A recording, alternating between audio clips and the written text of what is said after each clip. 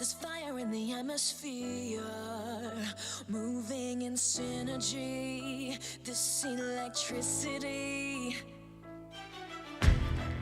the power of the pioneers, tearing through history. This is our destiny.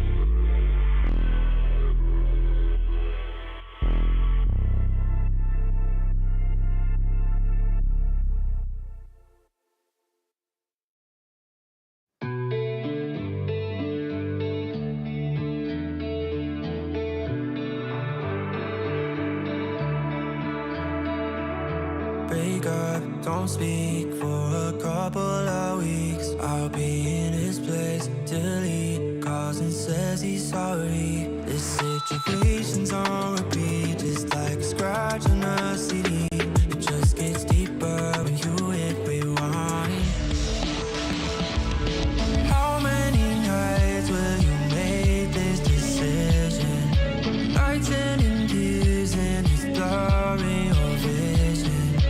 You know he don't love you, but you're holding on to. Scream through the phone even though he won't listen. So I'm still at your place, trying to make it okay. He's miles away, I'm left here with you. Say that you just need someone caring for you. When will you see me more than your rescue? I'm feeling kinda used, yeah, like a drug that you take when you're sick of crying all your tears away. Is that all I am? All I want is for you to be happy. You know this ain't healthy. Do I make you happy? How many nights will you make this decision?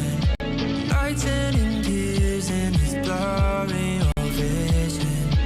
You know he don't love you, what you holding on to. Scream through the phone even though he won't listen. So I'm still at your place, trying to make it okay. He's miles away, I'm left here with you. Say that you just need someone caring for you. When will you see me more than your rescue? I'm doing everything he doesn't do, but I'm still not enough. Even your parents know I'm good for you, but I'm still not enough. You wanna be done with him, you're stuck with him, 'cause you don't have the guts. And after all I've done, I'm still not enough. Still at your place, trying to make it okay. He's miles away, I'm left here with you. Say that you just need someone caring for you. When will you see me more than your rescue?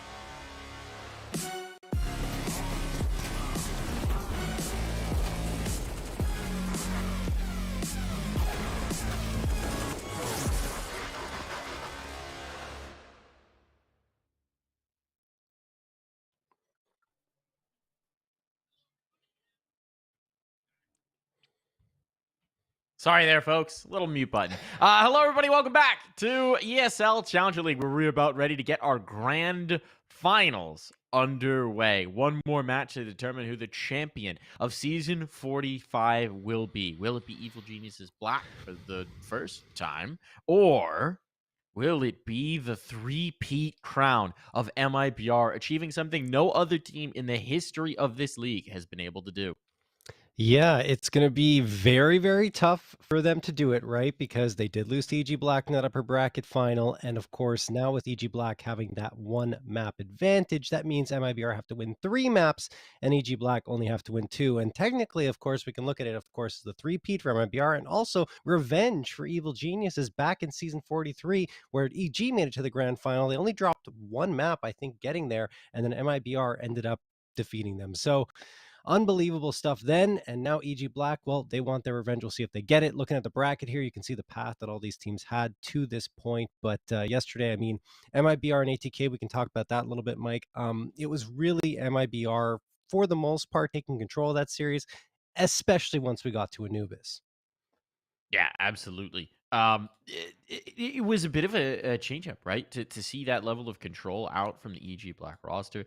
It's a map pool between these two teams. Not having Anubis available this time around for MIBR is going to make that veto a little bit more difficult. We talked a bit last night about it, and it is a matchup between these squads where you are going to see a lot of parity in their pool in terms of what they Yeah. like to do, and I mean that creates big problems for MIBR. Yeah, no question. I mean, and not to mention that I think MIBR right now perhaps relying a little bit more on the individual skill, right, of their players rather than more of the strategic side. Whereas Evil Genius has always been built around like that strategic approach, chemistry, and everything working together, Mhm. using flashbangs very effectively. I think every single player on the EG side is really strong in terms of their utility versus MIBR, which is almost the case, but a couple players fall off the edge a little bit once you get to the bottom two. Yeah. So anyway, let's look at the rosters though. As we see, well, no real changes, of course. These rosters have been in Yeah. place for some time, right? Familiar names for sure if you've been watching ECL. These have been the featured players. I mean, they're at the tops of all your statistics, John, in terms of total kills in the league. These are players who are explosive, to say the least. When you're looking at the likes of Junior, Hext, and George over on the EG side, and on Yeah. MIBR, you're looking at Insani, BRN, and Henny to really be those key pieces. But yesterday, at least, Turtle and Exit were shining in a big way, and that always bodes well for MIBR. Yeah, I mean, Turtle's actually a really solid player. I don't think he's necessarily leading the way in terms of headshots this playoffs. No, he's not. He's still got a good headshot percentage at 55%, but usually he's far above that, even in the regular season and all the previous playoffs he's played. But he's an impact player and he's very clutch at key moments. And then you look at Exit. I mean, one of the best fragging IGLs at the ECL level. Maybe Big Uzera at his level, and both those players are gone. It's just Exit that's now. So we'll see if he can pop off him. And of course, who could forget about Insani at the top of the team with 176 frags and 86.280 and 17 3-kill plus rounds. That includes 2 4Ks. And yesterday he was a monster. 54 frags and 27 frags on both Anubis and Inferno. He's actually just ridiculous. Watching him play, I mean, Anubis is his showcase map in terms of just watching him play in towards mid, but it's really every map where he's going to have impact. He's going to be one of those forces that you have to contend with, that you have to account for the positions that he's playing, and he can just absolutely disrupt any round. Now, Yeah. one of the interesting things we saw last time these two teams matched up in the upper bracket is pace. Just going to set the standard for you folks. This is going to be a slow series. Both of these teams love to run that clock down on the T side, see if they're going to get any advantage and just whittle time off, execute with 30, 20, 15 seconds left. So maybe get your popcorn out for the first half of the round because it's going to be a little while before we get the action sometimes. And that's just what we have to expect. Yeah, I think maybe not on every map, but Inferno, that is exactly what's going to happen for especially on those T sides. You're right, Mike. But I think that EG definitely are more prone to taking their time than MIBR. It's very rare that EG are going to say, okay, let's full send it. Oftentimes they're going to get their first frag and they're going to fall off. They're going to see what happens. They're going to explore other parts of the map. MIBR at times will say, look, we're better, we're stronger, we're more confident, and they'll take those aim duels and they'll go for the straight fight. But again, it's going to be a slow series of Counter-Strike. There's no way around it. That's the style of play for both these teams. Yeah, I mean they're more liable to throw in a pace change, but still, Yes. it's a pretty slow pace to start. But Once the hit does come through, the fireworks are going to be on display. Let's talk about one of the duels that's going to be key here in Yeah. this matchup. Last night against ATK, the key was Swisher and Sonny. This time, Junior Henny, I think. That's Yes. got to be it. The Oppers have been leading the charge for both sides. They've been incredible players. And while there's maybe a little bit of stylistic difference between them, you know they're going to be head-to-head throughout the maps of this series. Yeah, I would say that Junior's been leaning a lot more heavily into the op than Henny has these playoffs, and you can tell from his stats. Junior 98 op frags, number 2 in the league, 0.50 op frags per round as well, which is a ludicrous stat. It's actually number 2. I think number 1 was Pwn alone, but that's with far fewer maps played, so I don't know if that really counts. So technically, Junior probably considered number 1 in that category, and he's also, I think, top 5 in 7 or 8 categories, stat categories. He's got a 1.23 rating. 0.78 frags per round. Look, Junior's been a monster. It's not just in the playoffs. It's been the last 2 seasons, and he is definitely a player that MIBR is going to have their eye on to shut down, because if they do, then it's probably going to be a little more difficult for EG to succeed. But still, George was the one who popped off against MIBR last time. He had a game and a half, and I think he had something like 50 frags. Yeah, 56 frags and 43 deaths for George. But I want to talk about Henny as well. Like you mentioned, that head-to-head is important. Henny sitting at around 0.3 op frags per round. So he's doing a lot. And when he has the op in his hands, he's always lethal, but he's also very effective with that rifle, and he's more mobile, I would say, than Junior. Yeah, he is absolutely. Speaking about George, I feel like he's a bit of the Brazilian Slayer. He always seems to do well. I mean, thinking back even to the RMR when he was with Nouns, right? Games against the likes of Imperial, he was bringing the spice, bringing the heat. Really, just a monstrous piece for this team, and he hasn't necessarily always been that within this roster. Takes a little bit of a backseat in some of the roles to Hexton Jr., but when he's called upon, when they need him, we know that there's that monstrous ability, there's that mechanical ability, there's that ability to just pull a multi-frag out of thin air. Yeah, and he's also great in terms of support, right? He knows his utility very well. I think the whole EG squad, like I said, knows it well, but him in particular, can support. He can fit into literally any role. And before Hex had joined, he was their fragger. Like, George was the guy. He was the Yeah. one that was going for the fights and getting all the frags. But when Hex joins, he had to make an adjustment to the way he played, because Hex took some of those roles under his belt. So I just love that George has continued to reinvent himself and show that he is capable of, at least top tier play at ECL level.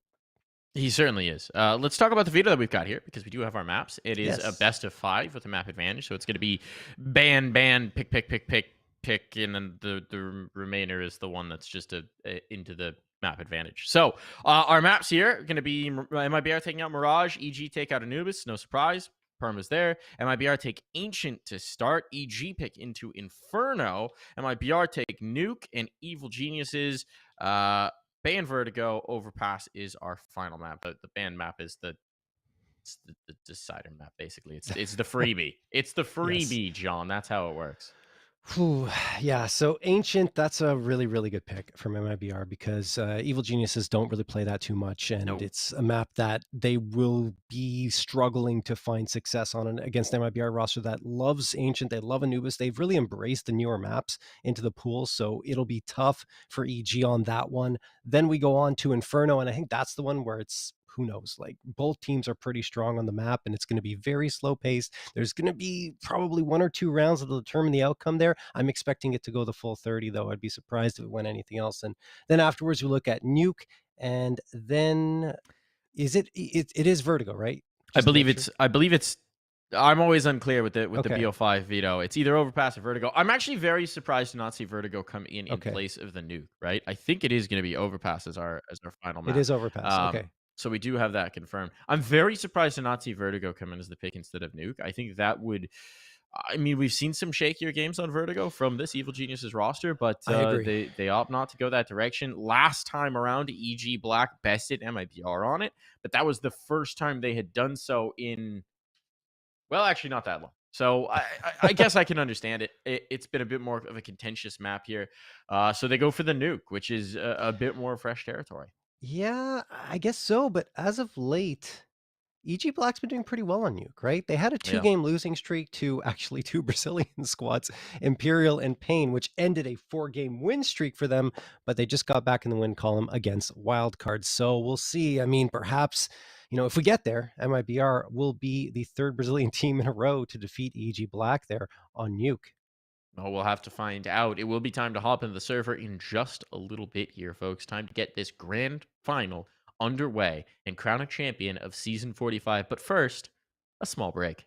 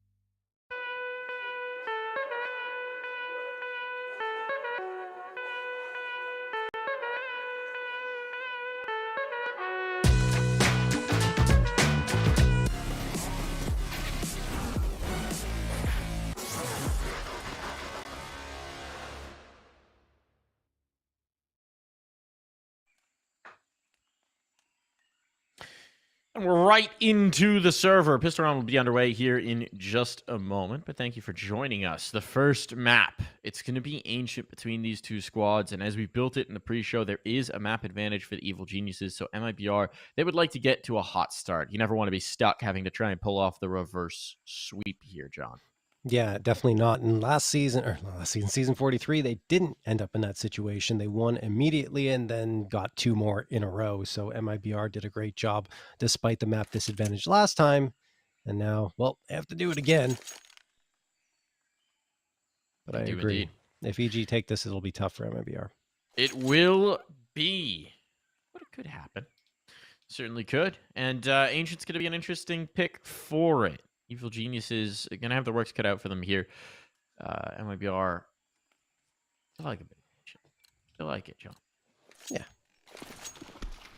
They like them some Ancient. Over the last 3 months, 10-2 with a plus 50 round differential. Those are some pretty sweet numbers. They're going to jump into the pistol. The one thing that gives me pause about their Ancient is they actually don't have any big names on it. They haven't really played. They've beaten ATK 16-13. That is the only, I would argue, big name victory they have recently. Otherwise, they have a loss to 9Z. They have a loss to Cloud9. Obviously, a very tough one.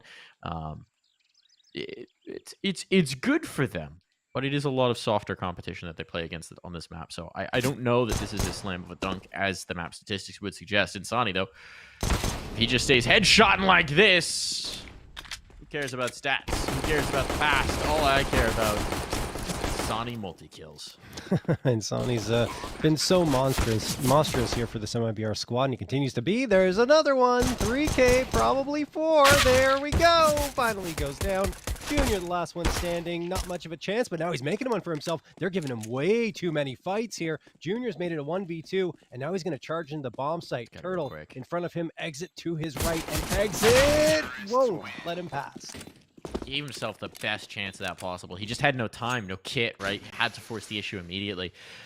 But some snappy shooting from Junior. It'll at least give him some cash going forward, which can either be invested into a pistol in this round or just saved for the inevitable gun buy. No, they're going for it. They're going to chase it. All right, okay. They're going in. They're going for the force buy here. Going to get the scout and actually armor behind it for Junior. That's what the kills allow him to do. Let's see what they can bring in this round. The Evil Geniuses. What does the scout got? Sonny, better with the gun than the flashes, it seems. Tossing that right off the wall, but it's okay. That one isn't nearby anyway.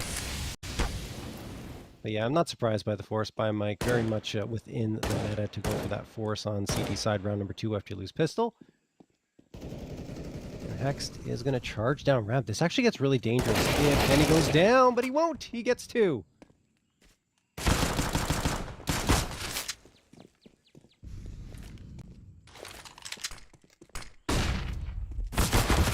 Oh, a little ambitious. Flashbang doesn't catch anybody. And at that range of the engagement, the Galil's always going to come out on top. So Evil Genius is just going to have to try and withdraw with what little they have. The bomb hasn't even made its way towards sight, but MIBR can take the time with this one. And as we set up in the pregame, they're going to take their time. Yes. They're like, oh, we've killed everybody. Sit for a minute. Wait until there's 30 seconds left. Having seen nothing more, they are guessing that the stack might have been assembled here towards B, which is interesting. They scare me so much, Mike, when they do these types of 25 things. seconds. Look, Junior's not on the angle. If he was out, oh, they killed the bomb. Nice try there for George, but Junior's just trying to slink away. He's not even trying to compete here. 15 seconds. I do hate that rotate. I'll be honest with you. They're not punished for it. But Junior is going to collect some empty frags here on the tail end. A bit of money made, perhaps. And so the big concern, if you're wondering why that makes us so nervous, right, is, okay, yeah, maybe you're just gambling which site they're going to be. But it takes so long to rotate that by the time you're hitting, there's just no cushion. There's 15 seconds to spare. And so if you get caught off on an off angle and the bomb gets dropped, that 15 seconds can vaporize so quickly. Whereas if they had just decided to hit B when they made the call to rotate, you have an extra cushion of 15. You have 30 seconds to go. You got spares. You got backup.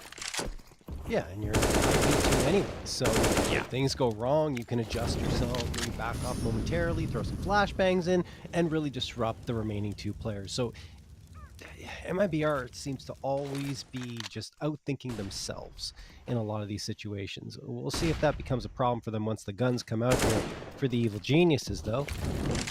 EG's just got pistols here, 2 PD50s, 3 USPs, and lonely flashbang. And he's going to go down here. Oh my goodness, that's a gun. Upgrade here, maybe? Well, no. Exits right there to close down rush. Nade gets tossed, and Sonny takes care of George. That should be it for the round for EG. And it is. Assuming the bomb will take another minute to rotate in. They know where the last player is? No. Stop it. Please. And no, wait. Let Exit get the money. Let me SMG make this cash money, make this cash flip. And I'm curious to see if they keep the MAC 10s now, because they've got so much. They really don't need to. What if they're being very conservative financially? Which MIBR is prone to doing. Yeah, all right. So we're going to get a pacier play here, most likely. Curious to see where they send the SMGs. What do they want? Maybe a mid play? Maybe. Players headed this way immediately. It's the rifles actually taking first contact. A really weird placement of the Molotov. It's actually for the window peek. Henny gonna go 1-for-1. They left him just completely isolated here in A main. And while he did find the pick, the trade was there. And well, they've gained mid. So the molly for EG was actually for the edge of the smoke, which is interesting. A little bit of a different wrinkle instead of tossing it at elbow. Big cool. This could be the round, and Sonny wins it. Oof. Spots the next as well. Knows there's one in towards B, and they've got that kill. So actually, they've got a free and clear bomb site, but they're not exploiting that. I think you just took down 2 players who clearly floated off of B. They might try and hit the site, but they're sticking to their initial read.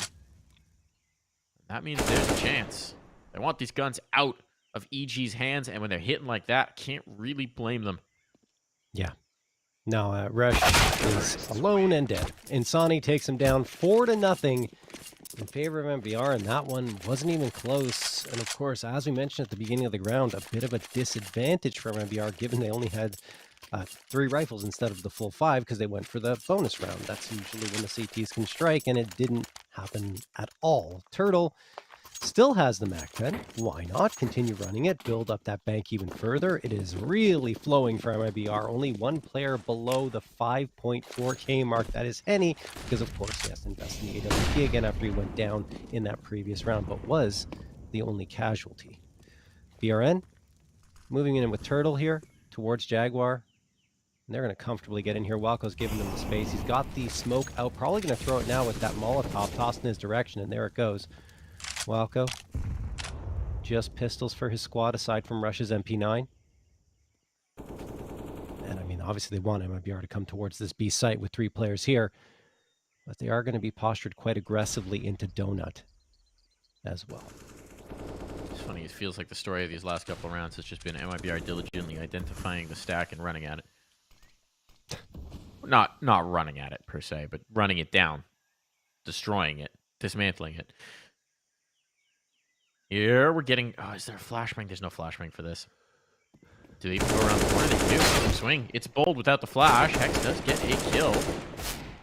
A risky fight here. Certainly not going to be able to get the gun. Oh, but who needs a gun when you can hit hand cannon shots like that? All right, Hexed. This round a little bit more danger in it. MIBR 35 seconds. They got the player up in cave. But Turtle's going to have to take the initiative here, and Hexed is holding the line. So here starts to sail the U-tilt. Give them a little bit of space. Do they expect Junior in the cubby? Yeah, they certainly do. Ready for that. A kill through smoke will make life a lot easier. And this one's messy, but it's recovered. And Insani will even punish a cheeky George for thinking about flanking. You might be able to get something here. No, not at all. Turtle gonna drop him instantly as soon as he pops his head around that corner, and it's 5-0 for MIBR. Poor Turtle can't get to a rifle in any of these rounds. He's had this Mac 10 for like 3 now. He keeps trying to sprint in right at the tail end, and they keep eluding him. It doesn't matter though, because he keeps surviving. He's only got come 2 on, man. kills, but 0 deaths, man. You can buy a gun now, Turtle. No, You have done enough. Stop it. You can never have enough money until you're at 16K. He's got 11 and a half, man. He could buy an AK. They're small. He's conservative, Mike. Yeah, no kidding. Oh, and look at this. They've identified the light site. They're just rocking out. This is the tempo change, right? They know the guns are back out. They know EG might be adjusting to their pace of play, and they just rock right in to a barely defended bomb site. Bomb down, BRN. Ooh, so close to death. But with Rush burning alive now, it's already a man disadvantage. The money is so tenuous. EG might just pull the ripcord. Utility's so good. The smokes are up here for MIBR. They've got a Molotov left as well, and EG have no positioning. They have to back off. There's no choice. Look at the money. Now the question is just, does Exit catch anybody after this? Because he's going to route through spawn. No? Really? He's going to sit? Come on. Hunt Exit. You guys have so much money. Please, hunt. Mike. It is so bizarre to actually want the team to be more aggressive with their economic decisions. MIBR, Well, here's this the is one of the most conservative I've seen in, like, the last several... Okay, and Sonny just put BRN down. Why? I don't know. That was an error. That was a mistake. That didn't look like an error. He's literally running by him and knifed him in the side. It looked like it was Maybe he didn't think he was that low.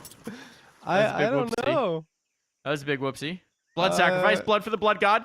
And Turtle's finally upgraded. He did it. He broke the piggy bank. He said, I will literally have 16K if I live through this next round. Time to buy an AK.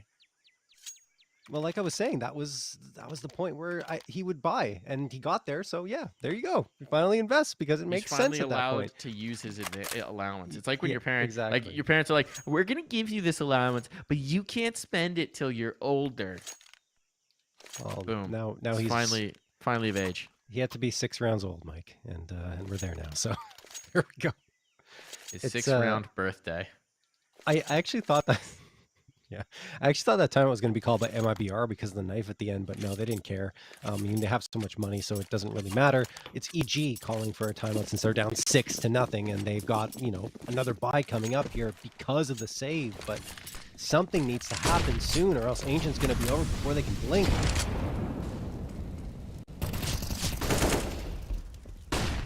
George, an opener here, but the window peak. He's a little exposed. Didn't have a teammate to support him. Wanted to take the initiative here for the team, and it's a good idea because EG needs something, a kick in the pants to get them moving. Look at how far back MIBR are holding for this B-main aggression, and that's why. You know EG likes to do this, and they punish it very ably. Welcome will even up the numbers. Important find back, but MIBR are reading this. They're adjusting, and there's no presence on A. Rush is going to have to shift back in to do something about this, but the push into Jag, is there a flashbang? There is not.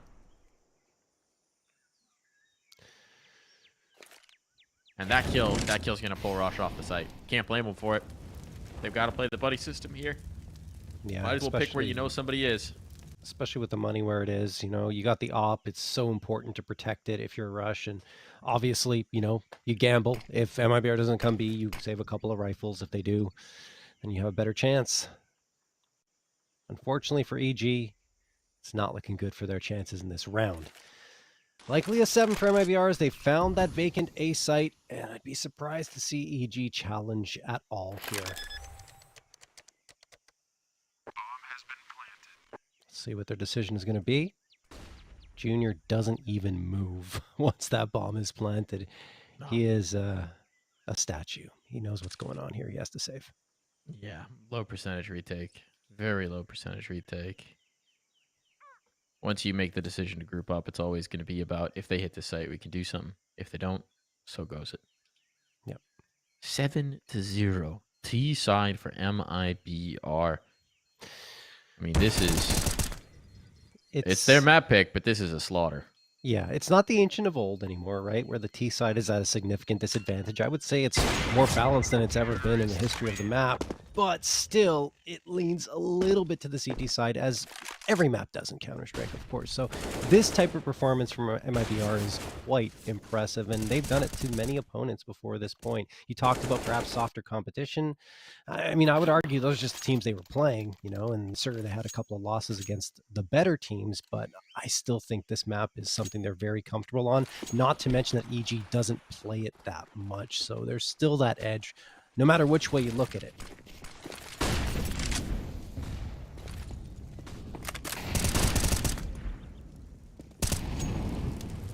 Time for EG to wake up and get back into this one, but it's going to have to happen soon. We saw what happens yesterday when you give MIBR a big lead going to that second half. They do not squander it. Walco, ooh, comes out here, gets tagged down to 19, returns the favor a little bit on Turtle. But still a 5v5, and MIBR have gone back to that very slow pace of play.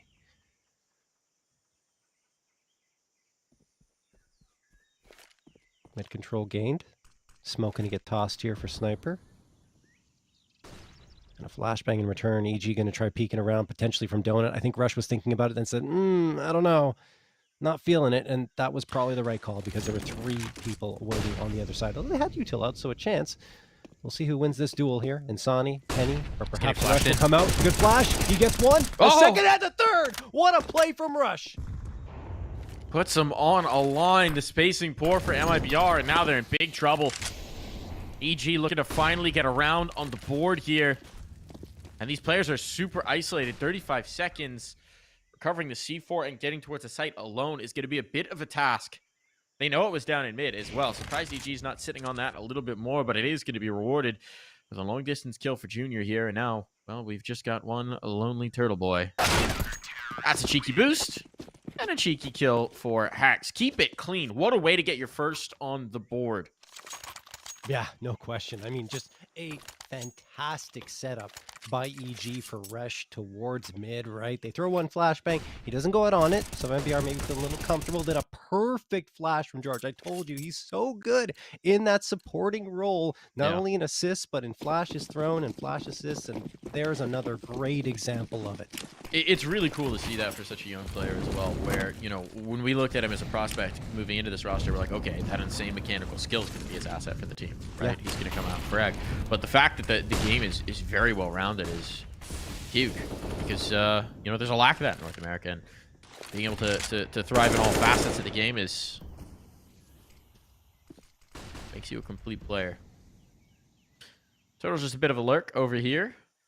Got to boost up over the smoke. It's not going to find anything. MIBR, right now they're focused towards A, and I mean, looking at the defense, A would be a pretty nice read if they did go through with it.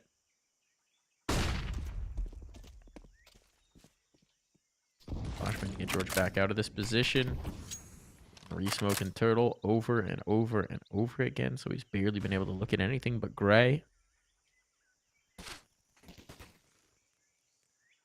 Now MIBR is going to flow into the space that's just been vacated in towards mid. You're thinking about a peek. They're out of util though on the EG side. They haven't really held on to things, so there's maybe one more flash, but it's all the way in cave. Not going to be able to do much about this. That's a big miss. The chance to take the first scalp, and Junior's misreading this. He's heading towards B, seeing the player get in towards window. That's where he thinks it's headed, but no. Wrong site. Wrong time. And George has just been spotted.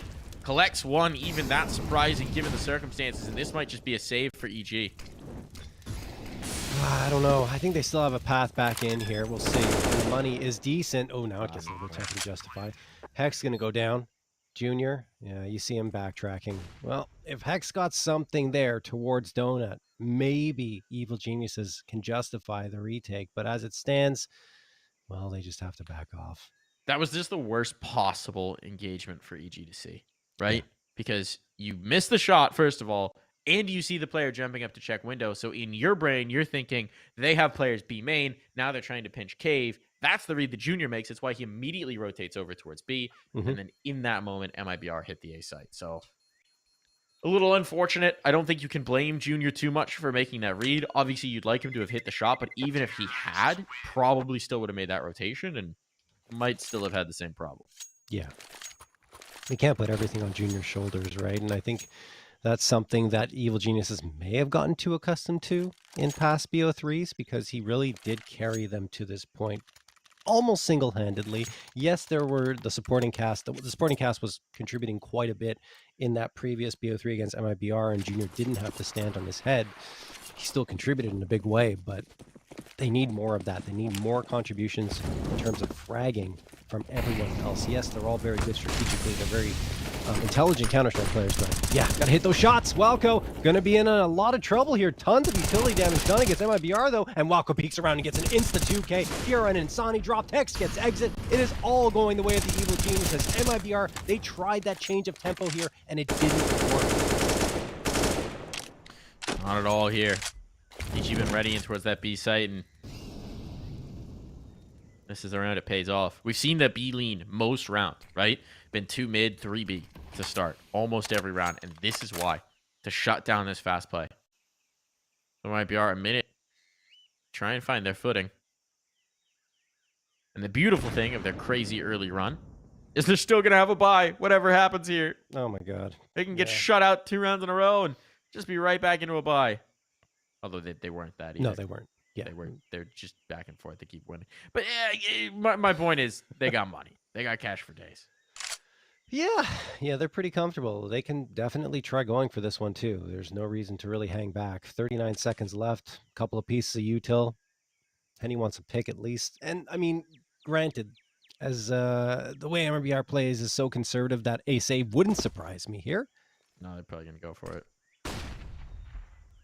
Yeah, so they end up saving anyway, even though, they could have said, yeah, whatever, let's just try and do more economic damage to them. They're more delicate than we are in that department, but nope, not going to happen.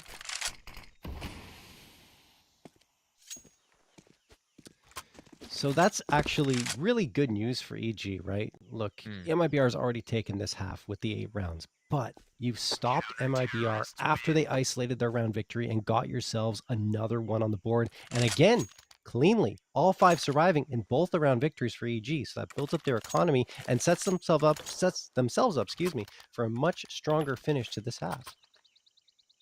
It does indeed. Potentially.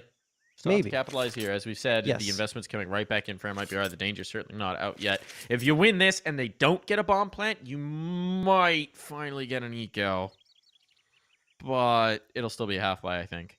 So, tough road. It is the most difficult possible road back into this map for the Evil Geniuses. That's just the task that they've got. To break down this T-side bank, you're going to need a safe cracker, frankly. Yeah. Well, I mean, or a couple of rounds in a row. I think that would help, right? But in general, you're right, because once you even get those couple of rounds in a row, then the loss bonus builds up. And if MIBR manage their economy well, which that is one of their fortes, it's still going to be tough. So you're not wrong, Mike. I'm never wrong, John. Well, I've never been wrong. I think that's... I am flawless. That is a flawed statement. I am a golden god.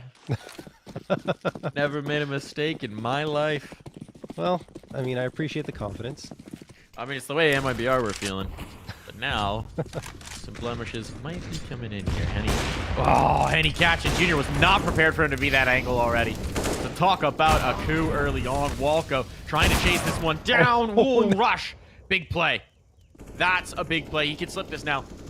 Back in a cave. You've evened up the numbers. You don't have to fight here, George. Taking that kill mid. Now they're going to stick around. Thought this was going to be unraveling after the Junior frag, but that aggression out of the cave pays dividends. Yeah, I mean, it could have easily gone the other way, though. It's a very risky push going one at a time into the Opper. Henny, one of the best here, and he hits 2 shots just barely, misses the third onto Rush, and then Rush is able to capitalize and chase him down and give them a 3v2 edge, but this round's still not over. Turtle and Exit have a lot of utility at their disposal. No smokes, but the flashes can be very effective. George also softened up, but he's got Rush by his side. Exit should be dead, and he is. Turtle, last one standing now. Turtle, in, gets 1. Does he realize the other player's there? He has to know. He doesn't know. George got the frag, though. Yeah, but it was a while ago. And he's anticipating with that rush clear back in. He hadn't stuck around. Does he slip in? Does he slip in? Just barely. George is misreading this. He thinks he might have gone mid. Now I think there's contact. Hex spots it, but can't zero in the shot.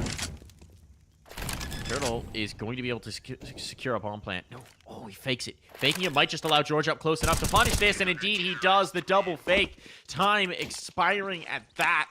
And Turtle will not be able to salvage this round. We didn't expect it. Damage alone is something. But without that bomb plant, not getting a full buy here. So we talked about, if that bomb goes down, they're right back into the buy. Yeah, looking at their economy, though, it's still... it's MIBR, though.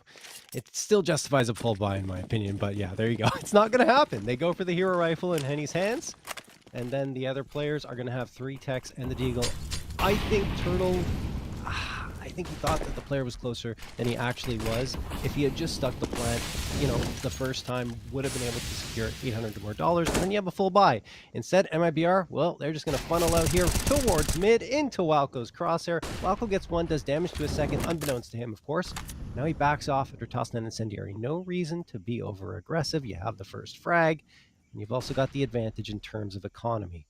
It is interesting to see how early EG are dumping a lot of their utils still, considering the fact that they've gotten a good sense of MIBR's pace of play. It's because of those change-up rounds. Yes. They do not want to get caught flat-footed. You can't blame them. And, I mean, good on MIBR. This is something they do so very well. Junior's holding the line in towards A main, so if BRN comes out, that's going to be tough. A double feature here to contend with mid. There's no flashes. That's the problem. Junior's got 1. He, I think, flubs it. Was trying to toss it over in towards mid. Took a bit of an awkward bounce on something. So 1 for 1 goes Rush as that flash blinds absolutely nobody. George, just recover for them. So Walco instead. Capitalizing. They got the bomb. This round should be done. A missed shot for Junior, and now he will tuck.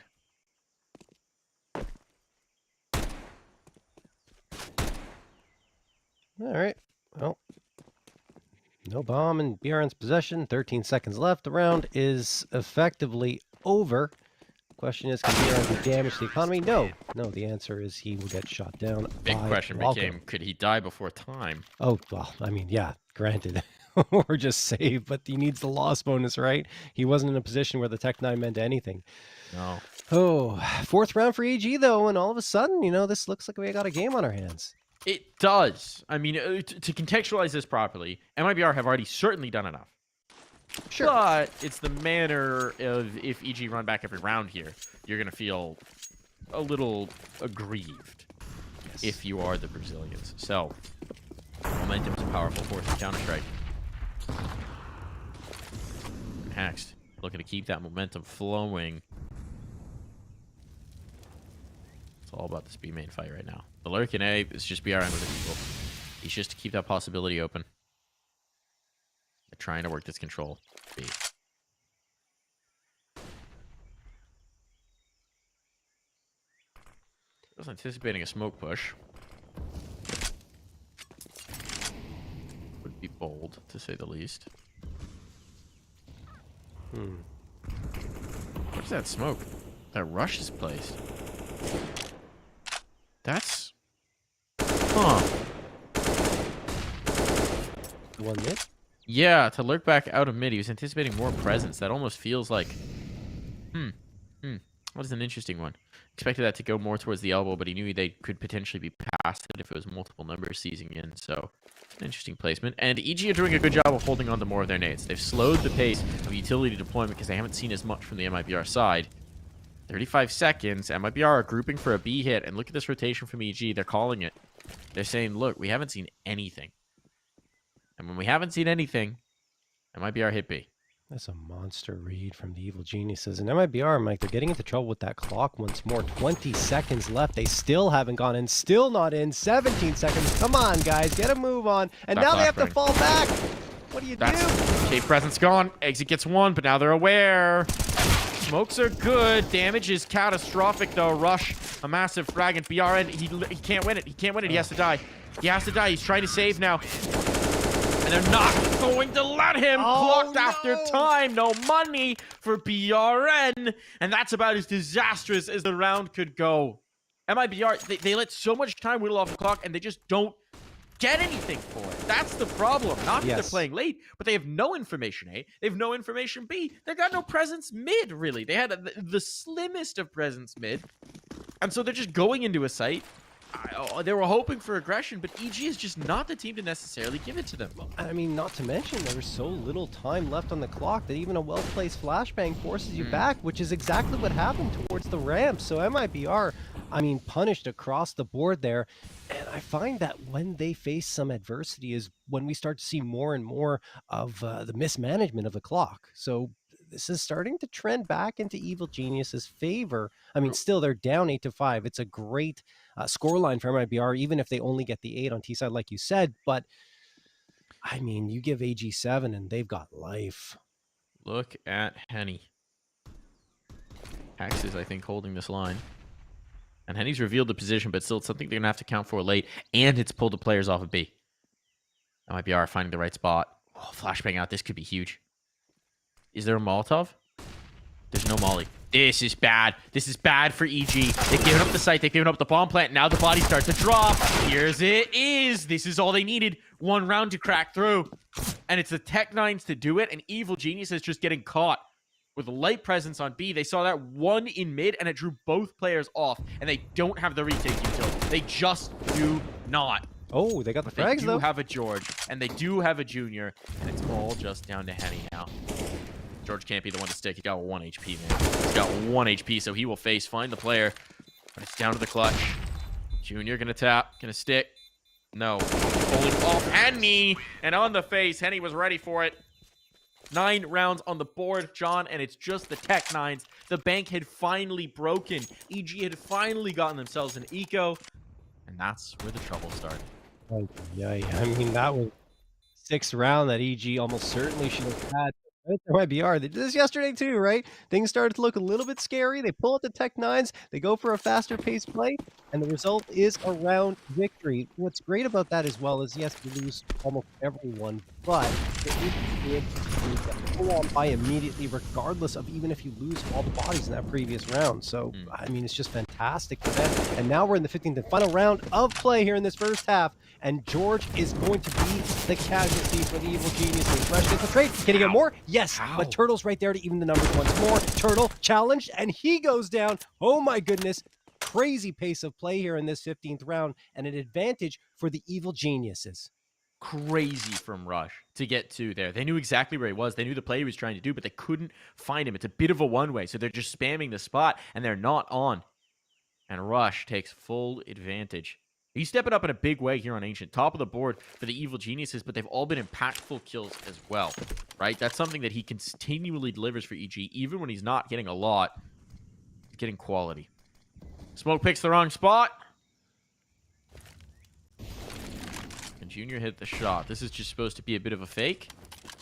And it has pulled players back from B. But Hex will still have the sight line. Exit's going to have to brave it.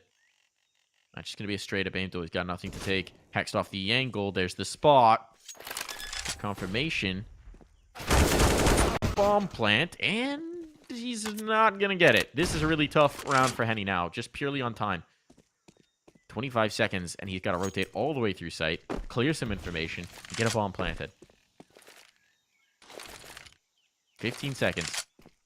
If they just hold him at bay at all, there's a Molotov. Junior can just throw a Molotov and win the round. Die, Junior. You got the molly. Throw the Molotov. Smoke down to cover it. Henny takes 1, but now Junior just has to stay alive. The clock, once again, is MIBR's greatest foe. I'm not sure I understand the fake plant in that situation, right? He's in the smoke. He's got a chance to plant it. Only 6 seconds left. 2 players on the other side. I mean, yeah, you might draw one fight, but the other player's going to say, okay, I'm done. I'm not going to take this at all. And round 1. So Evil Geniuses do manage to get that done, and now we are going to head to a break.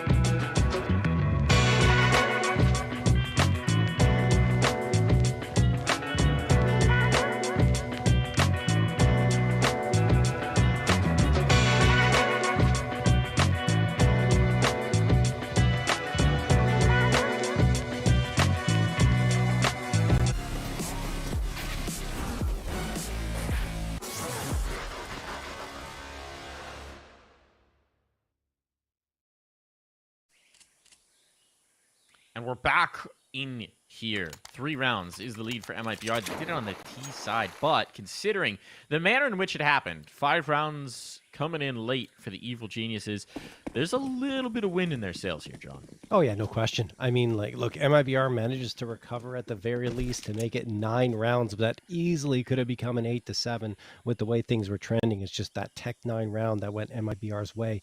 And now, well, they want to get to double digits quickly. A pistol round would bolster their confidence even further. And Rush is taking the fight, and Rush wins it.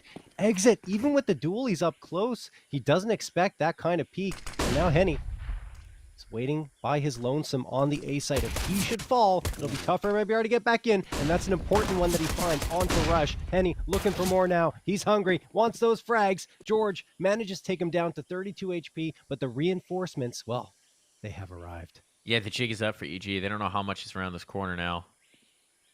There was a flashbang from Turtle, which just slowed this right down. Or rather, from Insani here. Now they're a little stuck. Turtle has to avoid overextending into this mid-fight. Dooley's not great at this range, but he'll make them work. And so containing towards mid makes this very difficult for EG. There's no obvious way to go. They kind of just need to pick something and commit, because the worst thing in the world would be to stall out. They're splitting. That's interesting.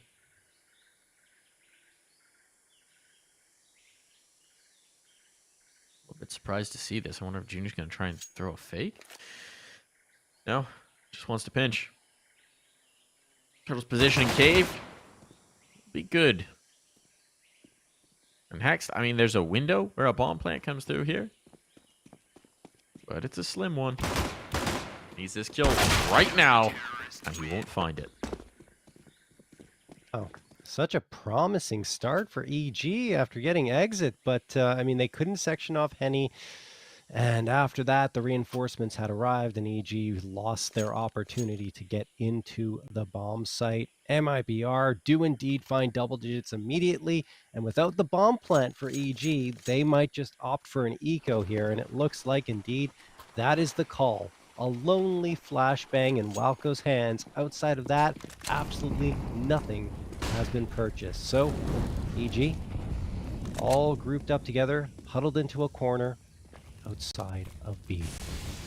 They want to try and get into that site, perhaps overload the player that's charging down ramp, but Turtle with that MP9 is perfectly poised to punish, and him and Insani set up the lethal crossfire. Even Turtle gets in on the mix, and that'll be that. Tell you, I never more want to see an HE fly them, and there's 4 unarmored Glocks just around a corner. Wow. I don't have a rooting interest in games, folks, but I do root for utility damage. And it's not the utility that does the damage here, it's the guns. Yeah. Which actually kind of works out for MIBR because they save most of their utility. Just kill everybody. Works very well. There's 2 ways to make money. Either you get the kill reward, or you just keep the util up. Reminiscent of the first half, where they had some very unblemished rounds to start the game. This one's a bit of the bonus. 3 SMGs out here, John. Could see a very aggressive posture in towards mid. Indeed, we are. Lots of utility being sailed in here. They maybe want to close some of the angles. Insani and Exit working their way into this. And George limps away from that engagement. Turtle, not as much success, though damage done. BRN lost. This one's off to a good start for EG, and it should, in the operative word, net them a bomb plant. Look at the health remaining. Henny has the nade. Henny's found the first kill. Henny, throw the nade. They're so low. They're so low. Insani's been checked on the flank, though. So now, I don't think most of this damage is confirmed. MIBR could still get this one, though. I mean, Evil Geniuses, as you mentioned, so very lit. Less than 60 HP combined for George, Hex, and Rush. So they all have to be extremely careful should they challenge him. They're not even going to. There's Henny finding Hex, though, trying to hold the angle. Do they have a smoke? They don't, which makes this even tougher. I don't think they get a defuse. I think that they find all the frags here. And yeah, there are the frags. Is there time? Is there time? I don't think so. No. Just barely missed, and both will go down with the bomb here, John. Fantastic effort from MIBR, but that is also a tough loss for them, because they could have really sealed EG's fate here on this map. Instead, EG are able to get a 7th. They keep 3 rifles standing, and there will be enough to get Welko and Rush fully equipped here. No, they did not keep 3. I think only 1 player survived. Oh, yes. Yeah, and he got a 4K. So there is this is a huge swing round. The bank is empty for both sides. The bank is fully emptied here for both sides. And look at this initial read. This is looking like it's just a straight up A take. MIBR, they'll have Insani and Exit on hand. That is not going to be an easy prospect, and there's not a lot of utility here either. Yeah, and Sani's on his lonesome here towards at least the site proper. He needs a donut player to support him. And Sani's going to get 1, traded immediately by Hex, and now the smokes are sectioning off Donut. Hex, it just comes through it, and he gets 2. Junior trades 2 back, though. Here we go. The brawl is on. BRN and Turtle can take some space back, and they're not going to do any of it. Junior hits the 3K, and Walco's coming into support now. BRN just around the edge of Junior this smoke, and they're going to slip through and plant at B. Or, I mean, he could just pinch back and kill the player. That's the first look. Now, indeed, it is going to be the B plant. That's a wild play. Slipping the gap here. As cool, calm, and collected as MIBR were on their T side in the first half, that was a very haphazard retake, right? You have players pushing smokes. You have players jumping through. A very mixed bag out from MIBR. And, well, I think it's probably just cost them. BRN realizing that he's just not got a chance at this one, especially not without the kit. So he will back off. He will concede, and the money is now just gone for MIBR. Not ideal. BRN saving the AK at the very least, but yeah, this has been a pretty back and forth start here to this second half for them.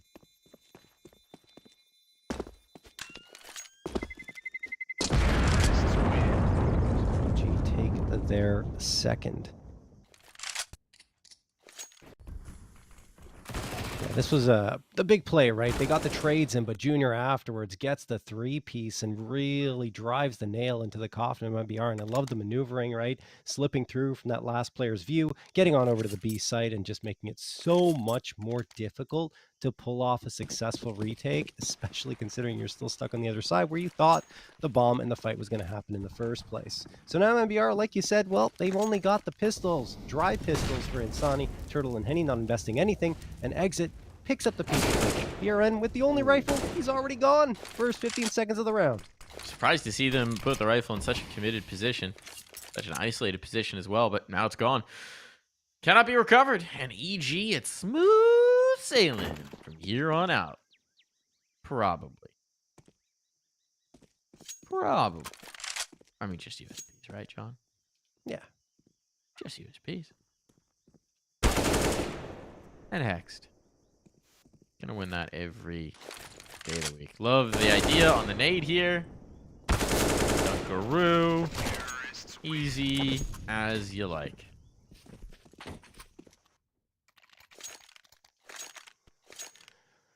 Alrighty. 2-round lead for MIBR, which was once a 7-round lead. Crazy how much this has just evaporated. I mean, EG is a team that actually is extremely resilient with all the years of experience they've got under their belt. Welko in particular, right? He's been IGLing with at least one of these players on the roster for quite some time. It's Hex, of course, who's been with him for so very long, even though he had a brief stint on the main roster. He's back here by his side, and he's just gained so much valuable experience playing on the side of Stanislaw, you know, hearing what his ideas were, and he's just grown as an IGL. That is crazy to think about their years of experience being 21. Yeah. For Walco. I mean, that's just all back to the RGB squad, right? Yeah. Or consistently RBG. with the same team, consistently with the same roster, but consistently developing as an in-game leader. I think that's what we've been impressed by, right? We've obviously, we've watched a lot of Walco called games, and it hasn't always been pretty, but he has grown tremendously. Henny, gonna be shrinking someone. And Sonny doing it as well in this mid-fight. It's a shutdown in this round. Bomb down as well. This could not have been more of a disaster. I think we may have cursed Walco in this round. Not gonna lie to you, John. I think this might be our fault. Maybe. I think it's just, EG's fault. They're the ones playing, not us. Suppose at the end of the day, that is true. You can't claim to not be superstitious, though, John. I know how you curse us into overtime all the time. Well, maybe a little bit. I think the one thing that I'm a little superstitious about is I don't want to speak to a player right before a match, like to even ask questions, because I don't want to curse them or make them have a thought in their mind about something, right? That's the only thing that I really step away from superstitiously.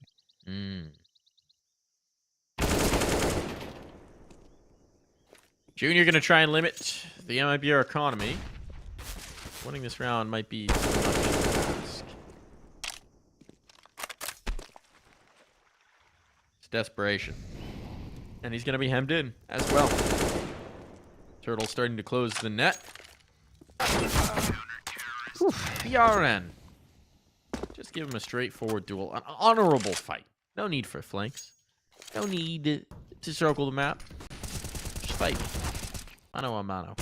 Gunno a gunno. Yeah, I think EG gave way too clean a look to Insani. Usually they're pretty solid with their flashbangs, and they kind of leave a little bit of space to actually get through into mid. And this time it doesn't happen at all. Insani has a clean look on 2 players, and if you just go head-to-head against MIBR, they're going to win most of the time. You have to out-strategize them if you're Evil Geniuses, which is what they did to win that previous BO3 2-0. Right now, you know, they're there, they're here, they're very competitive against MIBR on a map that they don't play that much, but you can't give them rounds like that. That's new life on for this Brazilian squad. Let's see if they can follow it up. A lot of util already deployed. More out as well. Minute 20 on the clock, and we're down to 3 smokes and a Molotov. It's the brutal side of Ancient, right? With those shifted spawns, CTs feel they have to dump a lot of util to hold on to mid. Yeah. I think it was the changes that were made were fantastic, though, overall. And he just balanced out the map so very well. Amazing what just moving a bomb site, or a spawn site, A spawn, yeah. can do. Wild. Smoothing a few corners. And also that cubby on B, right? Making it so much more shallow. It's a lot easier to clear on T side. You have a lot of space here towards mid. On this fade, Henny could find he's in trouble. But it's going to be Donut under threat instead. They're pushing their way on in here. Oh, Walker's just been caught. That's poor timing. That's unfortunate. BRN snaps into action, and he has just dismantled this attack. It all falls apart in an instant, in the blink of an eye. And Junior's left trying to save an AWP. It looked good for EG. It looked very good. Right up until it all fell apart. Yeah, that's honestly just MIBR peaking at the exact right moment in 2 separate places. One was Insani in towards Donut, and then BRN coming through window and looking around to see what he can spot out. And wow, he just got 2, and there was no chance. Look at this right there. 2K. Round's over. Wow. Well done from MIBR. Evil Geniuses maybe waiting a little bit too long there. MIBR, some timely adjustment pays off. The 4-round lead restored, and now it's just the op that was saved over, and everyone else not going to force it out. They're hoping that the op is nothing. Junior goes in aggressively. No, and hits a shot onto BRN, but the Molotov takes him down in turn. So, I mean, EG can still recover the op, perhaps. There it is. Walker's got it. Another fight. Another gun down as well. Yeah, yeah.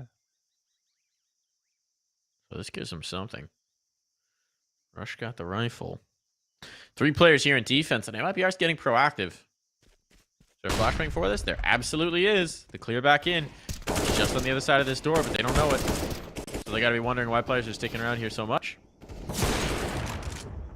Oh, but they won't be wondering much anymore. Couple quick rippers. Jeez. The op and the D connecting, and now a bomb plant is very much on the cards.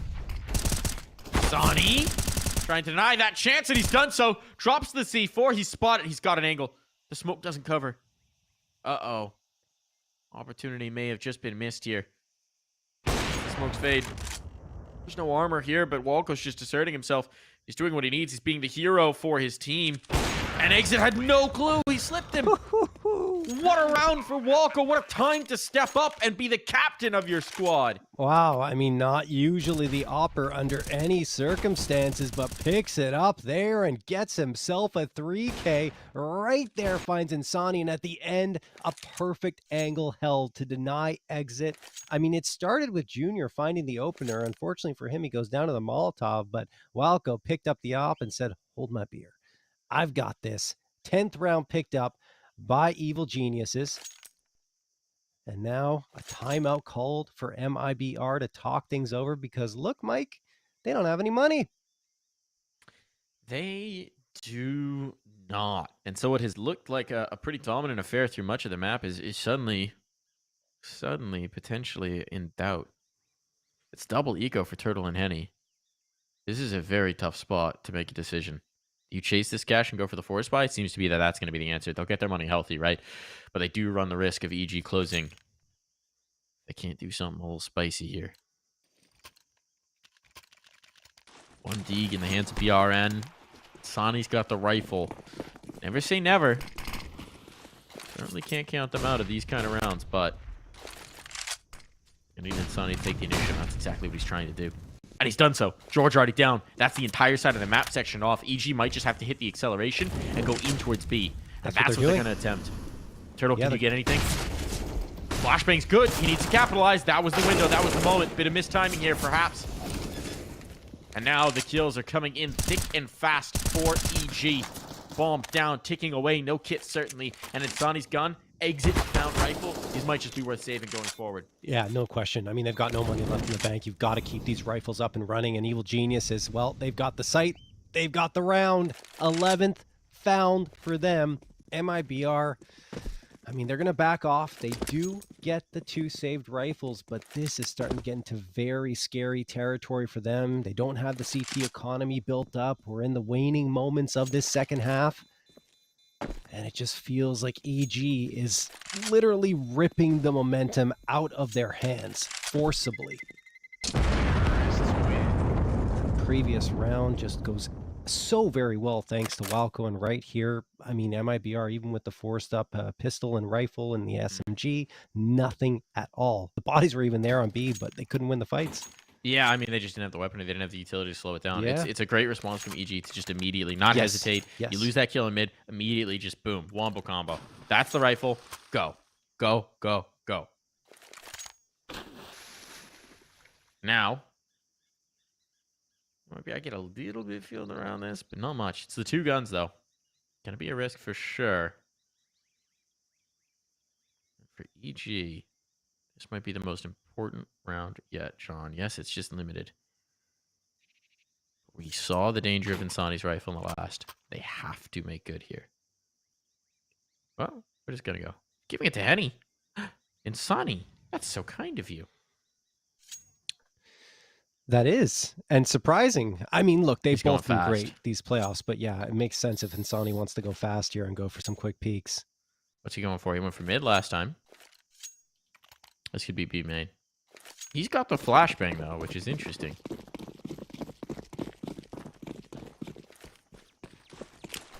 Towards mid again, it seems. Flashbang set up. And he wants to fly through, and he makes good on it. One. Tag on the next as well. Might have been behooved to fall off after the one, but it's hard to do once you're already in that kind of motion.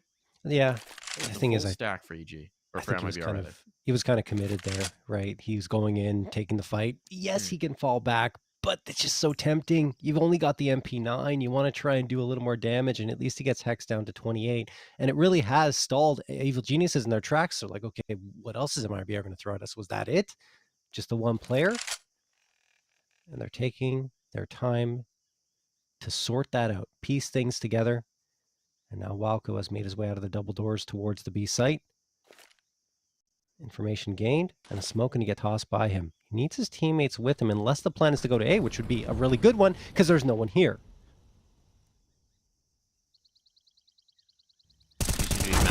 Mid at the very least, looking for that contact, 1-for-1 with Henny. It's not bad, but look at the health remaining on Hex and Rush. Mm-hmm. They're so vulnerable to these pistols. They've been softened up, tenderized. And they're heading towards B, but the utility throne has pulled some of the presence off. It's Turtle who slides into defense of Cave. Turtle could be a real problem here. Yeah. Now 5-7. Rush next. It's as bad as an AK. 15 seconds left, too. This favors MIBR with so little time left. That Molotov, it's going to force them to play open. No, it doesn't fully cover off Hacks, or Rush, rather. It goes a little too deep, and now they're all good. Are they? Not yet. Bjorn's still here with the A1S. You're right, but he's not got armor. He's not got a kit. Time is going to be a big issue for him. He's going to risk this. Spotted? No? Clear the tap. Certainly rush down for the count. BRN and Walco. Who blinks first? Oh, BRN flinching away, and at this point, he's just lost it to the timer. Yeah. Walco knows it, just needs to confirm the round. That's all that matters to him in this moment. He'll go down to the bomb. But well worth it to keep that round in their favor. That's a situation where the extra 5 seconds with the kit could have helped BRN so much, but without it available, well, the round was over as he cannot finish off that last Evil Geniuses player. And look where we are, 13-12. 1 round away from a tied up scoreline after Evil Geniuses were down. Let's not forget, in that first half, 8-1. It was domination from the Brazilian squad. BG, as they do best, have struck back. Walco gets the opener, and now Exit gets the immediate trade. Great flashbang thrown. Evil Geniuses take the space. Exit pushed in towards Cubby, and he wants to pop out, but he can't support Exit. There's just no space. Big kill for Rush. I might just seal the deal. They're stuck. Both players are here. The bomb can avoid them now. Hexed. He'll be dropped, but he gets the information. Junior can't really do anything about this. Should rotate.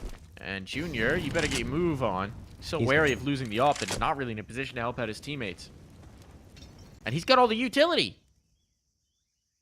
He's coming. He's coming. Yeah, eventually. This is going to get real weird. They're waiting for him to get activated so that they can actually plant because they're so wary right now. And they have so much time. 55 seconds. They've got site control. Just wait. Turtle's wondering what the heck's going on. Yes. They smoked on it. It's all good.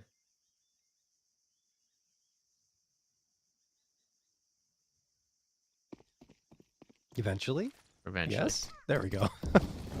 All right. Smoke goes out. Molotov behind it as well to prevent BRN from peeking. Bomb's going to get planted safe. They're so worried about the spam. And considering it was Rush planting, that's fair. Yeah.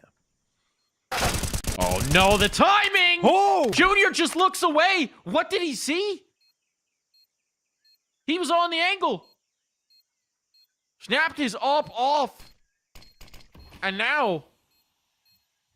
oh, this could be disaster. BRN even has the kit. BRN even has the kit. He's going to get over to tap the bomb. George. Is he going to hear this? He's got the spam. He's on for the shot. Now Turtle has to seal the deal. Wasn't in position to punish the peek. And he's won it. He's won it on the clock. Nothing Turtle could do but try and live with the rifle somehow, some way. That round still breaks for EG. Oh my goodness, George, the patience, the poise. Unbelievable in that situation. 1v2, the temptation is always there. Do I peek? Do I look around the corner? No. He waits until he absolutely confirms that the defuse attempt is on, and right here sprays down the diffuser and ensures that pretty much the round was over because Turtle would have to chase him down to take him out of that round. So clutch from George to give his team the 13th, and instead of staring down at a 14-12 deficit with a buy-up potentially not as strong as this one, we're tied up at 13, and MIBR are the ones who can't justify the buy. No, it's fallen apart. It's crazy that it's unraveled to this extent, considering how much of a lead MIBR have had at various points within this map. But now they're looking at disaster. They just can't justify putting anything together here.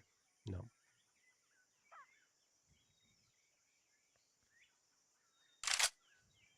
Where's the loss bonus at? For MIBR? Yeah. Can't be that much based on what some of the people it's have. Not that, I'm not sure how much it is exactly. It's not that much because it's been back and forth. Hex gets the opener, though, onto Henny. And then the second one on exit. This site is almost taken. You still have Insani to worry about with that Deagle, which he's very dangerous with. But, oh, wow, the shot. He found Hex before the smoke bloomed and gets at least one. So still viable for a retake here, especially with BRN's rifle in the mix. Looked like there was a window for Insani, but Junior slams that window shut on his little fingers. And at this point, you're probably going to see a save. I mean, BRN's on the other side of the map. Other zip code, can't even get involved. Turtle might play for an exit. But it is actually quite a bit of loss bonus built up here because this is, I think, their 5th round in a row for the Evil Geniuses. If I'm not mistaken. And it does mean that you should see a comfortable find next, regardless of what happens here. Obviously, better if BRN saves. Of course. Turtle can still hunt a little bit. He's got the body on me, though. And yeah, we are at the full loss bonus now. EG gets pretty lit up from that bomb, but no one's in position to punish anyway, so all 4 rifles get carried over. Their economy is looking very good as we head into the latter parts of this map. Timeout going to be called by MIBR. It's their last timeout. Gone. Obviously, now's the best time to use it with so few rounds left and a very critical buy-up coming through. They're going to have to spend down to almost 0 for every single player to make this one at least viable. And here comes something we haven't seen yet. For the entirety of Ancient, the double op setup.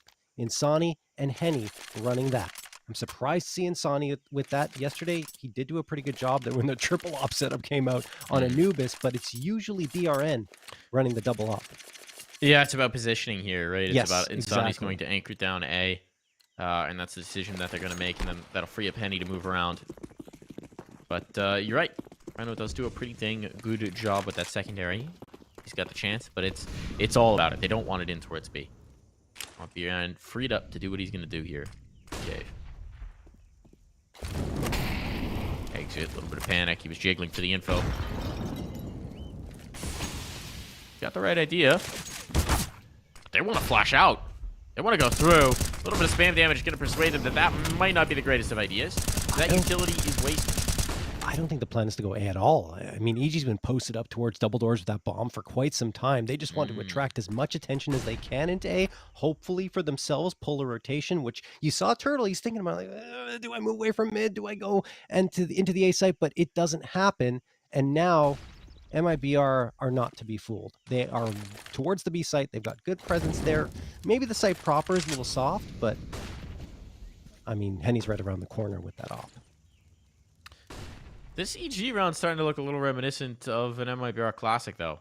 They don't have a lot to show for how much time is whittled off the clock. I haven't found a lot of contact. MIBR's gone very passive, and Henny's on this line. Not going to push him off of it. Going to guise his vision. Counterplay coming through, and, well, that smoke's way too late. They're through. They're through. They've got this. The bomb's going to go down, and there's no one on site to receive them. Holding on to Cave is huge, though. BRN, he can't deny the ball, but he can get 2 kills. Started off this retake with aplomb, and George is on the other side of the map. He needs to get a move on. Look at those flashes. They're going to have the defuse before George can do anything about this. Junior, you need to hold. Spam on early. Pulls them off. Trying to buy time for George to get into the angle, but he just can't. He just can't do it. George will find this 1 kill. He's looking for damage now, and he can do no such thing. Wow. MIBR need to give some fist bumps to BRN in that situation because, wow, he was important. The panel spam connects for Walco before, I mean, right after he gets the bomb planted, so at least that goes through for EG, but then the follow-up onto Hex, then the flash is so good. Twice Rush was fully flashed, and the second time he would not recover from. Really surprised with the numbers that were up that EG didn't make any foray in towards Cave before planting. Right? They very much made a judgment call that it was a passive hold from MIBR, that they were holding into the back lines, and BRN's position caught them off guard. Completely. Yeah, and we're tied up at 14. Thing is, Evil Geniuses did manage their economy well, so they will have pretty much a full-on buy-up coming through here. MIBR, the double op setup, it's already yielded results. So we'll see. Not that they bring him needed finish Insani line. in that one. No, but still.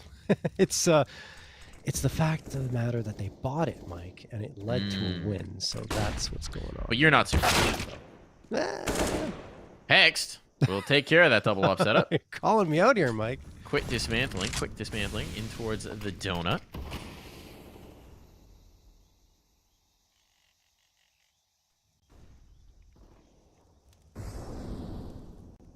That's a great first frag to find. No one's on A It is. either, and that's exactly where EG are headed. Three Yeah, players MIBR can rotate quickly, but the smokes will section them off. They're risking this on the smoke fade. They're trying to make the bold play here in towards mid. They're catching 8 kills. And a second as well. So the numbers are going to be rewarded. They will be able to get a bomb planted down. REG. But they do any sort of speed on this. But no, the window might have been missed. They've not got a smoke either for this. MIBR in such a great spot here. And there's the shutdown. One more.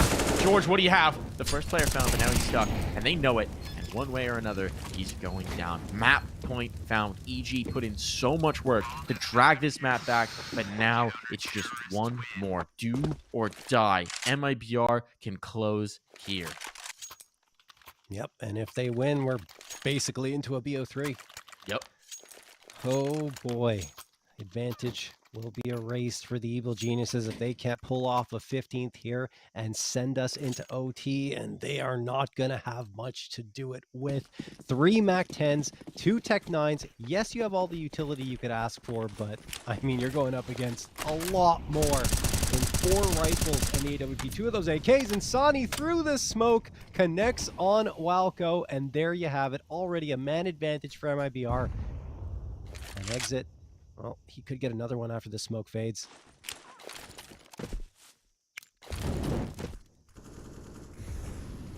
Actually just going to smoke himself off here and be patient.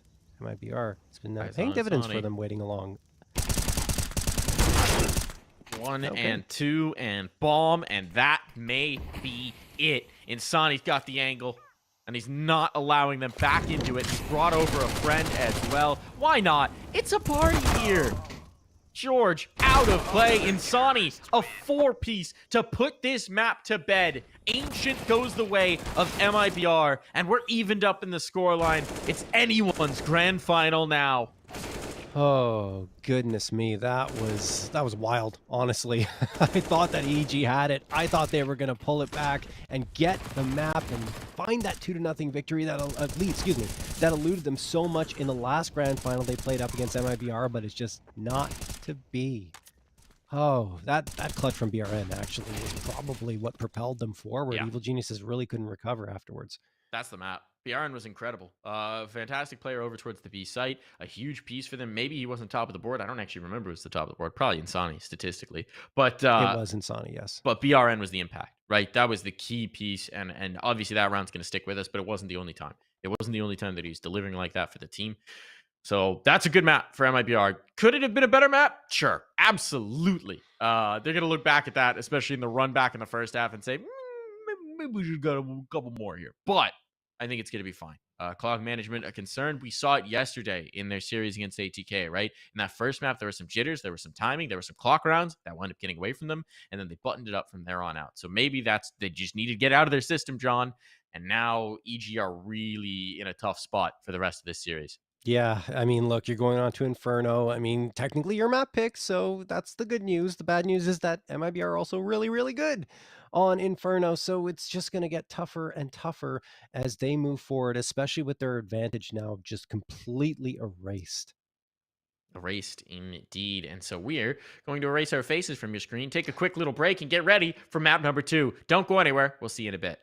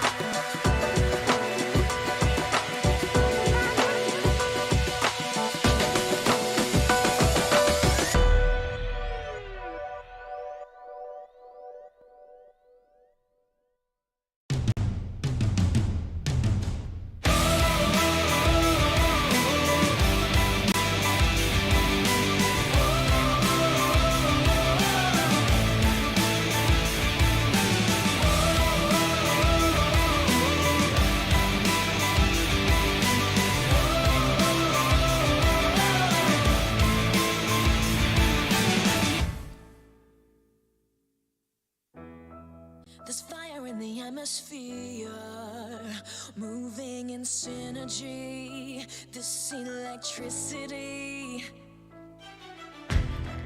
the power of the pioneers, tearing through history, this is our destiny. We are the power, we are the change, we are the pioneers of paradise and fame, and we push it louder like hurricanes. We are the pioneers, we are the pioneers.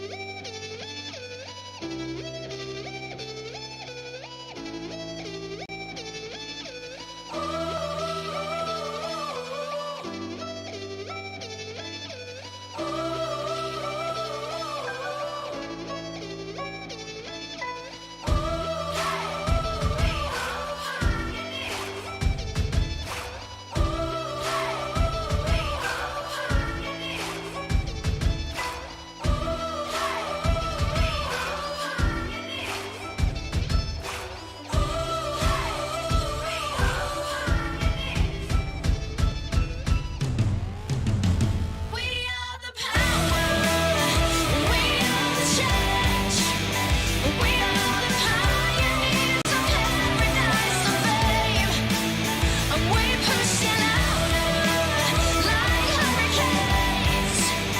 We are the pioneers, we are the pioneers, we are the power, we are the change, we are the pioneers of paradise and fame. We push it louder like hurricanes. We are the pioneers, we are the pioneers.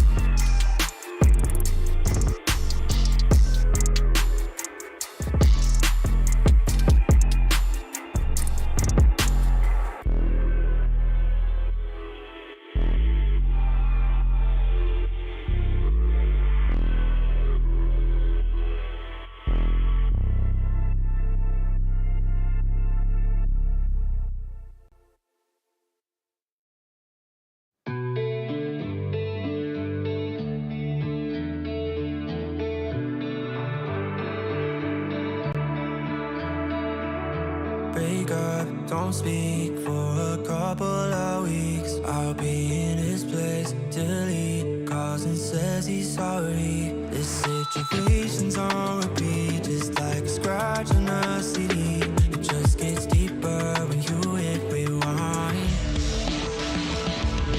How many nights will you make this decision? Nights ending tears and it's blurring your vision. You know he don't love you, hurt you holding on to. Scream through the phone even though he won't listen. So hard, still at your place, trying to make it okay. He's miles away, I'm left here with you. Say that you just need someone caring for you. When will you see me more than your rescue? I'm feeling kinda used, yeah, like a drug that you take when you're sick of crying all your tears away. Is that all I am? All I want is for you to be happy. You know this ain't healthy. Do I make you happy? How many nights will you make this decision? Nights ending tears and it's blurring your vision. You know he don't love you, what you holding on to. Scream through the phone even though he won't listen. So I'm still at your place, trying to make it okay. He's miles away, I'm left here with you. Say that you just need someone caring for you. When will you see?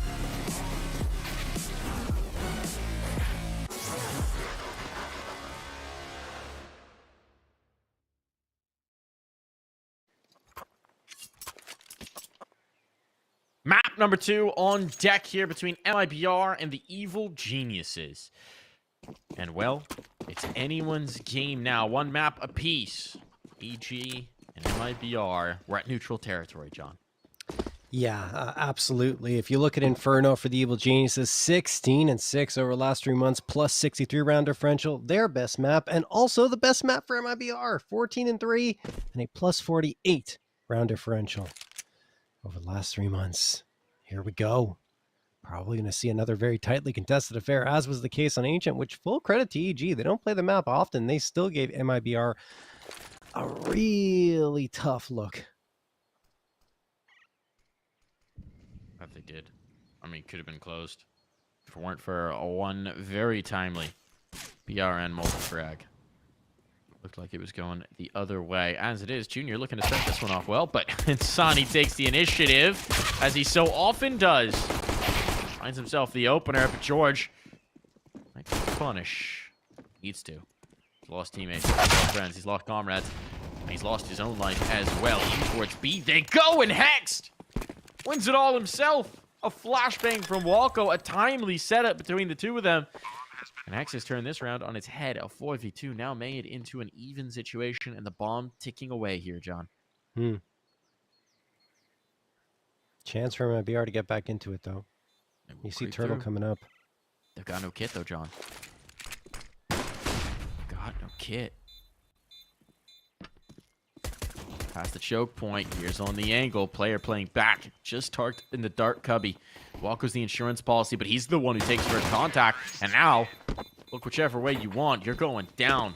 Great play from the dynamic duo of Hex and Walco. Yeah, it's also a fantastic call from Walco, which we're seeing more and more often, it seems, here on Inferno, realizing, okay, there's a lot of presence towards the A site, probably a heavy lean. Let's rotate around, see what we can find at B. And I mean, a lot of it hinges on getting some frags, and Hex delivers 2 of them perfectly, opens up the space, forces the retake to come through. And without those kits available to them, MIBR were just in such a tough spot, and they couldn't do it. Great maneuvering as well from EG in that post fight. Now MIBR going to try and full send it down mid. They get one. Can they get a second? No. Hexed again. Gets a 3-piece even on the third. The spray control from this man, and he's already got 6 frags in the first 2 rounds. Turtle, well, there's not much you can say here. I'm gonna be honest, I'm not even sure Hex saw the third player. I don't know. I think he may have just holding peeked into the spray. Yeah. Well, that's one way to take a commanding start to a map. That's the way to do it. Clean as can be. Only Junior lost here. That bank's going to start out well here for the Evil Geniuses. And, well, this is exactly what the doctor ordered after fumbling the end of Ancient. Actually, if you look at He that did, okay. Yeah, okay. But if you look at it's that previous matchup on Inferno up against MIBR, that was an upper bracket final. It was very close, 16-14 though, the win for the Evil Geniuses. So they know MIBR's playbook. They know that they can win up against this squad, and I think they need to, honestly, because if they don't come out with victory here, I just feel like it favors MIBR way more with the remaining maps.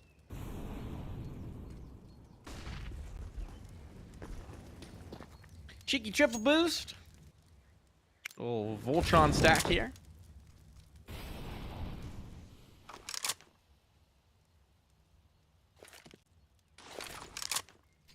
I was talking about this the other day, John. Yeah. But what if they made a Voltron trophy where the trophy breaks apart into 5 pieces or even 6 pieces? So each member of the team gets like a mini version of the trophy, and then if you assemble them all together, it creates one big trophy. You'd never get to see the full trophy unless you agreed that you would all meet up at a certain point to actually put it together. Okay. So you make it a 6-part trophy, so that okay. the 6th piece is a mini replica of the trophy that the org can keep or whatever. Okay. Just putting that idea out there for free into the world. Sonny, well, thought he had a gun for a moment, but now it's BRN's. And BRN is going to get the heck out of Dodge and keep this gun alive into the future. Rush? Uh-oh, Rush. Thought he spotted the ankle. I actually think there was a gap in that smoke, but apparently not. X-ray might have been deceiving here. The round's not in doubt. They don't have a kit. They don't have armor. They're not going to risk this, but a little bit of extra interest. Yeah, I mean, certainly that Galil can be hung on to, although it wouldn't surprise me to see MIBR challenge as well, because they can buy up in the next round anyway. Oh, George almost gets caught out. Yeah, round's over. BRN also is done. And only Turtle escapes with said Galil. Nope. And no, he doesn't. He blows up. So does George, and so does Hex. Bottom's tough to get away from now. It is. Very tough to get away from. So a bit of a clean sweep. But as you said, the investment's going to come right back through. This is a much more expensive round. This was just USPs. This is a very successful round for MIBR, considering how many guns they took out of the hands of the Evil Geniuses, how much of a reinvestment they forced. Only one player survives. That's crazy. Yeah, that's an excellent job. No question. 3-0 for EG, though. MIBR want to end their run, and that's exactly what they did halves against this squad.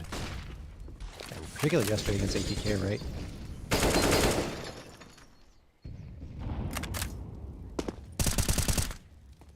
BRN spamming the smoke. It's the right idea. Lots of EG players here that could be connected on. Hex down to 49. I believe that's from some util, though.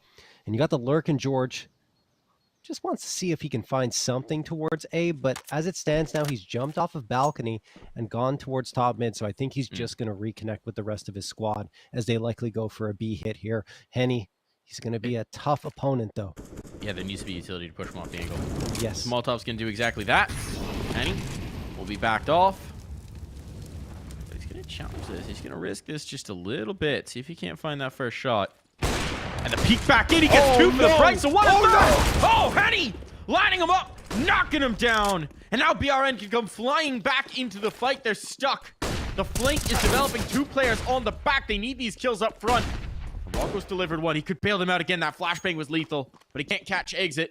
And they need this bomb planted because 2 players are about to come screaming around the corner from Banana. George is ready for it. He's looking for it. He's got both. How on earth do they convert this round? Oh, goodness me. 2 incredible individual efforts back and forth. I mean, I agree. How do you recover after Henny does this? He gets the Colat, then the quickscope. We didn't even see it on the GoTV. It was so fast. And after that, George nails 2 to the ground. I mean, unreal, because he was really exposed out in the open at the top of Banana, but he hits perfect headshots. Great crosshair placement will do that. And then Walco, well, I mean, he doesn't get finished off by the last player alive for MIBR, and ends up returning the favor again onto the MIBR squad. So, fourth round picked up, even though it looked like MIBR were about to explode for a first.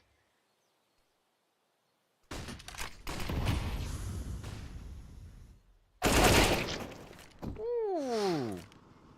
That's a nice find from George. Early on, softening up his sight hold already. Just a quick peek. Not much rate against them, and with that kill, it's probably just about going to determine the round. Can't see MIBR risking much on this retake. Sonny and Henny might just go for exits, but there's little to play for.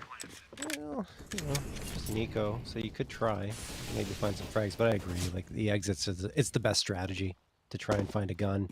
And you're going to see three of them just sticking around the top of Banana, in fact, hoping that a hunt comes through, and they can pick up a gun.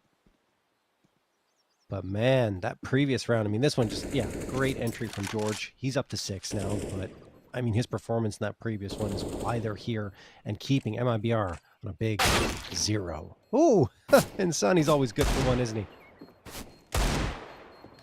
He is indeed. He is indeed. Nothing he can do with it, though. Certainly no chance to recover. Gone. And I mean, this has been pretty one-sided to start. Evil Geniuses off storming. We've had a couple very close rounds. Walco bailing them out of that last, bailing them out in the pistol round as well. But the numbers are starting to stack up, and MIBR, they're in a tough place. Now, the investment back in. Purchase up. Here's where we need to see him get started.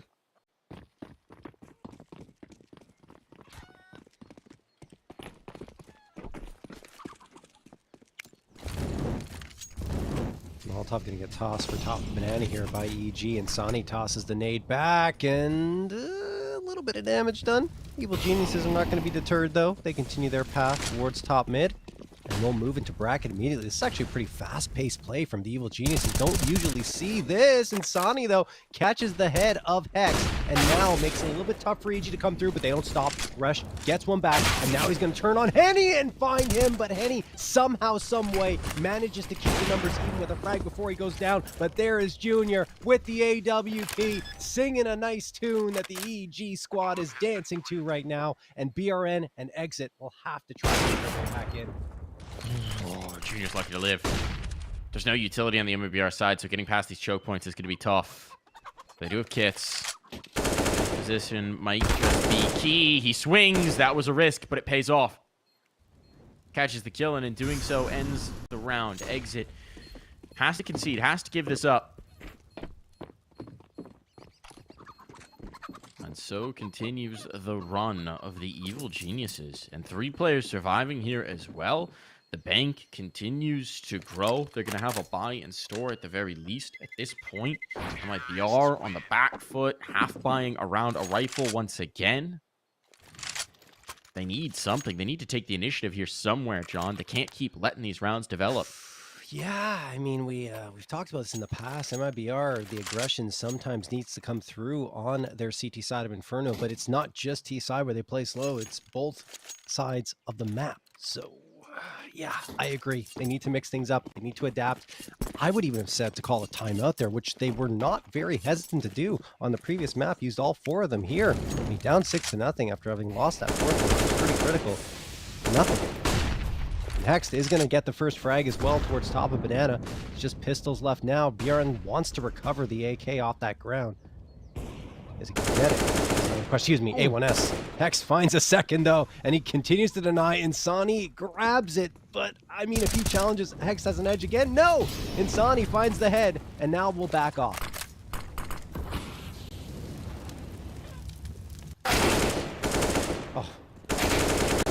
Kill on a second as well. Rush, why not? Just finding them through the smoke. That's one way to make it easier. Pull the trigger before they can even see you. Another round. Nothing doing for MIBR. All right, so this next round, John, this is where we're going to see the play come back in from MIBR. Sure. This is where we need to see them seize the initiative. They're going to have the utility. They're going to have the weaponry. They're going to have everything they could possibly want. What's the silver bullet? What's the guaranteed round as a CT side to at least give yourself a chance to fight and not just get bulldozed on site entry? Well, I think one thing MIBR has done really well in the past on Inferno in particular is setting up one anchor towards the B site, usually exit, set them up with a bunch of utility, drop it on the ground, then have 4 players playing for bracket, setting up a pin circle crossfire for themselves. I don't know why they haven't run it yet, but that I think will be the antidote to what EG is throwing their way right now, at least to give them a much better chance of success. We saw that a lot last night from ATK, or against ATK, rather. Yes, against ATK, yeah. This time it's just like, oh, who wants to try and grab the gun next? Oh, it's a curse. You're dead.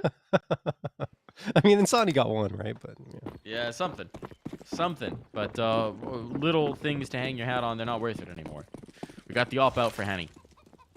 Let's see him take command. Let's see him take control. It's looking like a default. It's a bit of an apartments lean. It's a bit of a short lean here. No, it's the play I was talking about, Mike. I think they're running it. Does seem to be the case. Eggs, it's been left alone. BRN's going to come back to support, so it is going to be the 4 stack on towards A. Let's see if it catches EG off guard. They're not going A. No, yeah. At least not initially. Double apartments, this still could be on.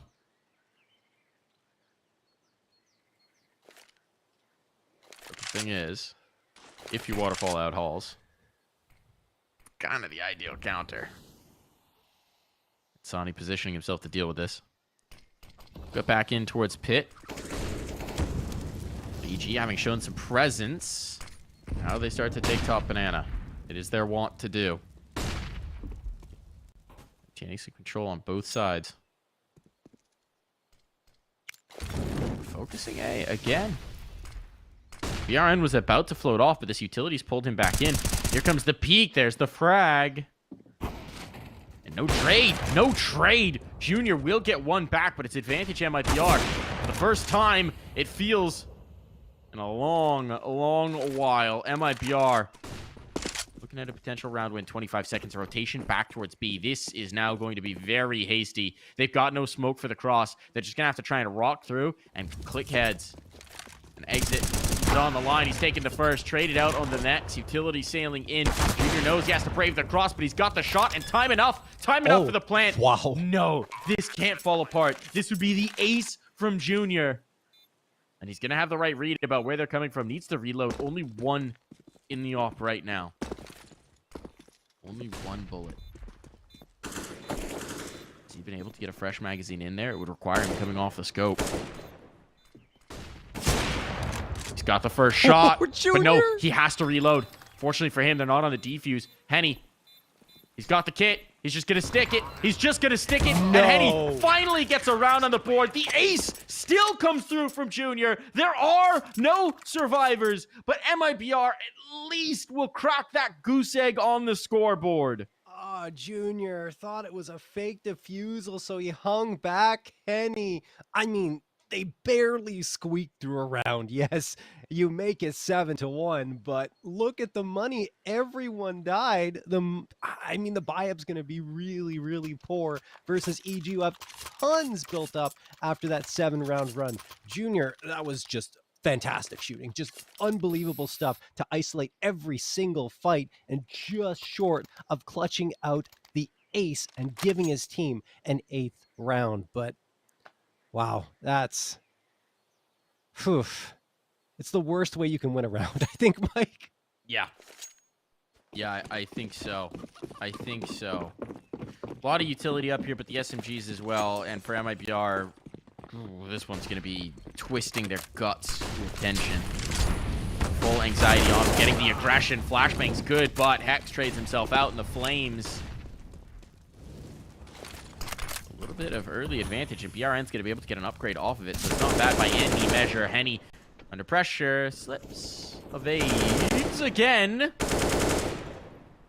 A lot of damage. Challenging the smoke. Was hoping, praying that George had turned his vision, but no. So the kill just given over, the bold play punished. and an advantage for the evil geniuses. And no one on B.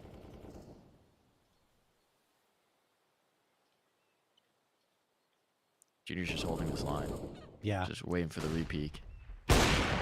Oh, there it is. He gets on B. I was going to say, Mike, I mean, even if they get that shot, they could still rotate back to the B site. EG, that's one thing you got to give them credit for on Inferno. When they manage the clock well, they look so very effective, especially when they get those good rotates. But now with that frag found, I mean, they're going to move in. It feels like they've been a lot pacier this game. Yes. Just in terms of when they're taking the contact, right? I mean, part of it is that the confidence is flowing now. It's looking good on them. They detected presence. Problem is now, oh, the bomb can cancel, but it better cancel quick. They realize that both are here. Junior hits a ripper of a shot. Has to hold the line, and it's a full sprint for Rush to try and get towards that bomb site. And Exit has just now realized what's going on. Yeah, they have time. They do indeed. Not a lot of it. Not a lot of it. But they have time. Could not have hesitated a couple more seconds, or this would have been disaster. But as it is, Exit in a clutch. Has a kit, has no utility. All about the gun here. So Exit, creeping around the corner, trying to identify the first spot. But as soon as he meets that crosshair, well, Rush goes ahead of it, takes the initiative himself, and EG immediately punish MIBR. This is the problem for MIBR. You know, you barely shut down Junior on the previous map, but he's just been so very scary, so effective throughout these playoffs. Now he's awoken. And he's got 10, 2 fantastic frags coming through from him again. 8-1 for EG. Round win isolated from MIBR, and their economy again is just so bad. They opt for the eco. It's going to be 4 pistol upgrades, 2 players with body armor, and 3 pieces of util. A couple of them already used. In fact, there was a little bit more dropped on the ground. Excuse me. They do that a lot for Exit outside of Banana. But yeah, still 3 smokes left, I believe, for them to utilize. Outside of that, not much. EG are controlling the flow of play at every single turn. Walker tags his teammate up a little bit. Just a little bit of friendly accidental tap damage. Give him a splinter.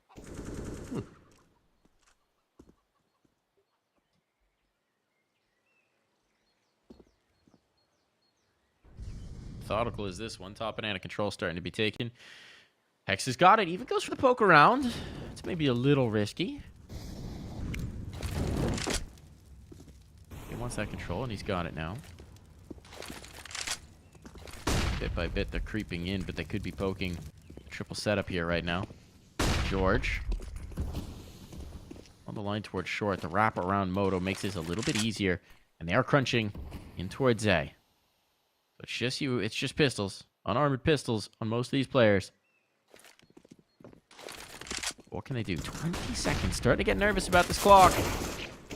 This could be a little frisky. Insani connects one, but the site player's gone, and so they can leave Insani in pit. They can plant his bomb down, and they won't even give him the time of day. That's perfect. You know, if you're going to run it down to less than 20 seconds, you've got to execute absolutely without any flaws, and that's what EG do. They hit pretty much everything. Hex goes down, sure, but 4 players left alive. Economy built up even further. Junior's on 10K, which would be way more than that once this bomb explodes, and 9-1 for EG. We did see a very big lead slip away from MIBR on Ancient, which led to a 14-16 result in favor of MIBR still, though.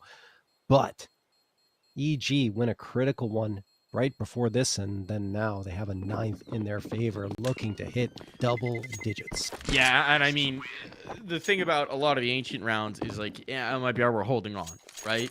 We had a couple of those early on here on Inferno. It's not looked like that for a while, though, John. No. The MIBR not really taking the initiative in a lot of these rounds, not really asserting themselves, and their standard holds just aren't delivering the goods. So they'll go back to the 3-2.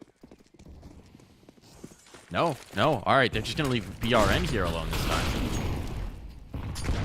The nade finds him. Bit of tag damage up. A nade exchange on. But it is going to force Exit back over to try and help out his teammate. The amount of firepower that was expended top banana. But that might be on notice. They're retaking the space. This is going to be an engagement top banana, it looks like. Nice shot nice onto nade. Walco. That's a nade. Good value. All unconfirmed. But for the time being, EG have been denied all information.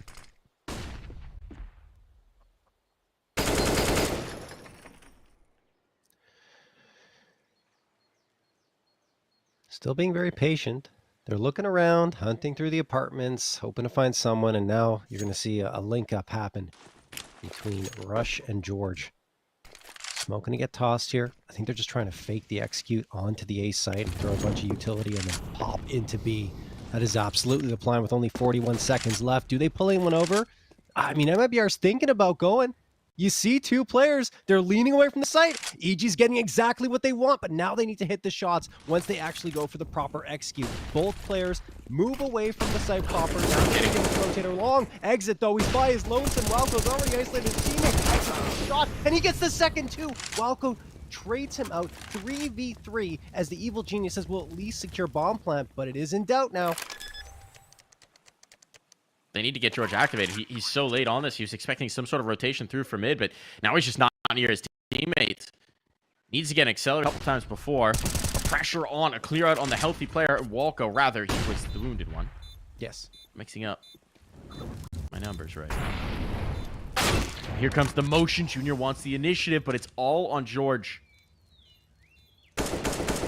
A chance on this retake, and Turtle seals the deal. Not a bullet lands after the bomb goes down, and MIBR for them, finally, a chance to get going here on Inferno, a chance to actually keep some bodies alive at that. I mean, the damage done by Exit was massive. He gets Hex down for the count. Before that, I think Walco might have been hit by some utility, so he's down to below 20 HP. And I mean, look, great work to help the rest of his team go in, get that retake effectively, and give MIBR a second round. Still, EG keep the economy very healthy. It already was, but a bomb plant helps that even further.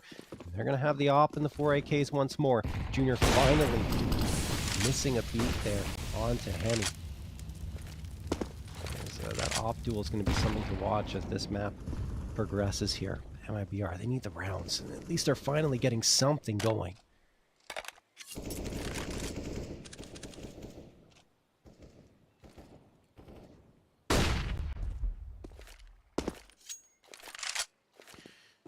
Top banana lost.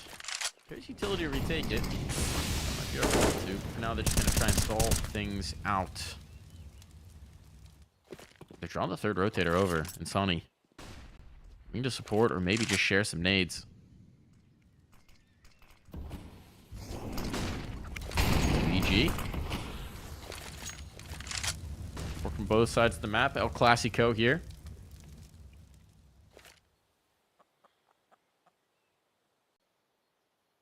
Oh, but Rush is a crazy position. He slipped into Arch. He's not been spotted on it. And Sonny will have just cleared back the other way. And Sonny's making a lot of noise. Rush wants to punish this. Peek out, and Sonny toying with it. And he's got the read. Rush with the kill as well. Now they've got A section off. Not going to be a lot of time again. So the pit position for Turtle could be huge. But it's Henny and Turtle who need this crossfire to work out, and it doesn't do anything. The bomb is down, and MIBR, they just cannot build at all. That is so tough. Evil geniuses continue to just play this methodical counter-strike against MIBR, and they're not deviating from their plan of action at all, which has to be frustrating for the Brazilian squad because they can't figure it out. They can't get evil geniuses down for the count.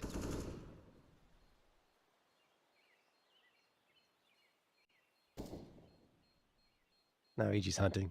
They want the rest of the frags. Why not? You've got the money. It's flowing. BRN waiting over at New Box. They're not going to clear it. Yes, they do. Hex finds the headshot. Exit. probably dead to rights, and yes, he is. Junior is the one to deliver that final blow. 10-2 for EG. Nothing saved over for MIBR.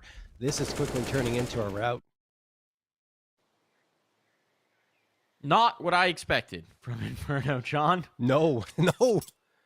I know this is the Geniuses map pick, and I know they're good at it, but holy calzone, this is not what we expected. I mean, MIBR staring down double digits, realizing that they realistically need to win every remaining round in this half if they're going to make a game of this. They're going to eco here. Henny's gone for the hero AWP. So he's got the big green. There's not a lot behind it. Trust the Deegs to net them something. And, I mean, they are dangerous. Ordinarily, I'd respect this buy from MIBR, but it's just been lackluster. BRN sitting on 1 kill. That is astounding. Just had no impact. Been bullied here. And they switch things up. They're trying to change positioning, maybe just to get him activated.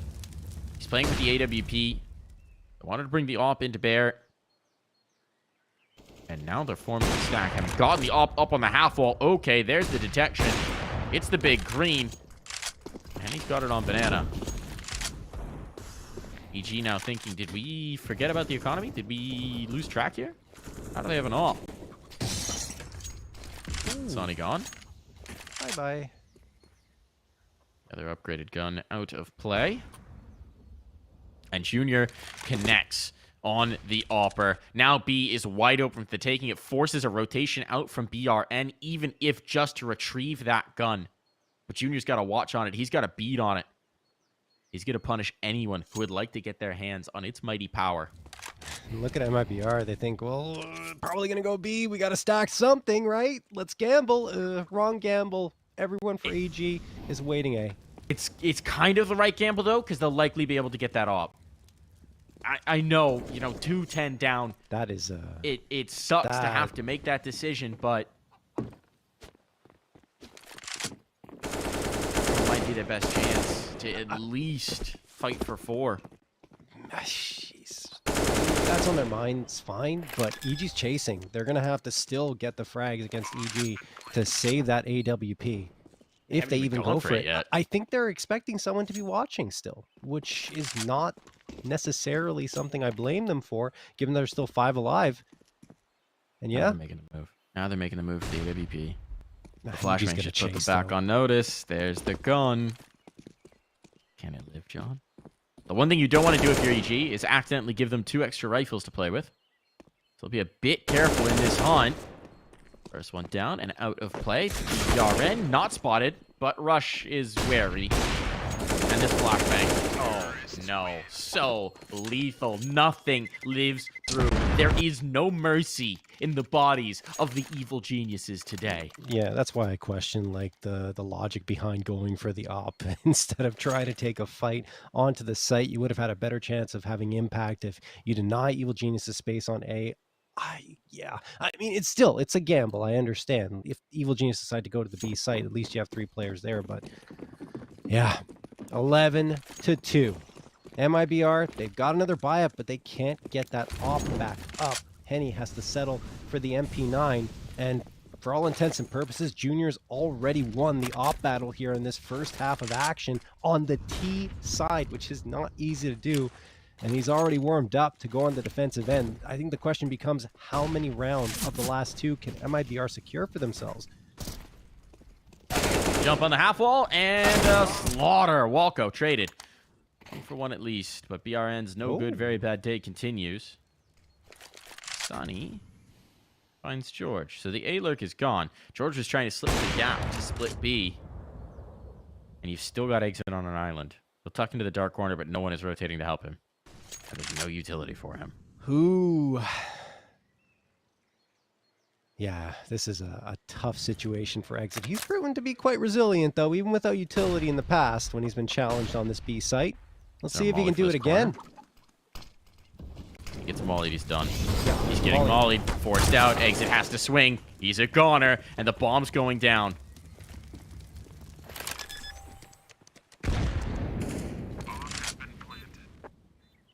So now with the numbers punched in, with the time ticking down, pressure on again for MIBR. At this point, they have to make the attempt. They need the rounds. Which is not enough to play for, but Turtle, trying to set up some utility, winds up smoking themselves off. Yeah, because Junior took him down right when he was throwing it.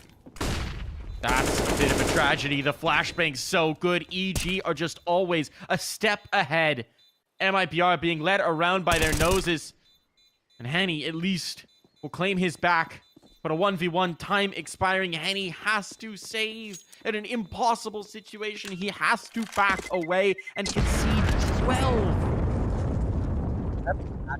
All the money in the bank, a really disciplined play from Junior. Because he has the AWP and says, I could go for the fight. I'm really feeling it this time. And there's no reason not to find Henny down, who has an A1S in his hands. But if you lose, Henny could grab the op and maybe get away with it. That bomb radius is really scary. So I don't know. I love the call from Junior. I guess what I'm saying, 12-2 in favor of EG, and you deny that AWP or a chance of it for the CT side. At this point, every call feels right. I don't think they can do any wrong here on Inferno.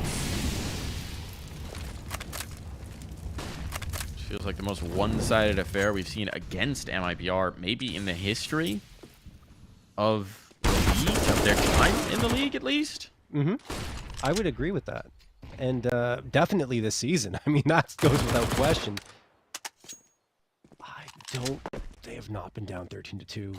I'm getting ahead of myself here. Assuming with the buy-up that it'll be that final score. But even 12-3, it's not happened. It's astonishing. Masterclass being shown from the geniuses right now. Just pulling the rotation, striking the light sight.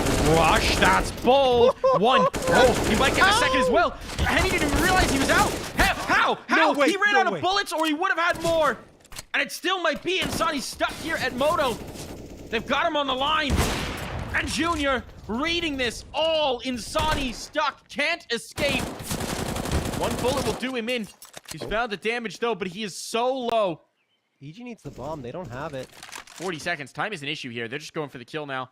Time is a big issue here. But Sonny's not going to expect a player to have slipped in towards the library. He's scoping up on the op, and the kill comes through. Walco confirms it. A dominant half. Pure and utter domination. There's no other word for it here, John. Oh, no question. And I mean, even at the end, Resh doing a 360 pretty much, jumping out of the apartments, dodging bullets, hitting two, almost a third. And like you said, if he didn't run out of bullets in his magazine, then he probably would have had it. What a play from him and Evil Geniuses. Utter dominance. Not what we expected, but this is a masterclass on Inferno for them on their T side as we head to a quick break.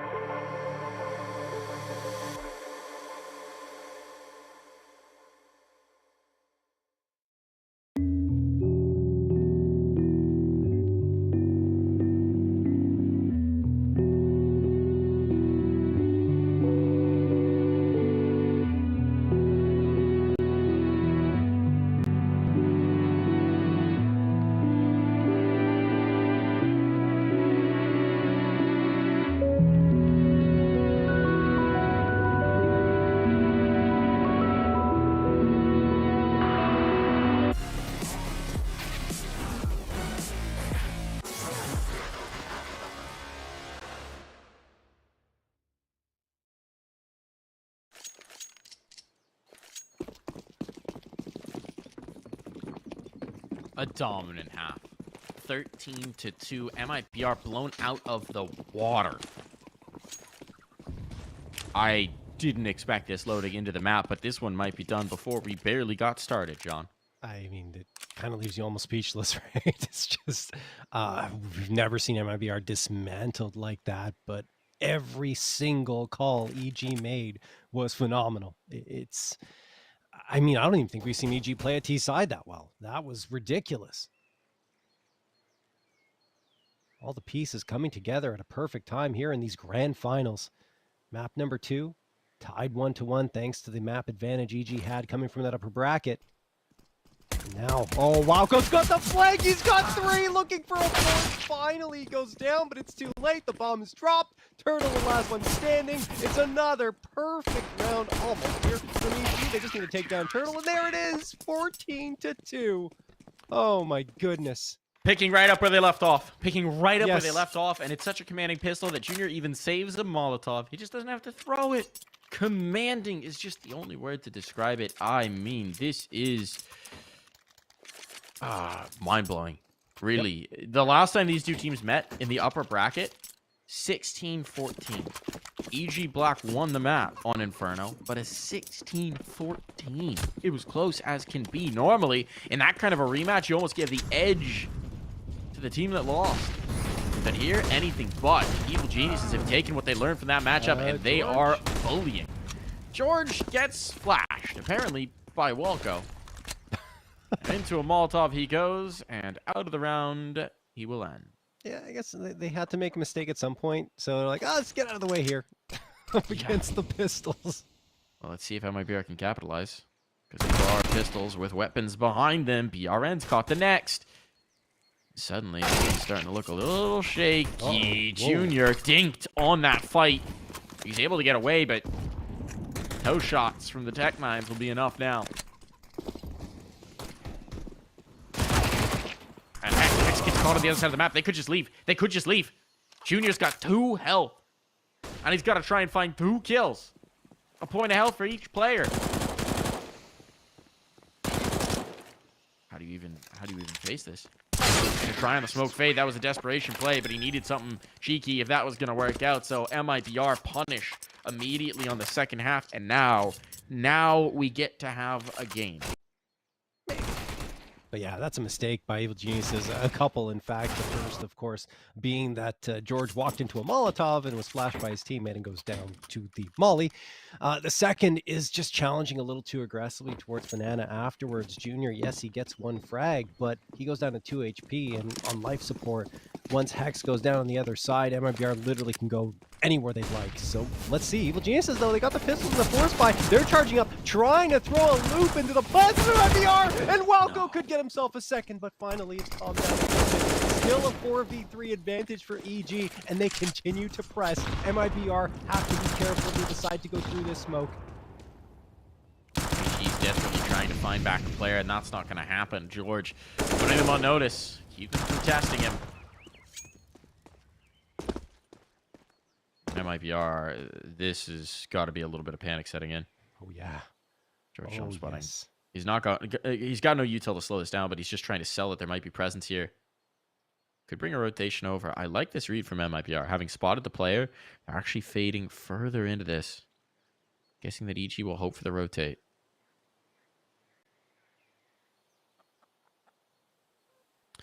And it is the right idea. George.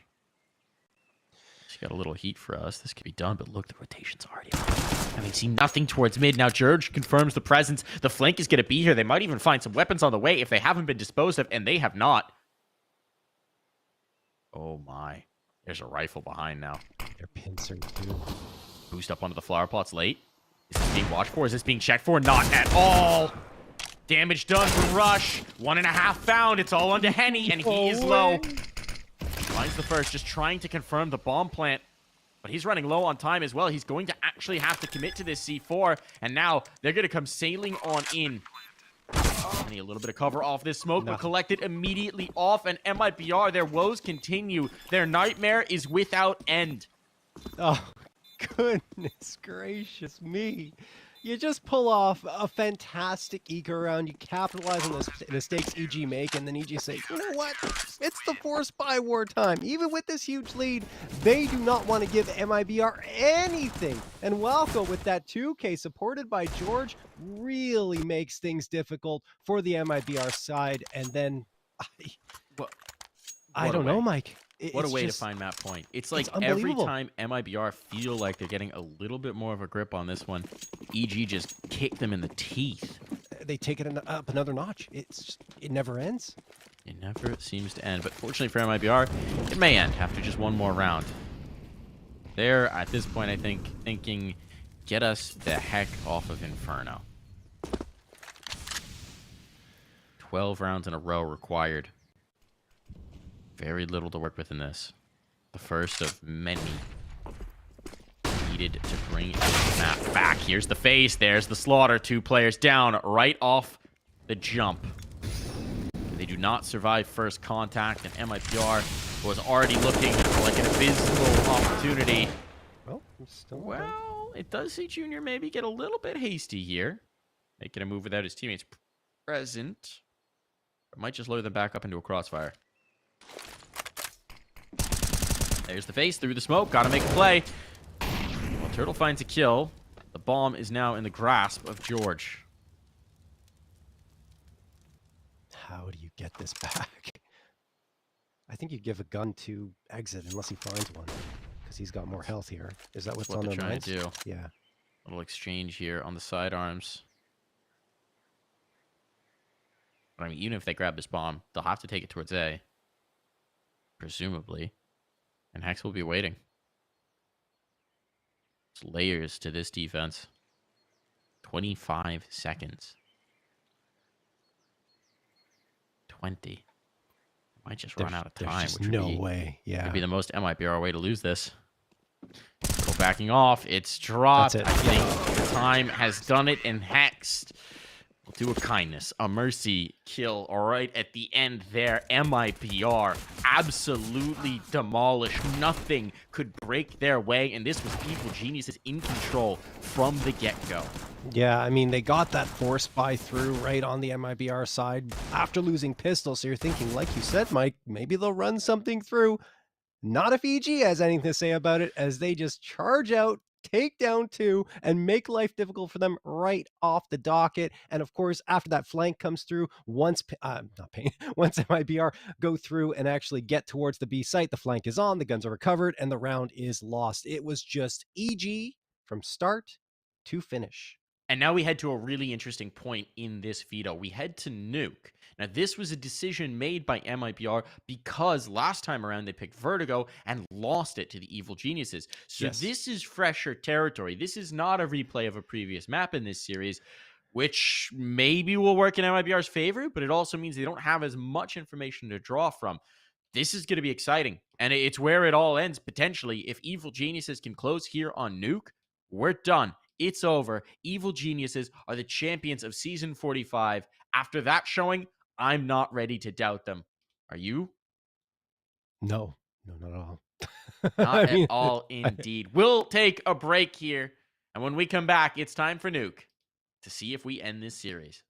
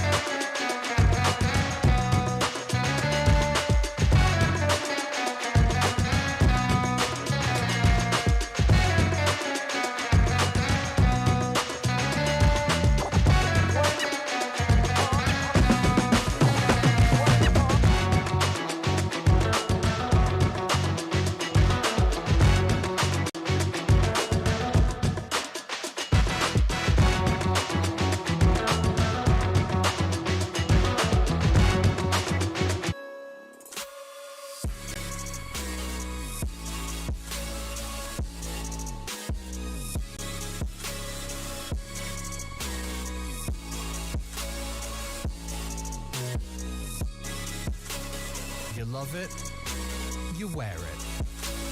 What's your style? Get your merch at shop.eslgaming.com.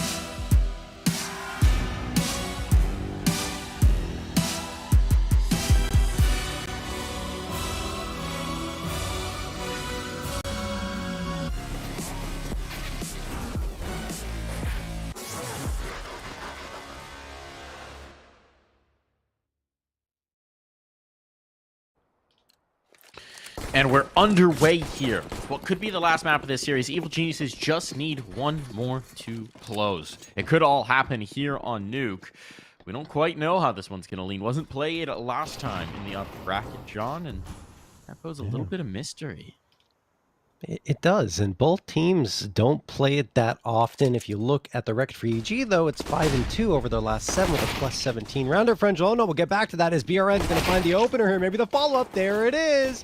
5v3, and the bomb going to be planted by Turtle. It only gets better for MIBR, who want that last map to be in the rearview mirror quickly with a quick start here. That's one way to clear the air. It's like rolling down the window after ripping just the stinkiest of farts on Inferno. Now, well, their nostrils cleared. They're breathing free and easy. Pistol in their pocket. Not the analogy you wanted, folks, but the one you got here from I think Mr. it's Mike. apt, personally. I don't know if I ever want to hear it again.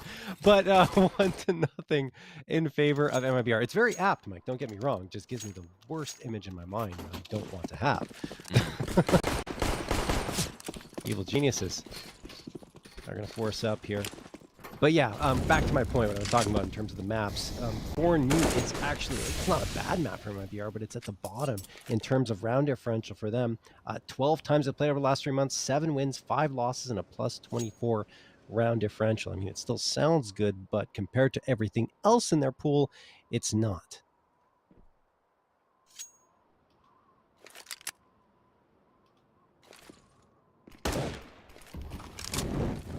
Interesting setup for MG. Really anticipating a ramp play and a lower move.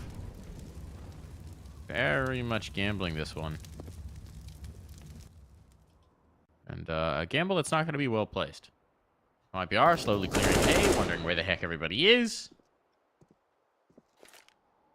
And finding themselves a bomb plan. And this should be very difficult to even give a look in on the retake. Based on the spots players are holding. This is just a save. That is a hard read of saying it was going to be a ramp or lower play. Did not work out. So, exit kills it is. Hext waiting for his teammates to come in. Perhaps they really gonna go? give it a shot. Yeah. Late? I mean, they've got a It's kit. 5-5. Kit's down. All right, never mind. They thought about it for a moment, and MIBR said, sit back down.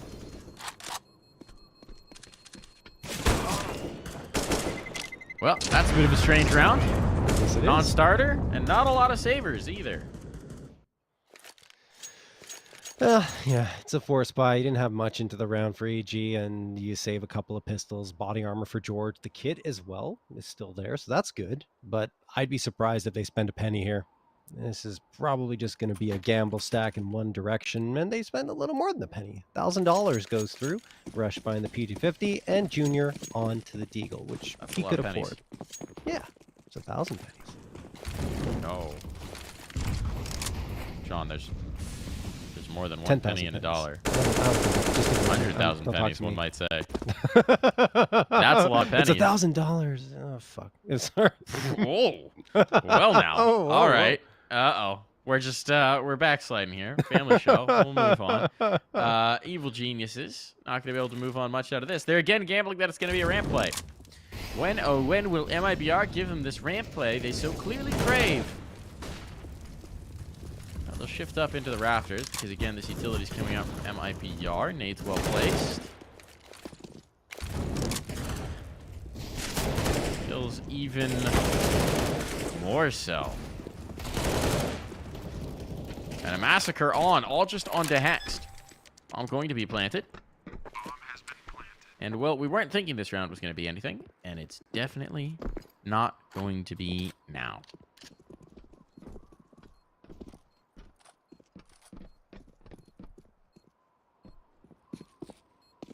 Gun round in the next, though, John, and that's where the fun starts.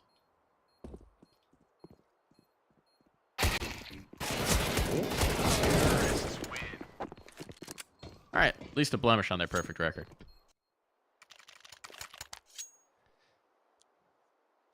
Blemish on my math record too. That one's bad. That's the worst I've ever done. I don't know what's going on. I'm a little tired this week, I guess. I can't find an explanation. That was just catastrophic. But You know let's what? move on. Yeah, let's move on. I don't think anyone ultimately is going to care too much, but maybe no one's going to hire you as their accountant now. Probably not, and they shouldn't. Fourth round coming up.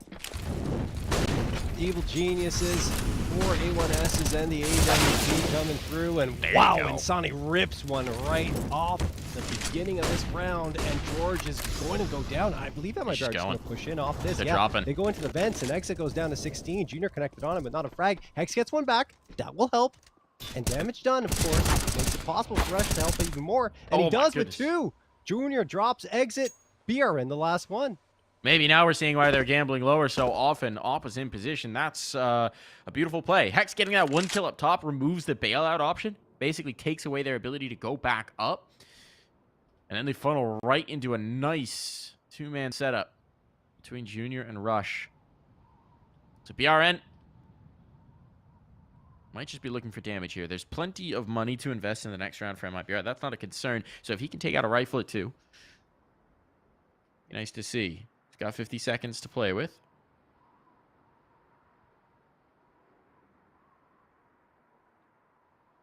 BRN creeping. It was nice to see him have a little bit of a hotter start here. Inferno was not a good individual performance for a player we're used to seeing be an impact player. Yeah. It was, I think, for the entire team, Mike, on MIBR, True. it was just catastrophic. He just maybe had the worst of it. Spotted.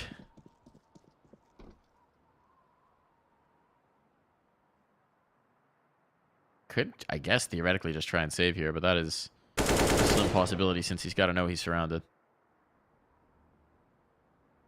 Well, time expiring. That seems to be what he's going to do. All right.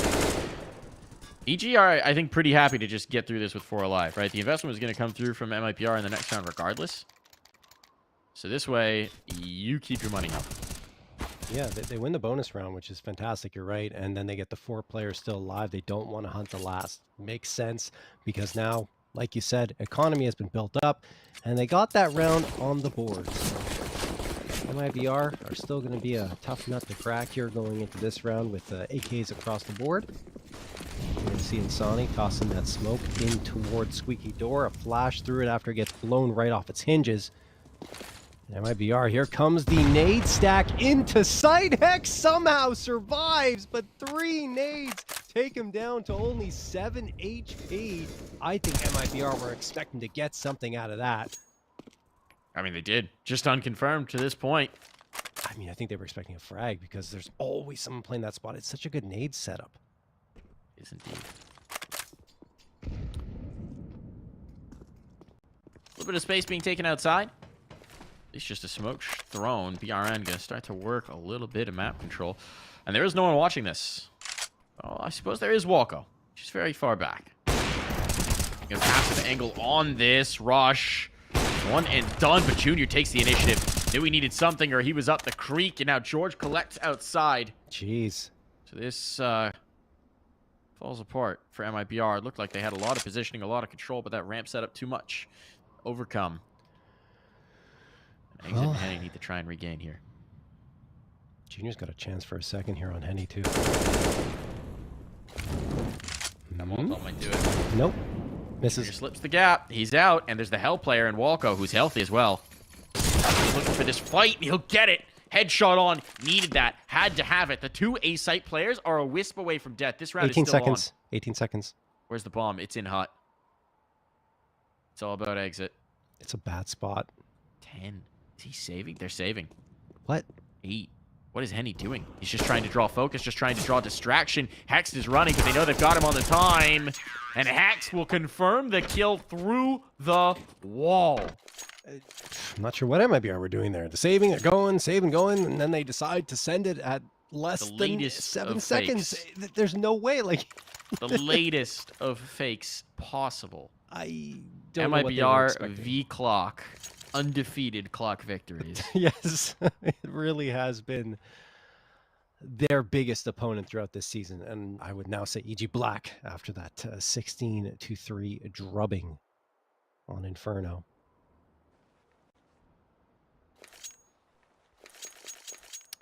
Timeout going to be called? This one. Checking who it's by, Mike. Presuming MIBR, right? Figuring I'm out the thinking finances. so. One would have to imagine. Yes, it is MIBR. They've got to do a little bit of that accounting, so they will not be calling for your services here, John. But I don't know how many pennies have been involved in this buy, but it is a lot of them. Too many to count, Mike. Well, the trick about multiplying things by 100, John, is... You shut up. Oh, my God. Oh, right. Back into right. the fun. Back into the fray. I wonder how many pennies we get for first place here. 20,000 of them. Now I've distracted my myself. God, 2 million Mike, you pennies, I did it believe. to 2 million yourself pennies. now. This is the round, though. They're earning some pennies. A whole lot of them. What a way to course correct here for MIBR. A flash pick, maybe get them back through. Rush has just gone up the ladder. Rush. 2-on-2. The bomb's not planted yet. The bomb's not planted. And Rush reads it. They were waiting for that flank to develop. And Rush is ready. So aware. North America's major winner. He's delivering. May not be the major. This may not be Boston. But Rush, he wants a championship. This is a perfect move from Exit, though. Backing away from the site, going to what will be a free and clear B. Unless. Do EG read it? I don't think so. But they'll Not yet, retake anyway. together. Presumably. Trying to figure out where on earth he's gone. He's gone so quiet for so long. think I don't mind the Josh- play. Yeah. Wait for the plant to confirm and then work together. Now you hear it. And it's down low. And now they realize it's down low. Good confirm. Got to make sure. I've watched teams accidentally retake the wrong site before. Shout out to Yeah. Liquid. But here comes the play. The jump over the face and not a body lost there. So the Evil Geniuses will not up the scoreline at 3. That plant from Exit will certainly justify a buy into this next one for MIBR, I believe. May not have every toy, but no, it's pretty dang good. Ooh. This is very nice for the Evil Geniuses. Great recovery into that round. Rush the key. He comes up from the vent, gets a couple for himself, and then at the end caps it off. Speaking of threes, it's going to be 3-3, all tied up here between the Evil Geniuses and MIBR. And MIBR, I mean, after that great start off of the pistol round, gotta hope for them that that's not all they have to show here in the first half. There's another 12 which is so very bad. I mean, I know I'm getting ahead of myself, but Evil Geniuses is so very solid. They are anything but themselves here. They clearly rattled. Gotta settle down. Junior on the line. Junior getting aggressive on this? This is really bold solo. And he's going to be checked. That was a bold maneuver, especially without contact elsewhere on the map. So the off's going to be down early. That is a gift for MIBR. Very atypical for Junior to get that antsy early on. Still a lot of time left for MIBR to work with as well. This is the exact scenario they like to play in. Insani's waiting for an aggressive push to come out here, but I mean, that's not going to happen. EG are playing so passively now. And BRN and Exit have also gained the space into secrets, so could easily become a vent drop for the players in lobby if BRN and Exit find space. All about George here. He's mollied off.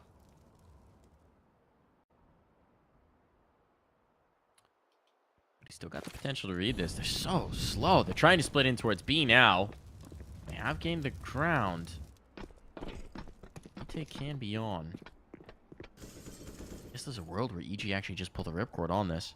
Ends on this fight, and George loses it. With that, this should be a save. Falco sticking around, thinking about it. Yeah, they're backing off. They have to concede. Yeah, I mean, it's tough in that situation. You're like, oh, we're just around the corner. Maybe we can go in and get a couple here and lose only one. But it's hard to justify with the money in the position that it is. The guns are way more important. And MIBR will indeed get back in the lead And they look far more competitive here on Nuke than they did on Inferno, which is, of course, excellent news for them. The Evil Geniuses still looking strong despite losing this round here. This is back to the pace we expected, I think, Mike, for this BO5. Slow and steady. Yes. Methodical as can be. Although in the last one, I mean, Junior pushing up, that was a little outside of the pace. They're going to be able to field an op still here. It's glass cannon. They're making this spy work, but here is a big swing. EG can't be playing that bold, can't be playing that fast and loose. Need to fight back here, or this has to be getting out of hand.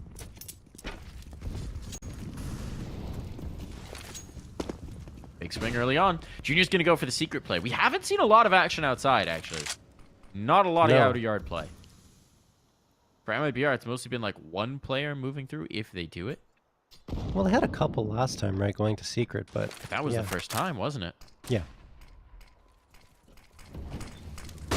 Utility to take the ace side. Turtle trying to come around here. Flames create an awkward spot for Hex. He can't back out, so he can't dodge the flash. And Turtle, smooth on these entries. 1-2 punch. And the bomb now confirmed with a Molotov into heaven to boot. EG might just need to concede again here, especially with the glass cannon on the AWP. A retake is not an appetizing prospect. Another save, yeah. I mean, as long as you keep 3 rifles up, you can continue to justify the reinvestment in the following round. But MIBR 5 found here on their T side. That's already looking good for a map like Nuke. And it's trending in their favor. Junior waiting here at secret, hoping that no one tries to chase him down. Of course, he's up to the challenge. And Sani actually sections off. So that makes it harder to justify forcing up around these rifles, especially considering it's only 2K, not even for George and Walco. They're $50 and $100 short of that.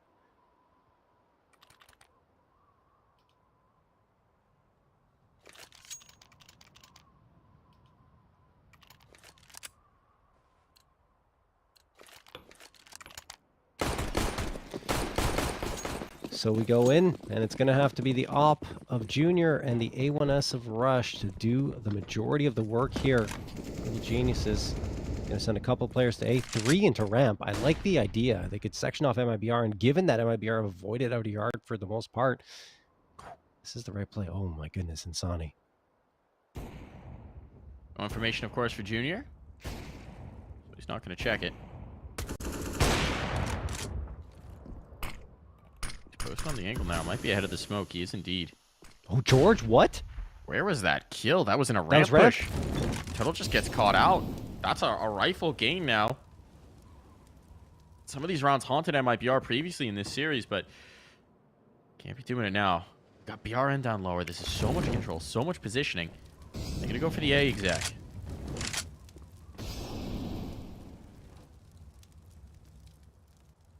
Junior's still just waiting. He's been patient the entire time, and he's not going to be able to hit the shot. And Sani played into his hands, but he's just too quick on the trigger. That patience, it does not pay off. The op can live, but not for long. As Insani is just waiting to punish anyone who might dare stand against him. Time is low, though. 35 seconds. They've still got this control from BRN, but how do they route to meet him? If it's ramp, Rush could be there. Instead, they're focusing up top. They might want to go for this vent drop, but they're just fighting everything. This is a full focus. The bomb's gotten down. Okay, the bomb's gotten down. Sanity is restored.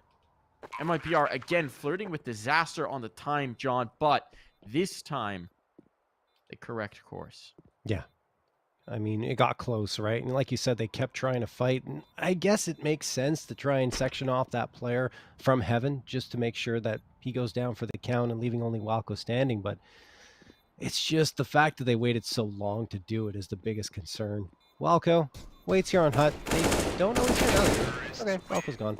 And there you have it. 6th round found for MIBR, but they made it more difficult for themselves than it had to be. One thing for Junior is, I think when you're on that angle for so long, it gets a bit stale, and you just aren't ready to react as quickly as you usually would be because of how long you've been sitting there. And then just Insani so quick on the trigger takes him down. And that was really the turning point in the round in favor of MIBR. They double up on the scoreline of EG, and a timeout is called. This is MIBR again.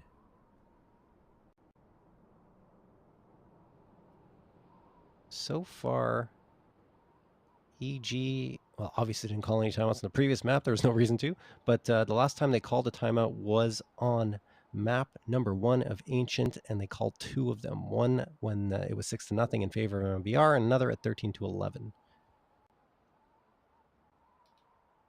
Understandable. Didn't exactly want to slow things down on Inferno. No. Timeout called. Yeah, guys, keep doing that. All right, cancel timeout. Dang, Saxed. Great input. Yes. Here, though, a little bit more to play for. And I mean, this half is getting out of hand. If they drop here, it's firmly out of control. Opener wants to get an opener here, and he does. This has been an isolated player outside almost entirely this half. And BRN, this time he gets checked. Walker's going to take this space. He keeps carrying forward. He wants this flank. They have no idea he's pushed up this far. They should be aware it's a possibility, but no one's watching for it. You're right. Walko maneuvering on in here if he just keeps going. Okay, now I think Exit is watching for it, but now Exit is alone. So he turns away and he turns his back, and never turn your back to an armed Walko. Walko doing a great job lurking around there on the flank. The rest of his team doing the work. Hex found one in secret and leaving only those 2 players in lobby, as we saw. And well, Walko comes around at the perfect time to find that last player looking in the wrong direction. And Evil Geniuses do indeed secure that important round, find themselves a 4th, and forcing MIBR to reinvest here. MIBR's money still good. Even if they lose this one, they'll have enough to buy up in the next. But it's more about the rounds at this point, and EG do not want to let things get out of hand and give that T side way more than they should probably find on a map like Nuke.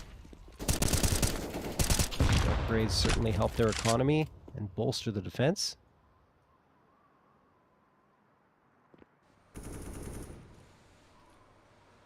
Ooh, fight outside between the Oppers. Junior looking to give some haircuts. Henny with the pop with the peek. Did Junior realize? Split second where he would have spotted the player, but Henny's fallen away, so either way, we're not going to get that engagement.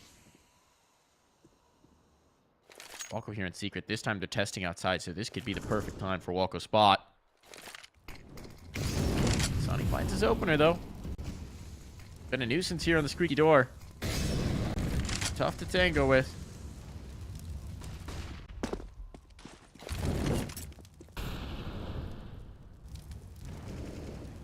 What is this outside thrust and Sonny down? It was just back secret, but they've wrapped Mini. They've wrapped Mini. This was allowed. They found the space. They found the gap, and Hex finds the punish. Trade is on. Junior still up top here. Henny with another, but that is a problem. Bomb still needs to make its way over. Rush needs to get activated, and a Molotov will slow down Junior and allow the time for the plant. Where is Rush? Coming up to join his teammate. They're going to play the same angle. Going to make a move together. Got no smoke. They got no flash to clear this. It's just going to be about the guns. And MIBR have slipped away in towards the lobby. Kits available. Bomb's in a bit of a cheeky spot. You would expect the peek to come from Hut, but if they clear that out, you might realize now they know, but at the cost of Rush's life, that may not have been worth it. Stick needed for Junior. Peek comes out. Turtle confirms the round. It is the 7th found for MIBR. It looked like it was trending EG's way, but then the op activates. But on the wrong side for EG, it's Henny who starts lighting up the scoreboard with a couple. Doesn't get taken down either. It's BRN who Junior sections off, but Henny the 3rd afterwards into the rafters, and Junior just could not fake out Turtle, who was not buying any of what Junior was selling. Timeout going to be called here by the Evil Geniuses because it's getting a little bit dire. 4-7. MIBR have the advantage into this round as well. I mean, you have to talk if you're EG and say, guys, do we invest here? Do we wait one more round? We've got money. We can get the M4s up at least on 2 people. But but that would mean no op. I think the half buy is what they're going to go for.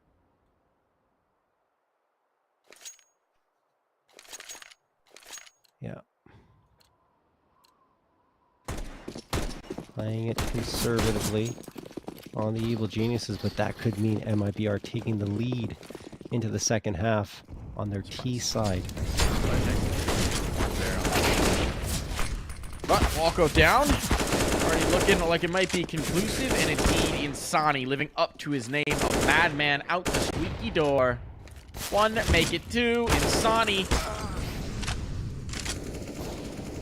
He's done his damage. He's won the round. 3-piece on deck and barely wasting any time. That's a pace change from MIBR, and it's rewarded with a comfortable round win. Yeah, nice little blitz of the A site. MIBR out aiming the Evil Geniuses, and of course, you know, the guns weren't there. This was just a half by coming through.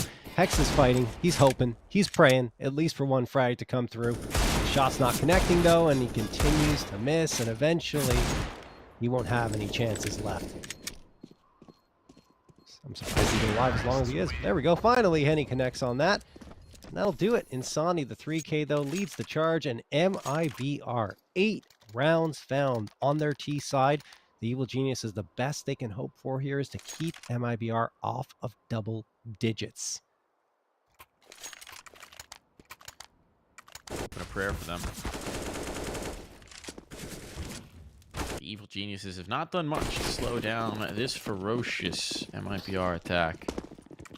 Got back out for Junior.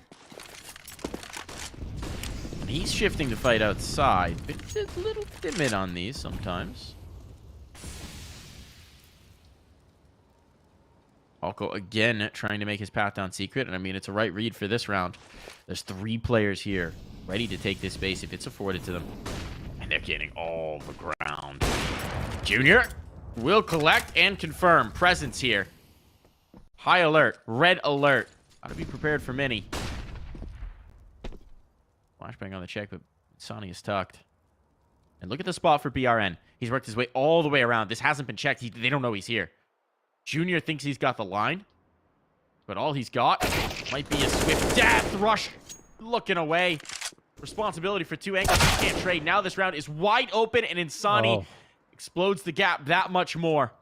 1 player up top. Tango with all of MIBR. And while the bomb is still down, Walker is just not in position to do anything about this.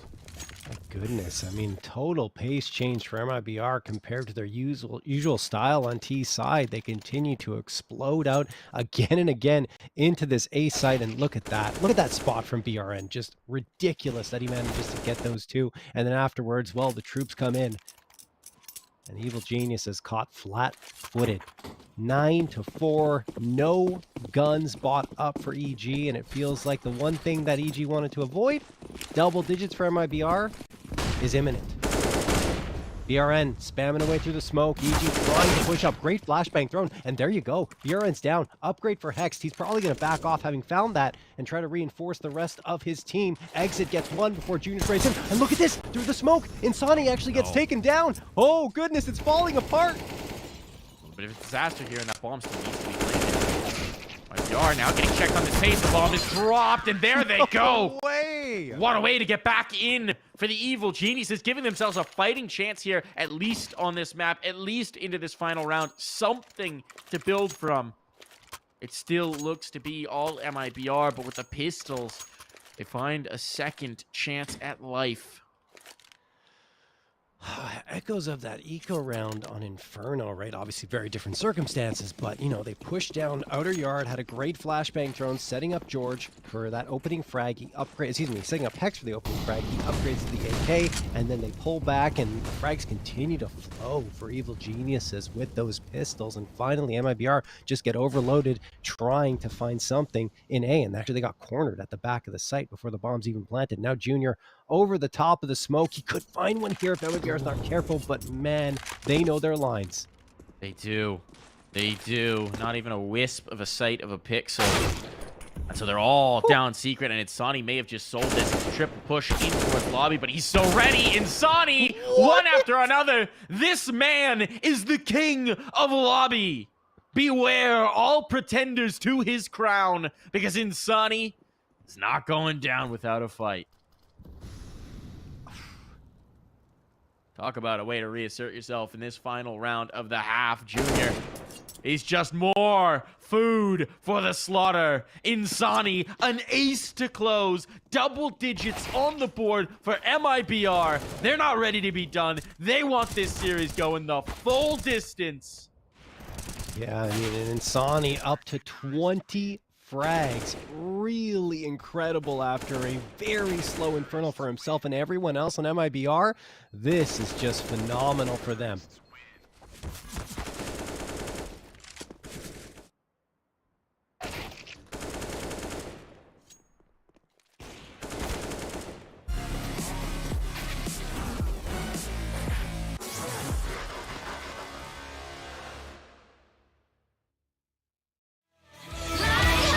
hurricanes, we are the pioneers. We are the pioneers. We are the pioneers.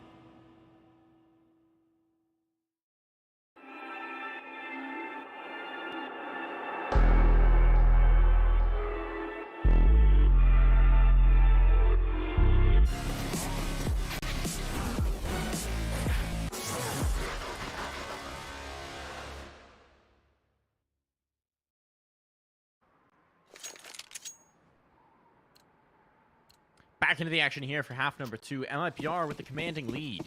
Relentless attacking half has seen them double their opponent's scoreline, and a tasty ace from Insani there to close as well for a little added flavor. John, it's looking tough for EG, and I mean, that first pick, it's not looking good for them either. This pistol round be done soon, but EG have gained access towards the lower side. Still Turtles good, rotating to deal with it. There's a chance at bomb plant here. Yeah, this is still really good for EG. I mean, yes, they lost the first man, but it's pistol rounds. So they can quickly recover, and they have all this space. Smoke thrown. Turtle jumps into it. Can he get a frag is another question, and he continues to dance around the edge, hoping to find something. Insani does get the headshot onto Rush, but the bomb can't get planted. Now it might be able to. George and Hex find 2 as Henny on the outside gets a response.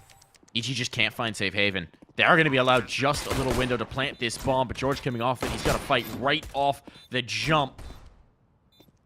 And Hex playing in the rat holes, trying to buy time, so he was not able to help his comrade. Now has to face, and Henny will put him down. Decisive pistol round from MIBR, and if that doesn't typify the half, I don't know what does. Yeah, I mean, look, George, I think he was trying to close the door, all right, in his face, but couldn't do it, and then eventually gets headshotted as there was a fadeaway happening around the corner. Good job by him. That's 2 in the round, and yeah, 11-5 for MIBR. That's unfortunate for EG because on that CT side, MIBR very dangerous.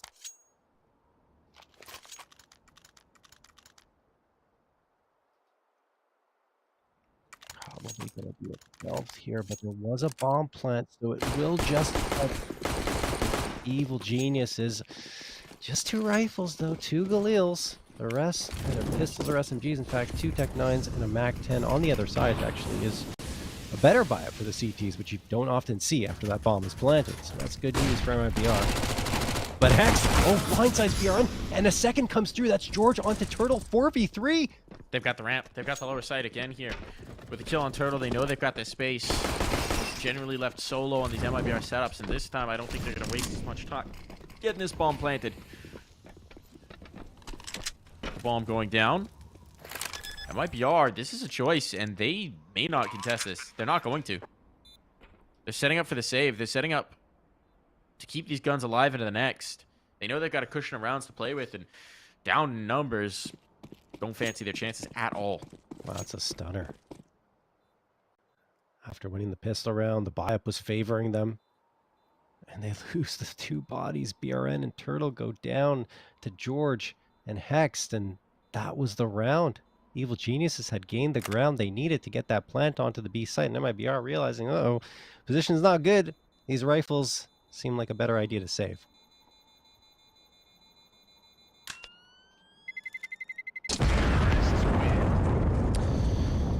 So, not the 12-5 we expected. No, huge opportunity for the Evil Geniuses, right? The force buy paying dividends here. It's the magic of the bomb plant, the magic of the threat of the T side, and I mean, they're going to chase this one, certainly, MIBR. On the remaining players, it's double eco anyway, so why not?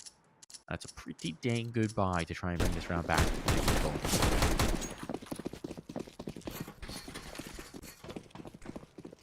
Pressure outside again, it seems, but no, this is just setting up. This could just be a faster A hit.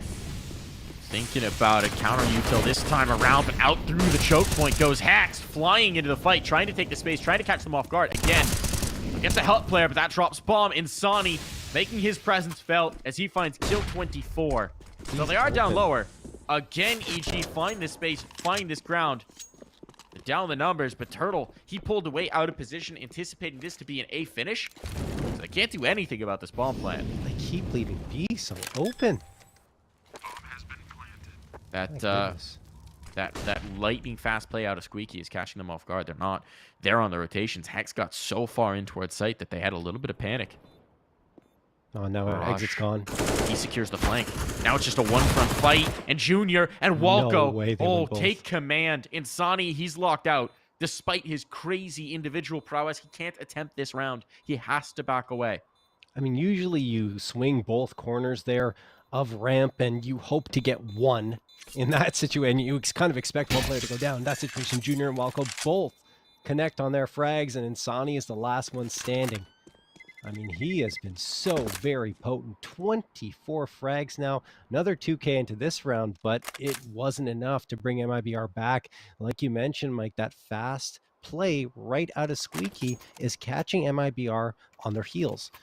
And Evil Geniuses, well, they will have a decent economy built up as a result. Walco, I think he has a gun on the ground. He's going to buy one. There you go. Buys up the AK. Lead him cut before. Not to mention, MIBR only have the saved A1S. No one else has invested anything. Insani bought a smoke, dropped it for exit. That's it. Pressure in towards the ramp early. Turtle feeling the heat. Right now, EG are waiting for the response, waiting for the counterpunch, waiting to see what Insani's going to attempt. What he's going to try is to find this fight outside. I do indeed. Nearly gets the kill. 1 HP. Walco is running to avoid that nade. But he lives, and he confirms the position of the M4. So into ramp they go, knowing that it's not presence, knowing the gun can't be here. They'll take this ground, they'll take this space, and now it's up to MIBR to find some sort of a response, because once again, lower is open. But Insani, he wants to hold court. And EG aren't making any rush in towards this fight. Taking their time for once. 50 seconds on. The lone sentinel is Insani. Spots the first. He's so good. Oh, the laser beams out from this gun. Insani's doing it all himself. He doesn't need a team. He doesn't need anyone else to have guns. It's just Insani and headshots. Round after round after round. To get one more even. Yeah. Facing him to rush in the smoke. He doesn't even see him that time. Walco 1 HP, John, and this, it's all falling apart. Insani could get a second ace of the map if he finds Walco, but there's not much time left for it to happen as Walco's fading off in towards T-spawn. But look, there's Insani. He's got it, perhaps. Insani going around the corner. Second ace, maybe? No, he doesn't think Walco's there. All right, well, that's going to do it. Insani's still absolutely unbelievable. The bullet's pretty much scraping the edge almost of the ledge, and he still is just threading the needle time after time. I mean, the bullet economy, right? It's the A1S. You don't Yeah. have bullets to spare to take down 3 like that. It's just precision. The aim is unreal. He's got 28 kills. We're headed into round 20. Talk about a hero performance. Talk about an individual play. He's taken full command of this server. And no one on Evil Geniuses right now can hold water against him. You can see why Insani's led the league in frags per round in these playoffs with 0.8. He's got more than that here. But yeah, he's been that good. The star of the MIBR squad. It's crazy that in that round, it's like, okay, well, they've got ramp. How are we going to defend lower? Just send Insani. Just send Insani. Yeah, he has the 1 rifle, but still, the faith that they place in this man, and he rewards it every single time. It's crazy. Just 1 rifle, and that's the round. I mean, sometimes that's all it takes, and clearly, in his hands, lethal. Henny walks out towards mid. I think he's heard there, so we'll see what Evil Geniuses does with that information. Turtle in the top spot goes down here, and well, he actually finds the frag onto Hex. 5v4. Insani once more rings true for a frag onto Russ Jr. Sure, gets one with the Glock, but I mean, they don't have much space gained. Look at this flank, though. Look at this flank. Walker's in the back line. They don't know he's here. He spotted Henny. He's looking for 2. And he's going to do that as well. Gets both. Beautiful move from Walco. Also takes out Insani without a chance for Insani to shoot back. So the bomb now down. MIBR out of position. The RN's dropped, and he gets the kill. So now they're going to be drawn into the retake. RN, his time to shine, but shine right into the up crosshair he goes. Exit, do you want to risk this? There's a bit of money to spare, but it's not great. Time's getting short.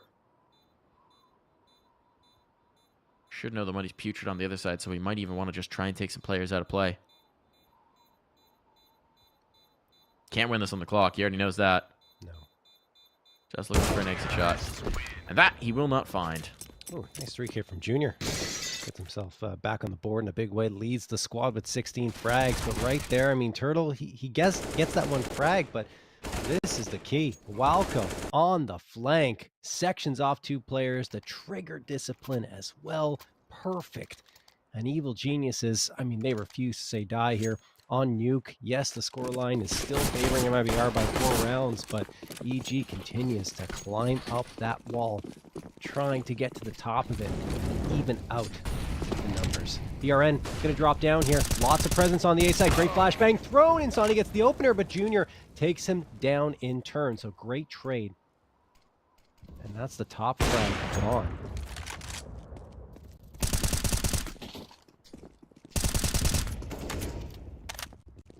He's off echoed out there. He finds the second frag of the round for MIBR, so man advantage, and he misses that shot though. Turtle's there to support, but he goes down without finding a frag. This is problematic. It's a bit awkward, and again, there's no defense towards lower. Exit trying to rotate into support, but he's going to be a little bit late on this. Towards control he goes. A Molotov to force the issue, force him up. Junior holding the line for the moment, but he has to plant the bomb.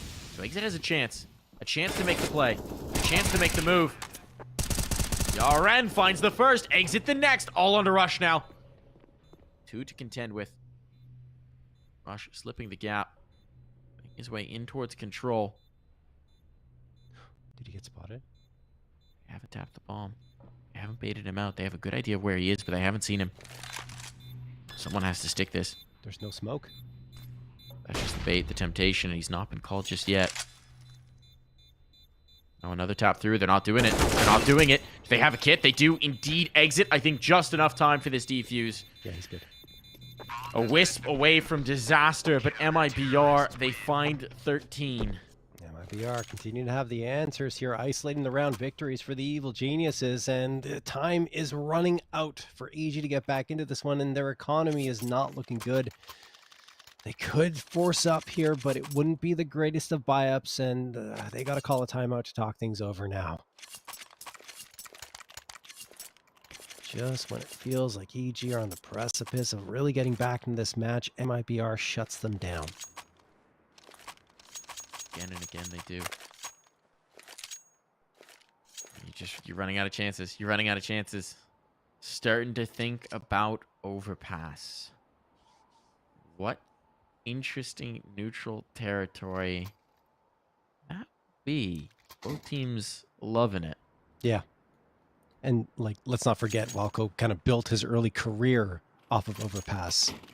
So I think that perhaps a slight edge to EG.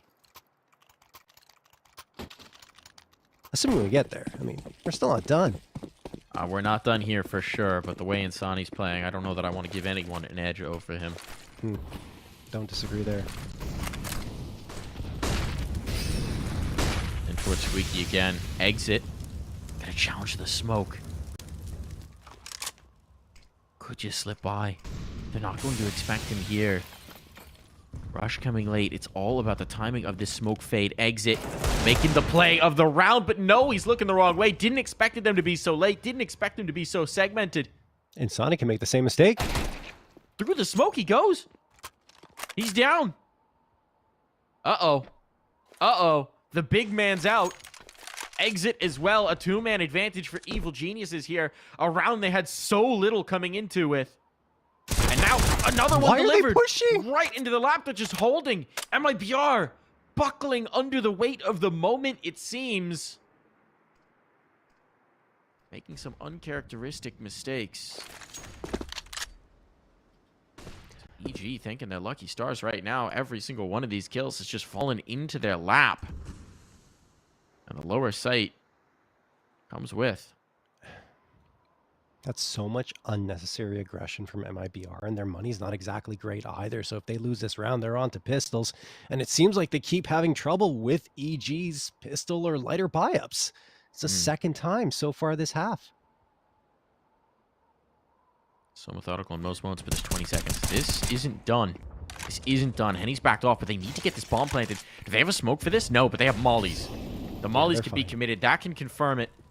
Need to punch in the numbers, and Hext on the flank as well. Takes that op away. BRN's just going to try and save an SMG. up on the lobby roof. That is a coup for EG. This was looking done and dusted, and now we've still got a game. Mm-hmm. And free upgrades for EG across the board. That'll help boost their economy. Bjorn's not going anywhere near them, hiding under the grate here of these stairs. And Evil Genius is up to 9.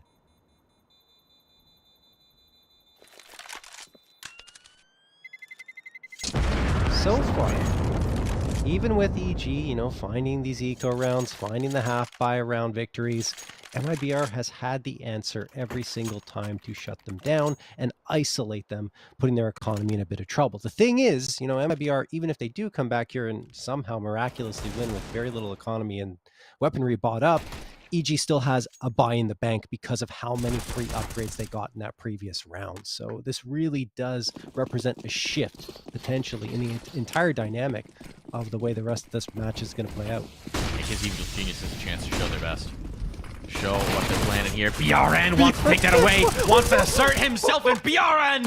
Oh, what a way! A counter punch on! It's not done just yet. George will at least stem the bleeding, but it's all on to George now. Smack him right in the mouth. That's how you get back on track. That's how you release the tension. You put the pace to the max. Turn the dial to 11. And George has to try and rally here. This is unbelievable. I mean, MIBR pushing up aggressively the same way EG did on their CT side. And it works so well with great flashes, EG not expecting a thing. And like you said, George just going to have to find some sort of path into a bomb site. It's not going to be easy. The only thing that's good is, well, at least for George, exits on 1 HP. Insani's the only one with the rifle. I say Insani's the only one. He's been ridiculous with it. But they're not in position if he goes to the B site. So B is probably the best path, assuming he can get down the ramp, though. A is open. A is open. Both these players are playing from trophy. There's a chance here. Whichever way he wants to take it. He's only got 25 seconds. It's got to be B now. You'd like a bit of information off of this, but you're right. He is going to commit towards the lower site. Exit might be in position to cause a problem here, depending on where he wants to plant. Exit's getting closer to that decon door. It's 10 seconds now. Wrong spot on the molly. Oh, has to plant. Exit's gonna have this. Pulls him off. Wins the round. Nicely done. The man with 1 HP. Jeez, George, if he had gone a little bit faster and committed to that sooner, maybe he comes out with it. But MIBR, with just a couple of MP9s and upgraded pistols, do that. 14-9. Again, EG is stymied. And it looks like they might be able to get something going. Once more, the only good thing, like I mentioned, is that even if they somehow lost that round and went down 14-9, which they did, still have a buy-up. That's why you see the AKs here. Not down and out yet, but I mean, you lose this round, it's 15-9, and you have no money.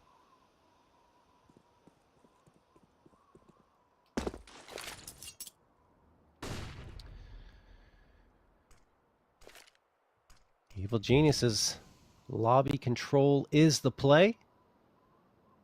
The aggression from MIBR is not going to come through this round. They're back to their passive play. Here comes a little bit of util, a lot of bit of util thrown to the outer yard, setting up that wall of smoke. So that opens up options for EG. They don't have to use it, but at least they attract attention. And that's going to help even more. Exit. Oh no, he doesn't have a he smoke. go down? Oh, he is very fortunate it didn't spread to that corner. He did not have a smoke. So vulnerable now.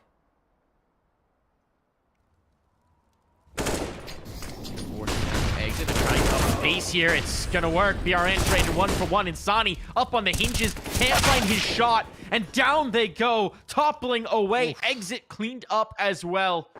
Turtle, the lone sentinel remaining. The bomb down. And once again, this one swings back on MIBR. They're finding this to be a much tougher fight than they expected to close. Well, Turtle, if he can save this gun, there might be able to be something put together for the next round. The money is going to be desperate. The seesaw ride continues too. Full excitement all the way to the finish. Thought we were Yeah. going to get a blowout. It's anything but now. No repeat of Inferno. And Turtle, oh, he spotted it. I don't think they're going to chase it. They don't have the money. It's not really worth it for them. George. Nah, not going to happen. So, 14-10, and MIBR have to find a way to close this one out. Look, if the trend continues and they keep going back and forth, MIBR, of course, are going to win this one. But I think they would rather not go down, let it happen in that fashion. I also don't think trends are ordinarily that clean in Counter-Strike. MIBR, though, No, I mean, double definitely eco on 3 players, right? So this is going to be a Yeah. force buy. They're going to chase it here, and it's actually going to be pretty decent. You'll have 2 or 3 rifles. There's something to be said for this round. It's going to be a lot of danger for Evil Geniuses. They can't be taking it lightly. But they know that. Certainly know that. Been a while since we've gotten one of the faster EG rounds. What if we see the tempo change here? I think, previously they were exploding out of Squeaky. I think Insani's put the fear of God into them about that one. Yeah, I would say so. He's slowed down, which is crazy to say because he's 31-14. But he's slowed down. I think it's been a couple of rounds since he even had a frag, so yeah, definitely. But, I mean, it only takes one nice play from Insani to take him off again. It's good for him, there's no question. This is the buy-up that undid the Evil faster Genius in play. the past. Yep, there's the opening frag found for Insani off the faster play from EG. Rush looking for some space in the outer yard. Hex finds Insani, though. There we go. The one piece of power there that MIBR had on the board is gone. Man, they have to kill. Still be available here for BRN. Threatened down below, but it is Henny. We just got a Deagle. Turtle coming into support. There's the rifle. AG pumped the brakes. But pumping the brakes allows MIBR to adjust, to rearm, to regain. And Junior's kind of stuck here. He's going to be flanked out. BRN is eventually going to find this. Almost inevitably. Junior looks. Junior checks. Even damage there is surprising. Thought he was dead to rights. And now, options starting to be removed. This might just force EG in towards the lower site. A site that Turtle is now prepared to defend. Deagle strikes. Oh, no. It could be like this. It could be here. The bomb is dropped. And just like that, pistols, barely a rifle. And map point found for MIBR. They're looking to take us all the way in this grand final. I mean, are one of these teams going to win a gun round, though? Like, come on. What's happening here? Unbelievable. It's the half buys, the ecos that are coming up victorious over, what, the last 5 rounds in a row now? It's absurd. Timeout going to be called by Evil Geniuses. Their backs are against the wall. And if they lose one, only one of the next 5, we are going to go the distance here in this BO5. And head to the final map, which will be Overpass. And like we said, kind of even footing between these two teams, but maybe, just maybe, an edge for the Evil Geniuses.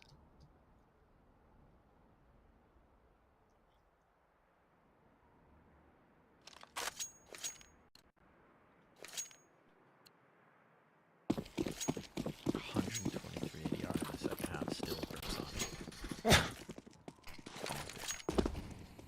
Last couple rounds, it's been a team effort, though. And as a team, they're looking to put this one to bed.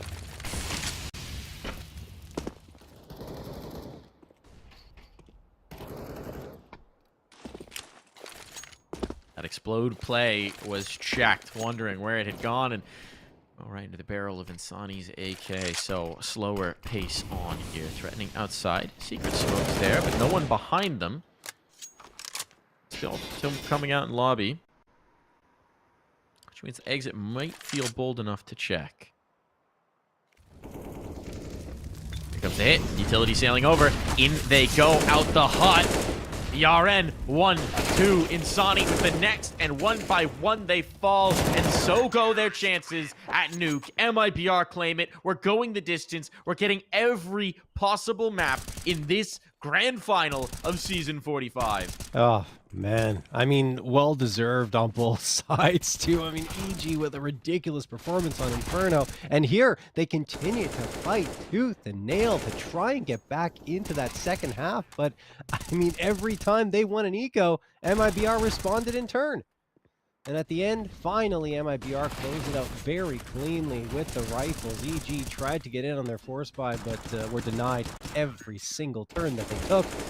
And yeah, we head to Overpass. I mean, talking a little bit more about Overpass, Mike, 12 times EG have played it over the last 3 months, 9-3 record, plus 32 round differential. And over on MIBR, it is only 7 times they played it. The least played map of their pool, 5-2 though, plus 42 round differential. I do want to say as well on that map, I mean, obviously the highlight praise is going to be towards Insani's ridiculous individual performance, but Exit had some great calling as well. Some great adjustments towards the sites, right? That counter punch aggression outside was perfectly timed. There were a few moments like that that were just the difference maker. It's tough to read this series, man. It's going back and forth, and I just don't know. I'm so glad we've gone the distance. I'm glad we're getting this decider. I'm glad this season is going to end with every possible round. Let's see which way it does end after this break.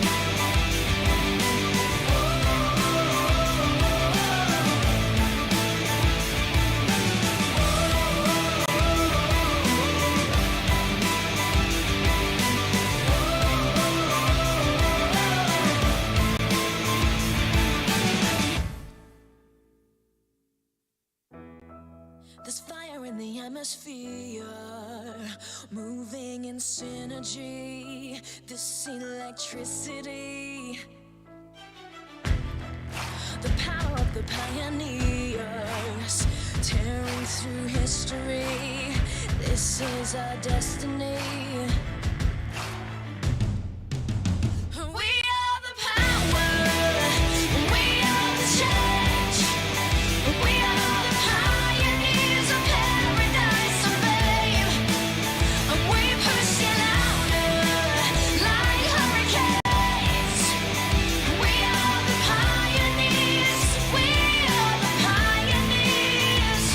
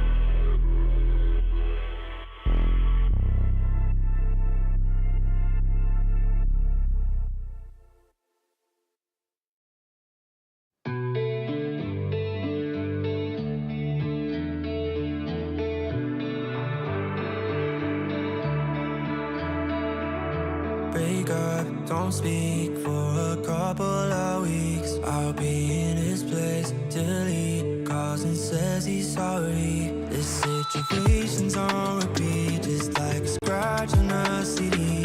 It just gets deeper when you hit rewind.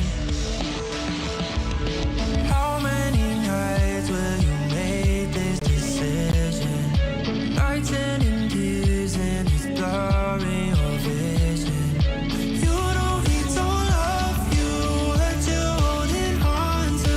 Scream through the phone even though he won't listen. So I'm still at your place, trying to make it okay.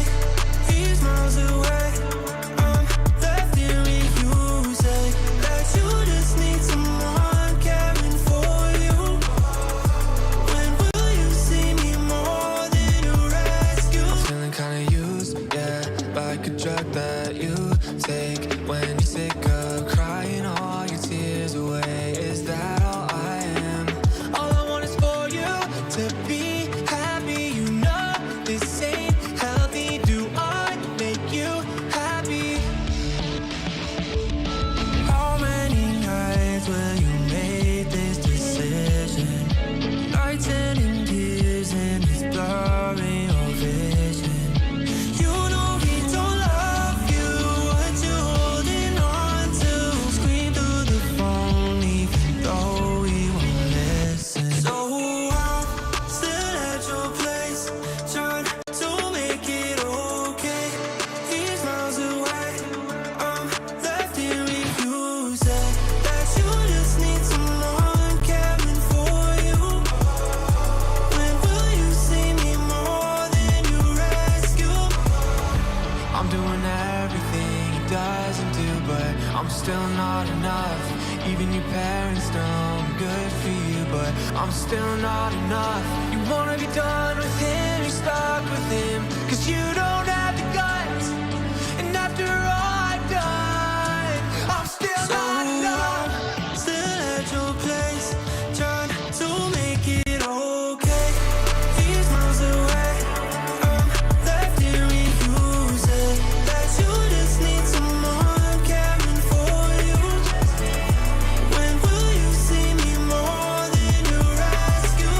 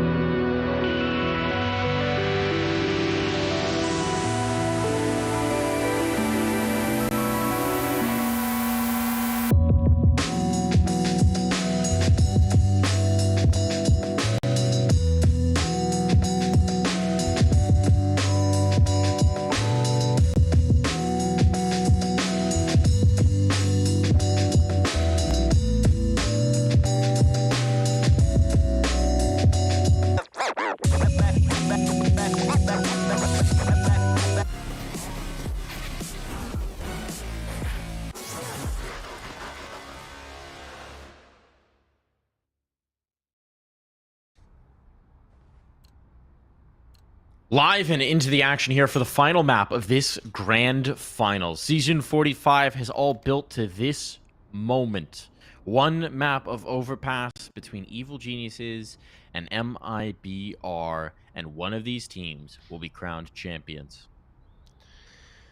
Which one is the big question? EG shocked us on Inferno with that 16-3 win, and we thought maybe they could carry it over into Nuke.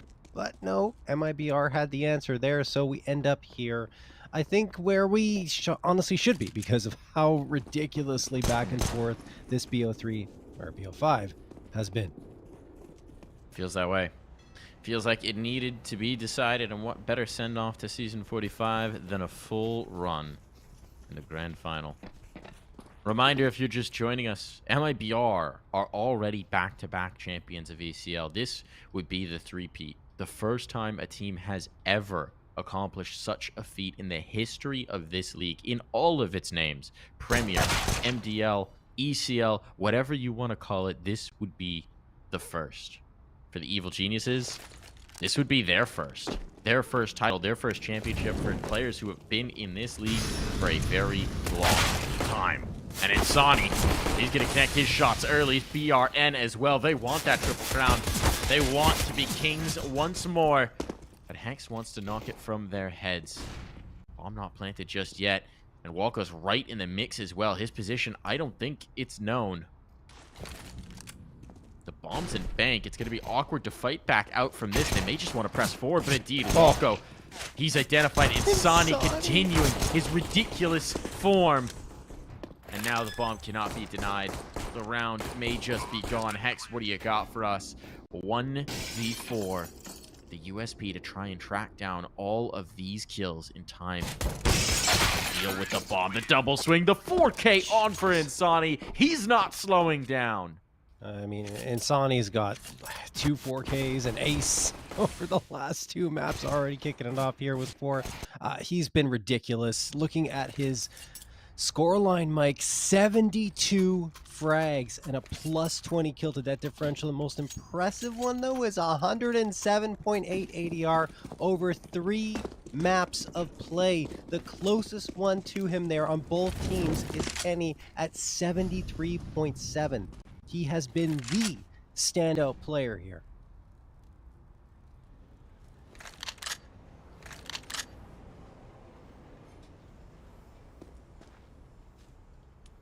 By a long shot as well.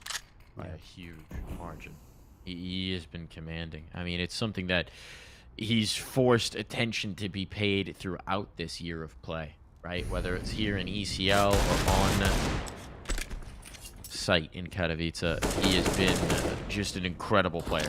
A new developing talent from this region, still so very young. And he might claim himself another title with his performance today. If so, I think everybody else on the team maybe owes him dinner.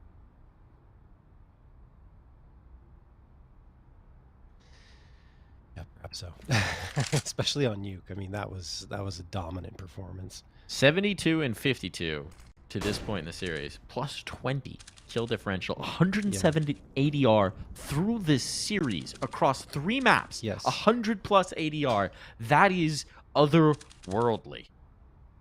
Impossible to maintain that in a best of 5, but it just seems to get better and better. BRN now awake as well.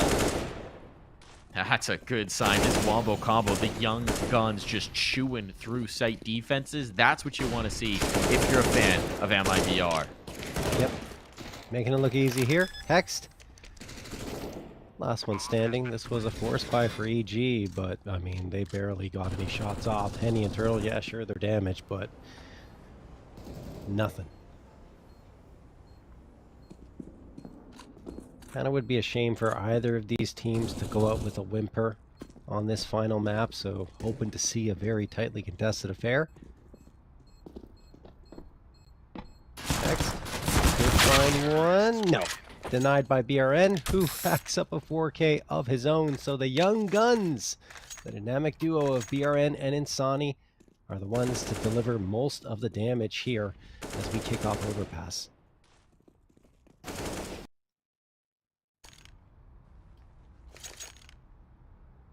I know second round force buy is getting out of control. No pistol rounds making it happen here. No hesitation. No problems. MIBR. Triple nades into this one. We're going to wait to see if Monster Presence comes through and then nade the ever-loving heck out of it. It's not Monster yet. Construction instead, perhaps. See if they've got these rotating lineups. There's 2 targets here. This could be fun. Everybody's here. Could be. MIBR, they're kicking the hornet's nest. They spotted one.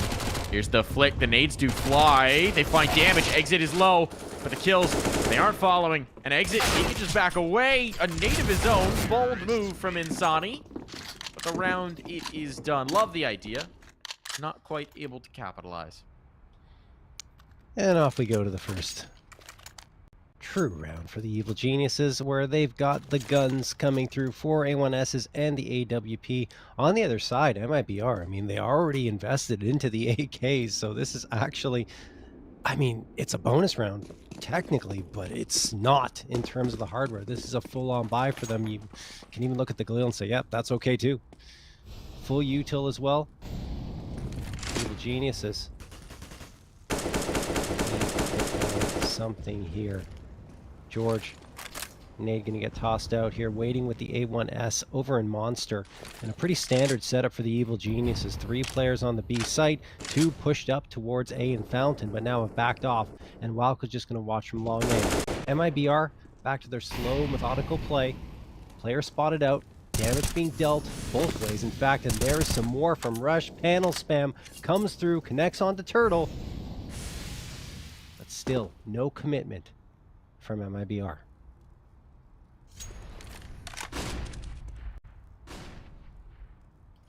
Junior over the tippy top of that smoke, keeping an eye on things.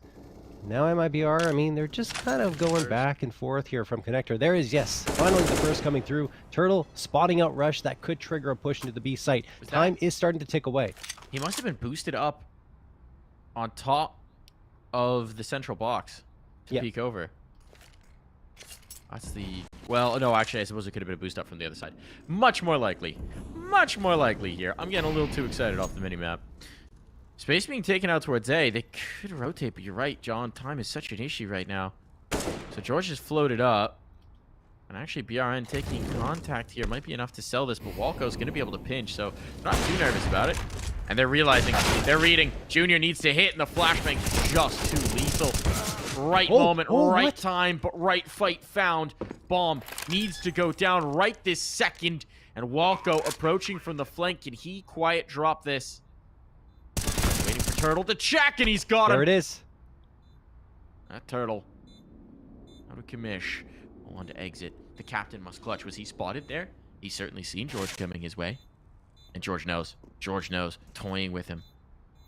Trying to allow the space for his teammate to push up. And now comes the move. Exit. There's only one spot he could be in, but he slipped. He slipped their expectations. And now the defuse needs to be on. Time might be it. Time might be the issue. Walco knows he has to stay on this bomb. And Exit will find the kill he needs. Wow, I mean, he had the molly, but it went right into the smoke, so it gave Walco some time to get the defusal, but unfortunately for him, no kit meant a full 10 seconds required, and without the reinforcements of George, the round is done. Well played by the IGL of MIBR, who actually rings true for his first 2 frags of the map. So mostly Insani and BRN before this point. That's an important one for MIBR to find. You know, they build up a little bit more economy, but it was more costly for them with 4 players going down. So they had to reinvest quite heavily. Evil Genius is on the other side. A half bite comes through. Junior gets the spot. Connects onto Henny for a little bit of damage, but, you know, Henny's not too bothered by that. Not yet. There was a moment of excitement there. A chance for the Deeg to do something quite impressive. As it is, slow, methodical pace here from MIBR. Chewing up map bit by bit. Not even a chew, it's more of a nibble at this point. Just a little nibble as they clear out connector. Realize that no one's here, and eventually do need to make a decision about which site they want to hit. Like watching a bunny work his way through hay. Nibble, nibble, nibble, nibble, nibble. And now they're ready for the meaty bits. Now they're ready for the good stuff. Ready for the fight. And EG are actually pretty ready for this approach as well. 4 bodies here. This round is not without its danger. Connection. Rush. Ready? No. Flashback wasn't on. Didn't find its home. Junior. He'll find something. But the kills, not so much. Time enough to get this bomb planted. Problems for MIBR. Yeah, if Hex manages to swing in that situation, maybe he's able to get a couple for himself because there were some low HP players around the corner, but they take him out before he can even do anything. And now Exit finds George through the panel. That'll be that. Pretty straightforward round for MIBR on the anti-eco. 5-0 in their favor on the T side of Overpass. And Overpass is one of those maps that tends to be more heavily CT-sided than the rest because of how quickly you can get back and forth between the A and the B site on your CT side. Still early days, though. And now we got the guns up. Now we got the op up for Junior. Op on either side. This is one of those matches we highlighted. The potential goal between Henny and Junior. And this might be our best chance at seeing it. Where is Henny? Sitting outside of A for the moment. Space being taken here and towards connector. So Walco and Turtle could actually be the deciding factor of this round. Certainly will control the rotations for MIBR if they can't win here. Spot onto the first, but Hex realized it, and he gets the best of Insani in a straight-up fight. A clear for Walco as well. Now it's looking very good for EG, and those rotations are going to be so tough to pull off. Yeah, BRN's coming in from the flank here. Gonna try and get some space there into the short bathrooms. Junior peeking around the corner. And George actually finds Exit. Dude, George looking away for a moment, and that could be his undoing. It is, but in the meantime, frags came through from Junior, and now Henny, the last one standing with the AWP in his hands, just going to have to back off here and likely try to save the op. Still a lot of time left in the round. 45 seconds. I think Walker's going to get him. Yep, that's it.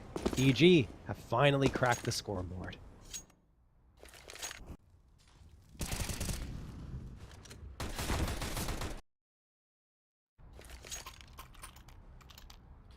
One on the board. But that's only the first test passed. Only the first hurdle overcome. There's a lot more to do here. And the money, I mean, they've actually got a little bit in tank. Right? It's a pretty good situation to be in off of your first gun round, but now is where you got to capitalize. Junior going to go for the first look. Did this with the Deagle before. He's got a slightly bigger gun this time around. Private utility, and Sonny goes down quite low. Walko, does he run so close? Now he knows. Now he knows. And he's won the fight. BRN down. That thrust towards A, neutralized. And that's even going to draw the connector player back. Turtle needs to make sure the C4 is safe and bring it to join his teammates outside B.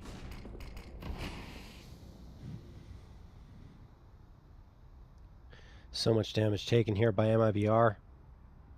And the man advantage lies in EG's favor. You see Turtle and Henny, I mean, they're thinking about going towards this B side. And, you know, Turtle's going back and forth, making sure no one comes in on the flank because they have no information behind them. Now Exit says, okay, guys, let's go. We got the potential to get in towards this B site. Nades are going to sail through. 54 seconds left. MIBR is going faster than they usually do, which is good news because they have time to try and isolate these frags and get back into this round. It's not going to be easy. Molotov thrown for Toxic. Evil Genius is playing exceptionally passively here, and that's kind of dangerous. With that Molly flying in, Junior has to fight. He does get one at the Turtle, but there's the trade, and now MIBR a chance to section off 2 players, and Sonny gets one. Hex, though, huge. Walco as well. That's the round. EG take it. And 3 survive, and the op is retrieved right in the tail moment, so the money can keep building, so the bank can keep building, so they're building the fight on into this. And without the bomb down, MIBR might have to stomach an eco here. Indeed, I think they will. Conservative in the buying, as always. 1 hero rifle out. Love that they're giving it to Insani. And he says, young man, go fry. Let's see if he can reward them for it. Had to risk a bit of extra skin into this to get that, but I think it's probably worth it. It's going to make it easier for Junior. Did he just throw that into the stairs? Yeah, he fell off the trash can instead of throwing it off of the trash can, and so he just put it right in the dirt. like Christian Hackenberg out there, but let's see if it'll cost them. Probably not. Would have been some meaty damage.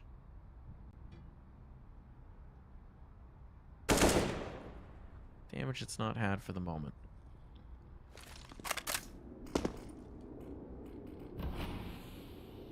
There's how long. Walk creeping in.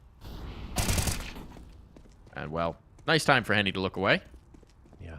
Sets up Walko for the easiest kill of his life.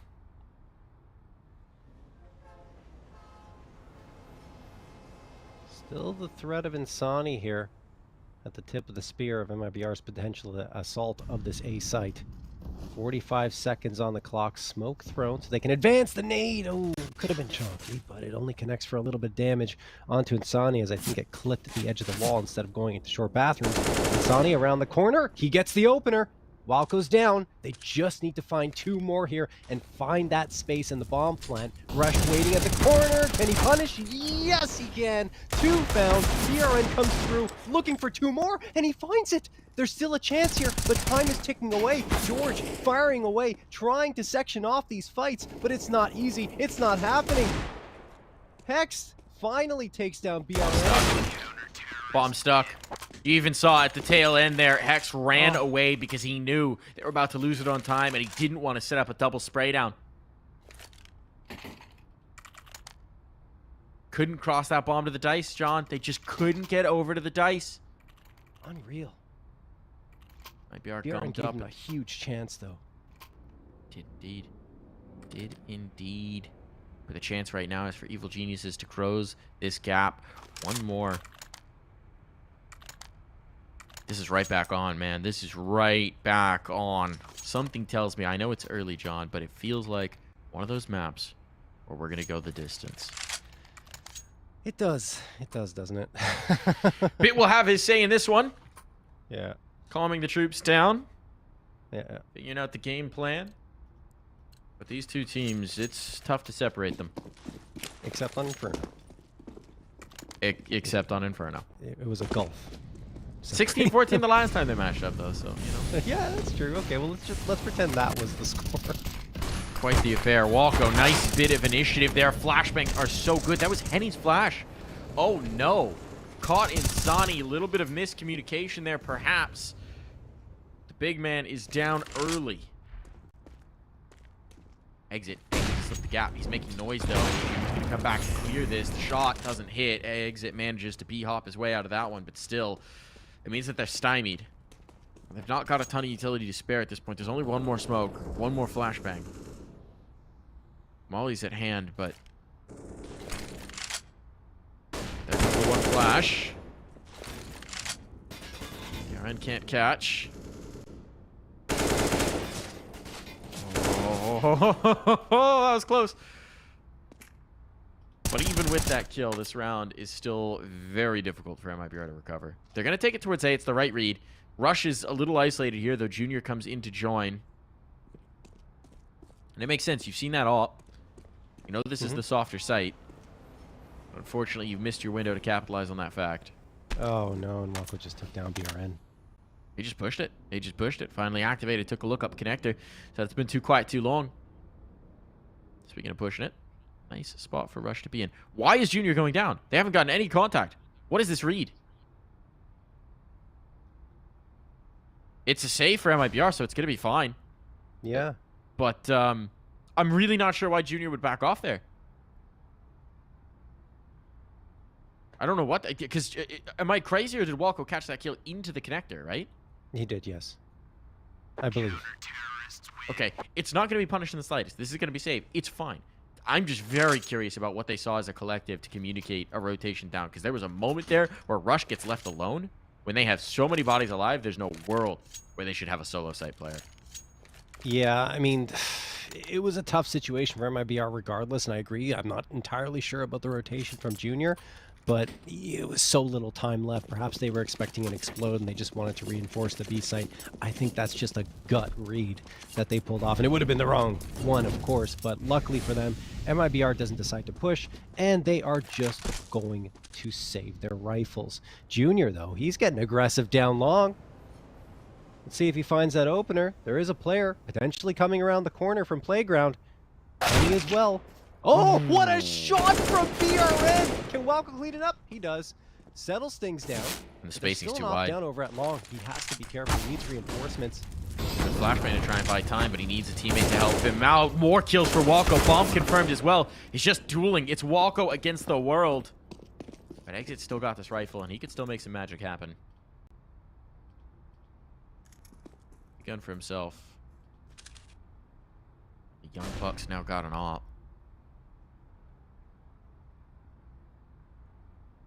Sonny out towards long. He's not being checked for. George looking for it now. And Sonny's not looking bathrooms. Is he going to be around? Goes a little wide. Not expecting the player to be that forward. So it is just left to exit. Clutch up. Or shut up, perhaps. He's got the first. No better way to lead than from the front here for exit. 25 seconds. There's not a lot of time to work with here. That's smoke down. Is this him waving the white flag? Yeah, it is. No, he's going to attempt this. Extremely late. There's He's no going way. to attempt this. There's very little time to spare. It's a desperate effort, but which side of the bank does he choose to plant on? Doesn't matter. Doesn't get there at all. All right. Again, the time management sometimes from MIBR throughout this BO5 has been a little strange, questionable on many occasions. But I don't know, perhaps Exit thought he had a read and that no one would be there and he'd get a plant, but it wasn't the case. Resh was watching and easily finds the head. Tied up 5-5 after an incredible start from MIBR, 5-0. In fact, it's a 5-round run for EG. You're right, Mike, what you said before, how this feels like it's going to go the distance, especially with the we just saw. And there we go, MIBR find an opener, then a follow-up. 4v3 in their favor. Exit takes a lot of damage. Junior. Oh, that is a big one. Junior pushing up long, finds BRN right after getting flashbang. That's just a timing shot that goes his way. Massive. And it's going to slow MIBR way down. Because they were looking poised to just rock in towards the site. Now, not so much. Hex is left alone, though, and he's not got any utility for this either. So he's just going to have to straight up fight. And he's withdrawing to avoid getting caught. Might wind up playing a retake scenario here on towards B. As he knows he's light in the numbers. Can Hex connect? Creeping forward. They're gaining this ground. Now having seen nothing in bathrooms, Junior's floating down, and this could be in the nick of time. They posted. Ready to get in towards heaven. They leave themselves exposed, but Junior misses. Oh, no. Down immediately in the trade, and Hex locked out. A Molotov from exit, that could end it. If this comes to bear, and indeed, Hex going to be burned right out of position. He has to make his move. No, it actually just sections him in and they swing. Okay. Didn't quite see where that molly landed. But a clutch available for George. And on this positioning, I mean, he could just pull off the stick. It would be a bit wild. Oh. If he'd found that kill on Henny, the stick was a very real possibility. But as it is, MIBR pull into the lead. Yeah, that's a really nice find from Henny and Hex. I mean, he just stopped for a moment because he thought he had the opportunity for the frag, and I can't blame him. He did, but Henny was just a little bit better on his spray control and nails him down to the ground. So I almost wanted to see Hex just try and jump into the smoke and try and stick the defusal like you were saying, but it just wasn't possible with how aggressive Henny was playing, preventing that bomb from being touched. Timeout going to be called. Both teams get a chance to talk things over, but it's the evil geniuses who call it to see, well, what do? They have 7K for Junior, 5K for Rush, and it looks like enough money is there to justify investing, and they'll drop some guns around, creative accounting goes on, and they'll have a decent buy-up with a lot of utility available. Not the full amount, but enough. George settling for the 5-7. He can be very potent with that. The smoke immediately thrown into Monster. MIBR going to get mollied off here, but a smoke follows up immediately from them so they can get into Playground.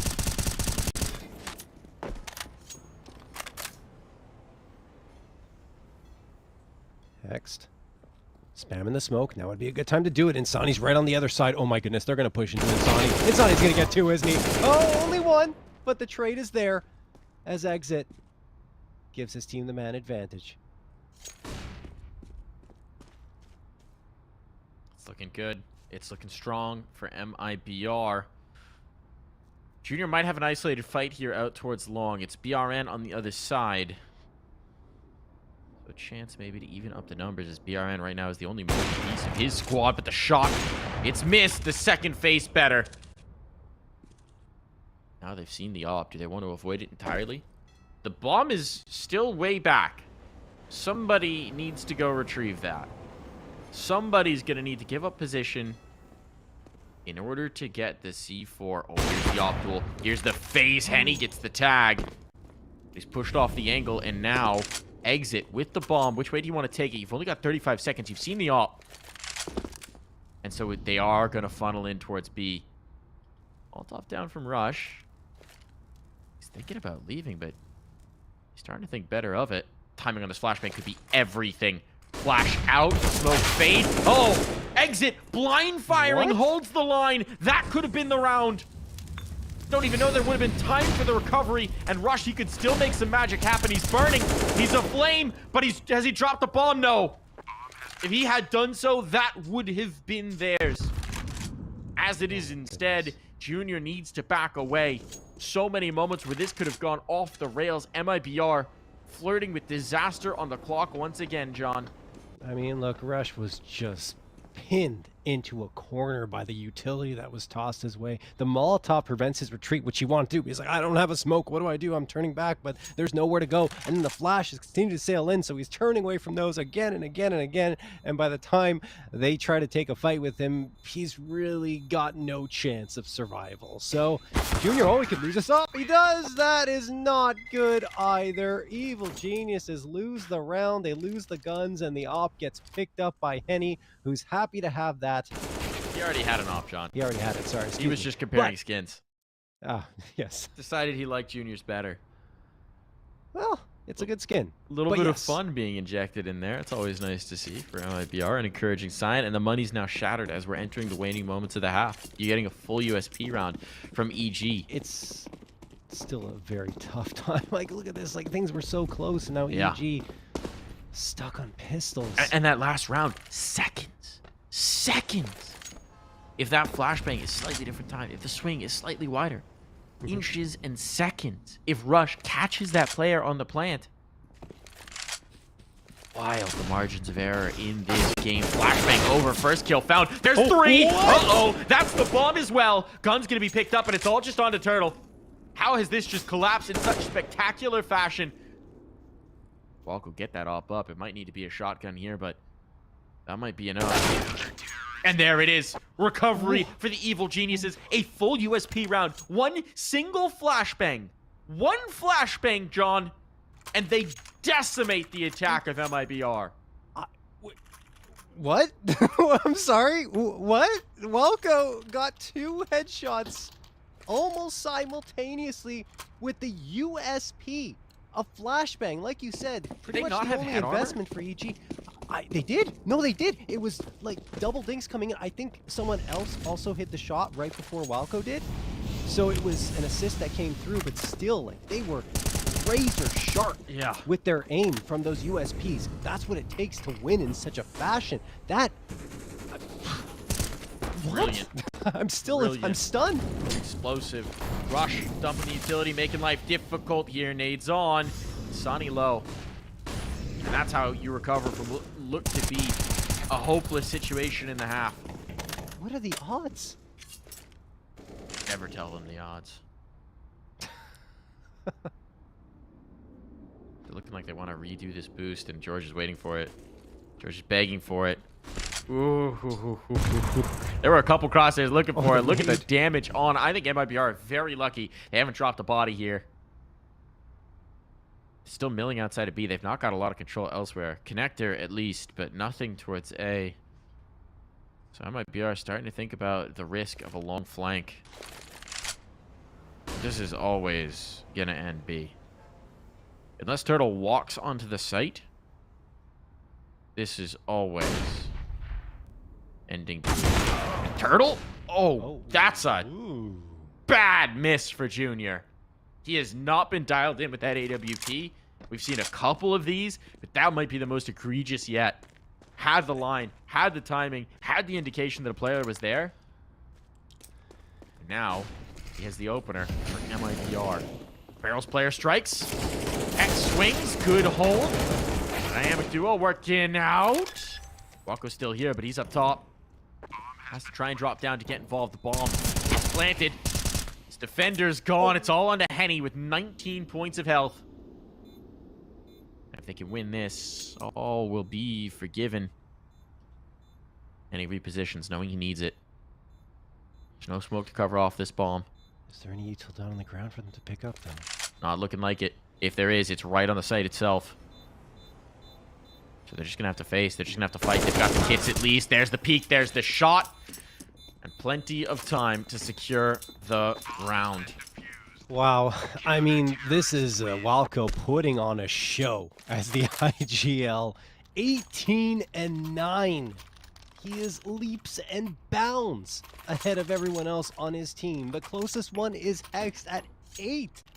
I mean, it's good news for EG because usually they rely on Junior pretty heavily, especially on Overpass CT side, because he's almost always so very solid on this side of the map. But right now you can tell he's just a bit off. I think maybe a bit is an understatement, but he's been so good throughout this entire BO5 that, you know, I guess he's having his off moment. Hopefully he'll recover soon, but either way, it's the last round of this half. Rush is going to get the opener on the Turtle. Here's Junior to the wall. He tags BRN.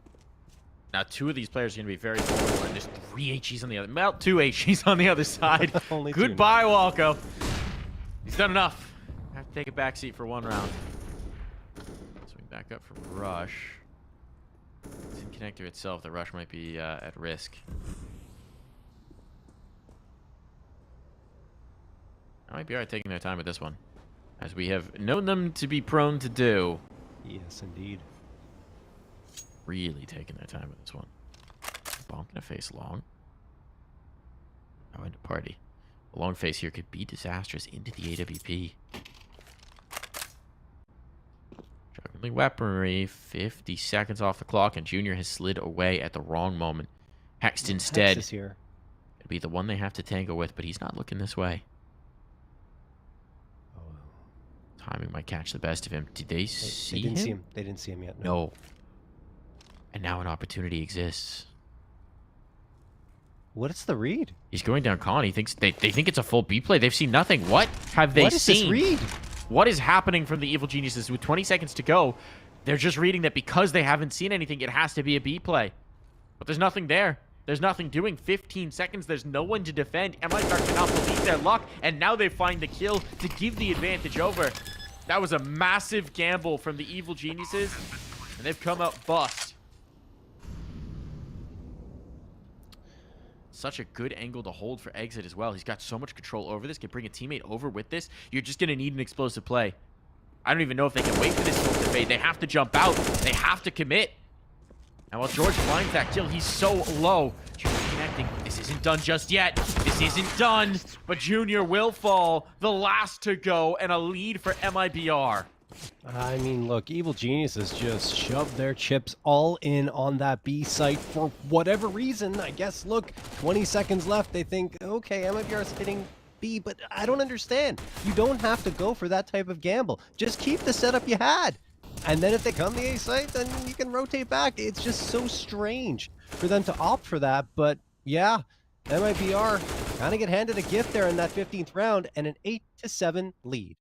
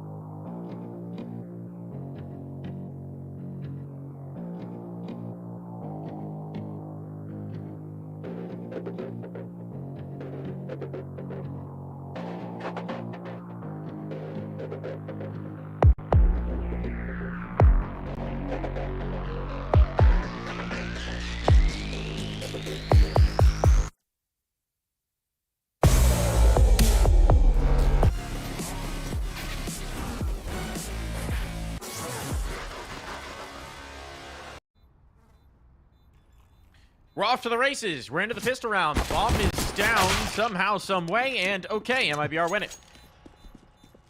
Well, All right. That was probably an exciting one, John. Probably. Unfortunately, we missed the beginning of it, but either way, it's MIBR taking a 9-7 lead, and they're building off of that last round they picked up.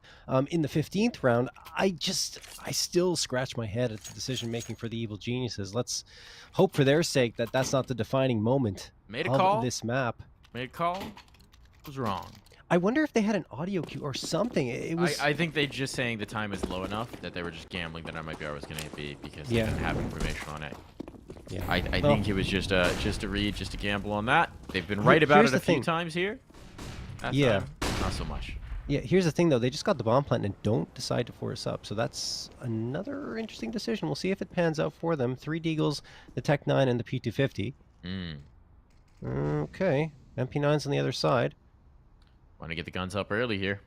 Yeah. Get a bomb plant here. It's plenty fine.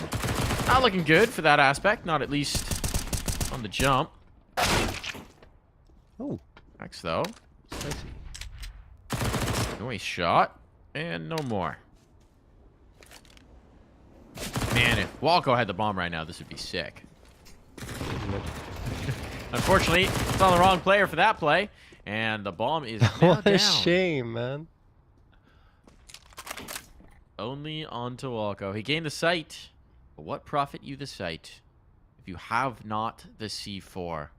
That is the book of 523. Look, Walko just needs 3 headshots. He's got this. He might do it. Walko!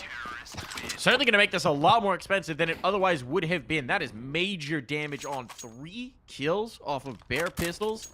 Not bad. Going to put MIBR on notice in this one. Yeah, and of course, since that was just the round where Evil Geniuses decided to save after the bomb plant, that means a full buy is coming through, and it won't be the same situation for MIBR. I mean, they do have 4 M4s up. Exit has to settle for the FAMAS, and utility is not full on the other side. It's the opposite. AKs, full util. Evil Geniuses, a slight edge here. We'll see if that's enough to send them over the line to get an 8th round, but they need to hit their shots. X going to get tagged down to 76. Oh my goodness, util's connecting. Walko at 47. And MIBR doing a pretty good job in the early goings, deploying that util and still saving some for the latter part of the round. But the problem is they just used their last Molotov, and now they're going to try to push out a monster. Insani gets 1, but George and Resh get 2 back, maybe the 3rd. There it is.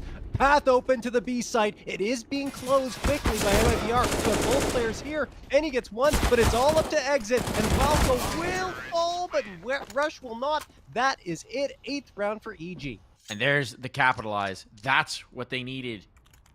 Now they make good on all that damage that Walko managed to pull off with the Deagle. And you've got an MIBR that, despite the lead, are a bit on the back foot here. Oh, they're going in. They're going in. Interesting here. There's the 1 rifle up for Exit. He's going to keep that. Where's he going to play with that 1 gun? In towards connector. Wants a fight. Boost up this cheeky. Aha, George reads it. He didn't even connect a shot on George. So aware. The little hop around completely offset his aim. That flashbang's good, but Insani's better. How is that the way George goes down?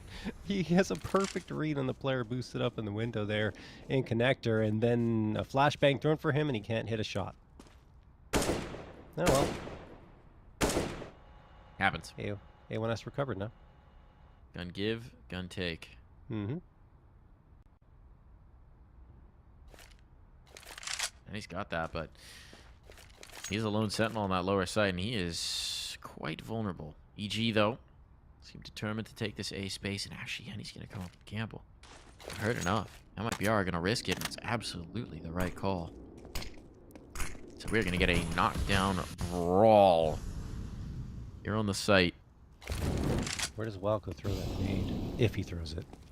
He's far enough. Fight 4. These mollies haven't spread anyone. Off the site, kills coming in, but Henny strikes with the rifle. Walko now activating here on the flank, but he's overlooked 1. He's overlooked 1. Still, Henny is down. What can Insani do? There should be time. It's not quite panic stations yet. And Walko, he's now confirmed the last spot. Insani, you can see the panic set in. Oh, they know where I am. I'm looking back and forth. Can't hit anything. Can't hit anything. And it's just going to be done for MIBR. Evil Geniuses started to come back into this one in the second half, and they are down by only 1 round again. Looking at not EG, looking at MIBR, their economy is gone. Only USPs. But remember what we saw in the last half. Evil Geniuses, just USPs, charged out and took some scalps on the MIBR side to win a surprising one. This time, though, we're not going to see some aggression. It's just a boost, and Hex reads it again. MIBR loves these boosts, right? They're always looking for it. They're always looking for it, always ready. It's a human pyramid of USPs.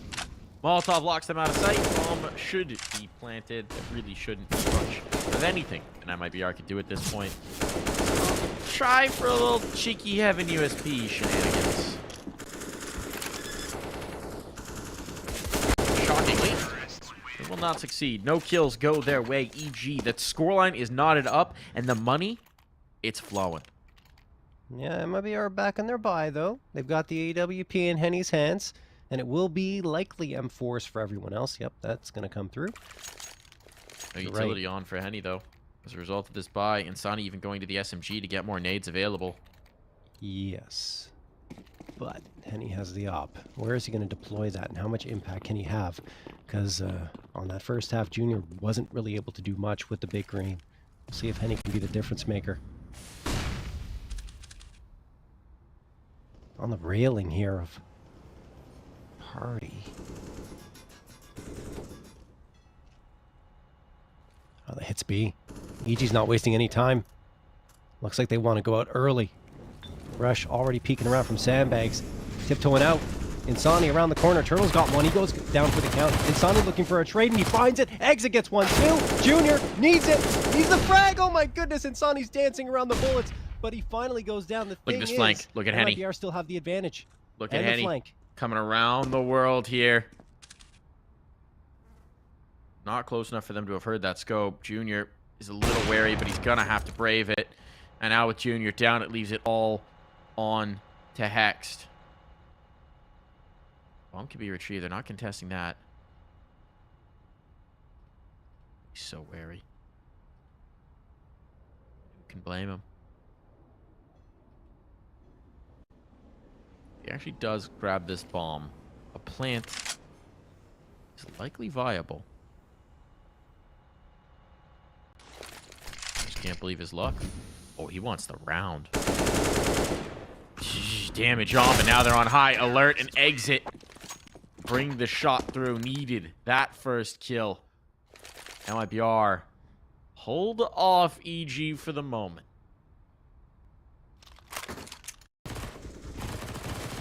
Sonny, that was a great swing despite the flashbang, and then he makes Junior work so hard for that frag and even does some damage in turn, so it just made it very, very difficult for EG to get back in the round after that point. And MIBR are back to their winning ways, and 11th found. Although Evil Geniuses do have a full buy-up, like you mentioned, they had a buy in the tank. Hex already fighting here towards Fountain, and he wins it.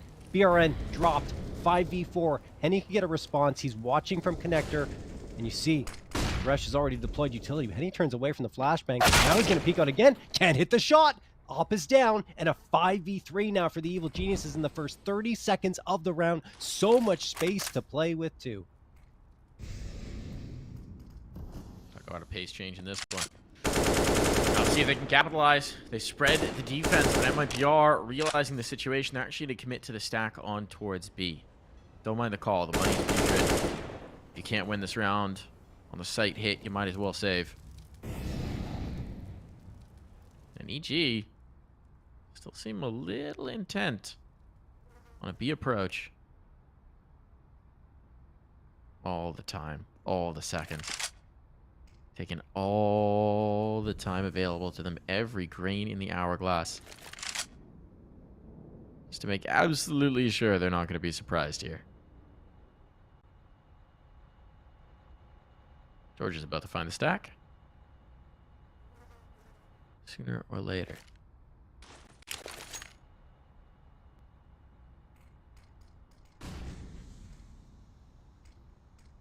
He's calling them back. Oh no, he's calling them back. Everybody's here. But George, he might just do it himself. Now they have to go in. 14 seconds. They've made a terrible mistake. The bomb is down. The Molotov in. That's no. MIBR winning the round. The trap is sprung to kill. No, not in time. Insani, he will be felled, but he wins this game of hide and seek. And that is an absolute bag fumble from the Evil Geniuses.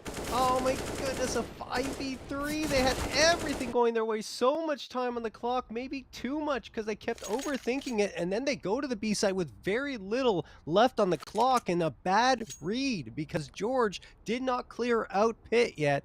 And then the two players were there. I mean, I get it, but still those two players, if he cleans them out, it's fine. But he only gets one traded out and then exits the key. He drops both and the bomb. EG couldn't get back after that. The danger of false information. Yep. Making a call before a complete picture emerges, but part of that is leaving the time so late that he felt he had to make the call if the rotation was going to come through. Oh, that is a huge Missed opportunity for the Evil Geniuses. They get another chance here because no one survived for MIBR. But that was a premium opportunity now gone by the wayside. And this time around, it's a Tech 9 and a Mac 10 to build out the buy. Jeez. Everything was trending in their direction. That's a tough one to lose. Junior, though, finds the opener onto Insani. That's an A1S drop. George or Walco certainly want to get their mitts on that. We'll see if they do. They've done a good job of checking Insani in this map, right? Yes, sir. Slowing down that aggression. He's still getting some. He's still doing damage, getting impact, but he's not the terror that they had to contend with on Nuke. It looks like they don't want to give the space they've gained towards the B site here to go and grab that rifle. They're content with what they've got, and I can't really blame them. You know, that Tech 9 can still be very potent on a quick push with the Mac 10 by your side. Turtle's playing a cheeky spot. Smoke is well timed. Slows things up. But still committed. They got no information elsewhere on the map, so they are going to go for this hit. Going into the stacked site, and he was just about to peel off before that flashbang came through. Turtle's floating. Walko's looking for this. Walko's looking for this play. Turtle up top, his foot spotted, the kill comes in. So important. That first domino falls. Flashbangs here are lethal, and Walko with that Tech 9 is just shredding heads. Destroying and dismantling what MIBR have. Bomb is down, and yeah, maybe Henny finds a kill, but he's just got a scout. He's backing away. They're tucking tail. Not even really that good of a save either. A scout. I mean, the M4 is good, but wow, what a great job by the Evil Geniuses. Walko in particular. Who needs the M4? The Tech 9 gives him 2 frags, both headshots. BRN finds George, and I mean, EG doesn't need to chase because their money's not that great, but I guess they realize that if they manage to get these last 2 frags, it would be such a huge advantage, so they're going to risk it. Hext, waiting outside of long, eh? Is he going to come around the corner? He absolutely is. Oh no, he backs off at the last second. And they will let MIBR save these rifles, but that is a great one to pull back for EG. 11th picked up. And, I mean, this is a double eco, right? So we're going to have a force buy on here. Not only is MIBR going to be risking the tied scoreline, but they're going to be risking giving up the lead. Now you get into that situation as a CT, as a defense, where you're just constantly chasing the economy. You can never feel secure. You're never going to have everything in every round, every gun round. Holds the prospect of economic ruin on the other end. And the loss bonus is only at 1900 this late in regulation. You're right. It's so tough to build up that CT economy. Whoo, timeout going to be called. MIBR. I mean, they have a lot to talk about. Like you said, it needs to be a force buy here around these rifles because it's a double eco. That's the only acceptable play.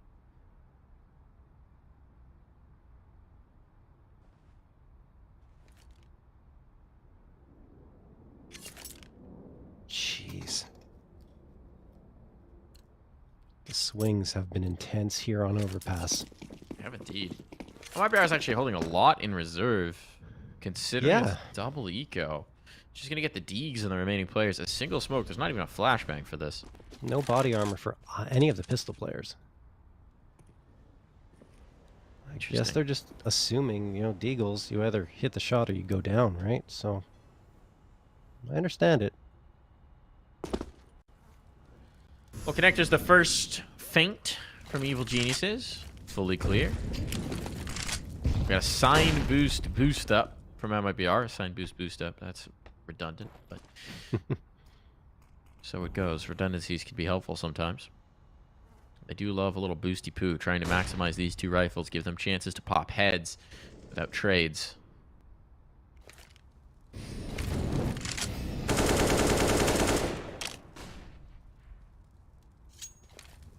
This boost might find damage. Might find damage. Still looking for it, and he's got his, and he falls away. That's perfect. The only thing that could get better there is if MIBR get the upgraded gun, but in that situation, obviously not going to happen. Evil Genius is off of that. Could go A. It would be a good call because the one rifle, or one of the rifles anyway. They check this boost. They check this boost. Yeah, now they're ready. Now they're on high alert. Okay, they were limited guns. Let's check every possible move. Rip heads. Oh, nice rush. Keeps Hex alive. Keeps Hex healthy. Want to commit Henny's rifle. It's the big question here. Bomb down, ticking away. No kits, no utility. A very dangerous retake.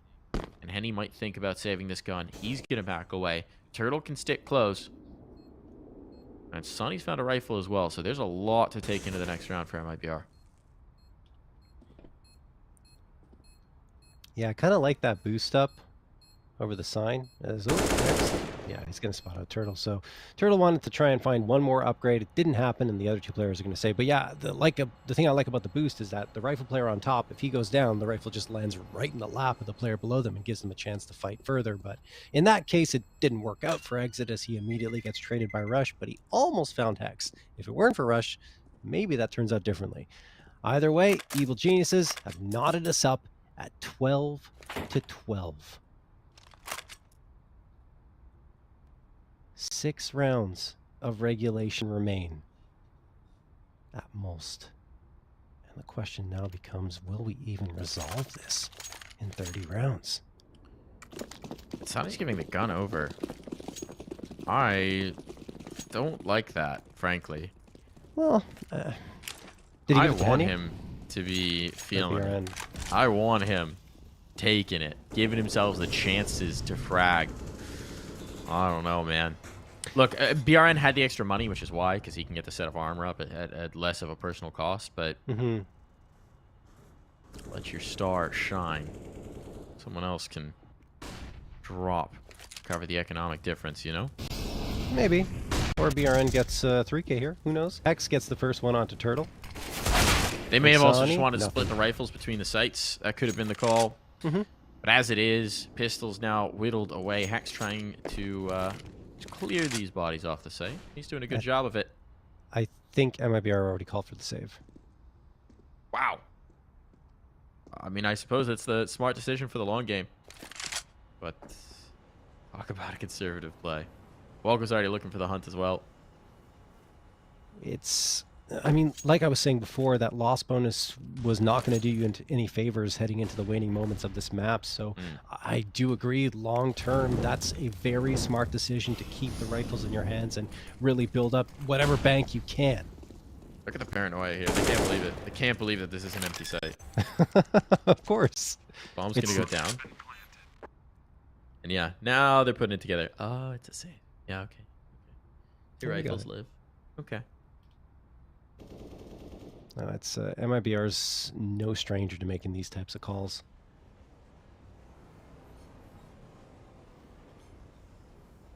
So a lead for EG. Is this their first lead of the map?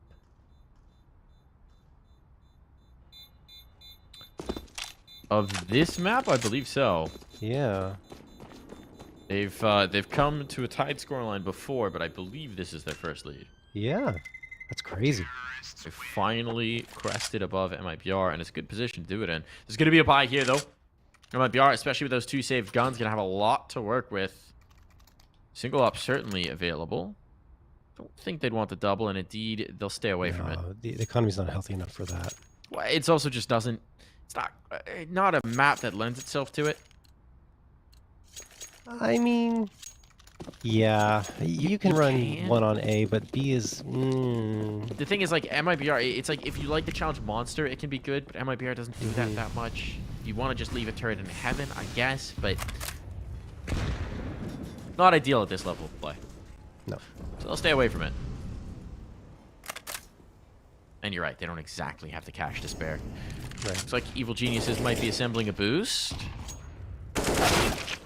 Insani's watching this. Insani's watching this. He keeps his teammate alive. And there's the headshots coming through. There's a little bit of that energy coming back in. MIBR needs a little more insanity into this one to pull it off. I mean, look, Insani's been so very impressive throughout the entirety of this. If you ignore Nuke, not Nuke. If you ignore Inferno, of course. But he's been quieted by the Evil Geniuses because of Evil Geniuses' patient play, in particular on the T side, not letting Insani get aggressive and catch them off guard. Walco slipped into long bathrooms, and he's not looking for it. Oh, Walco no. gets a freebie, 4v4, and now the A site potentially chance for them to crack it open. Players aren't here. Players aren't here. It's left to BRN to mount such defense. His teammates are rotating in, but it's a little bit of panic. They're dumping utility in towards the site, and that's almost all of their nades gone. Now on a line. There's not a lot of time to spare. The flank developing. They need these kills. There's a player coming up next. This could all fall apart on the clock. 17 seconds rush is fragging out, but now Turtle comes to play, and the bodies drop, and the round, it's lost. What on earth? That wasn't the best of executes from the Evil Geniuses. One of their Molotovs went into the smoke. The first one said, okay, you know, I understand it. It caught the edge of it. Then the second one goes into a smoke as well. That could have put so much pressure on MIBR, but they couldn't do it. And then the shots did not connect. I think some of those were actually CT mollies that extinguished as well. I believe it was both going the other way. But whatever it is, the timing definitely, it got a little chaotic. It got way too harried. They weren't prepared for the flank either. It's looking reminiscent of some of the issues that were plaguing MIBR in terms of just running way too low on that clock. Yeah, both teams are prone to it, though. We've seen it in the past. As Hex is going to go out here, he sees a fight potentially, but can't really catch anyone off, and Junior actually gets taken down to 25. So, again, EG not able to get off on the right foot at the beginning of this round, but I mean, fortunate for them, they still have all 5 bodies to work with. Bomb has been dropped here in the upper tunnels, so they're just playing defaults, waiting for MIBR to potentially push up and make a mistake, but I mean, they've really tightened up their play on the MIBR side. Much more passive and patient, waiting for EG to come to them.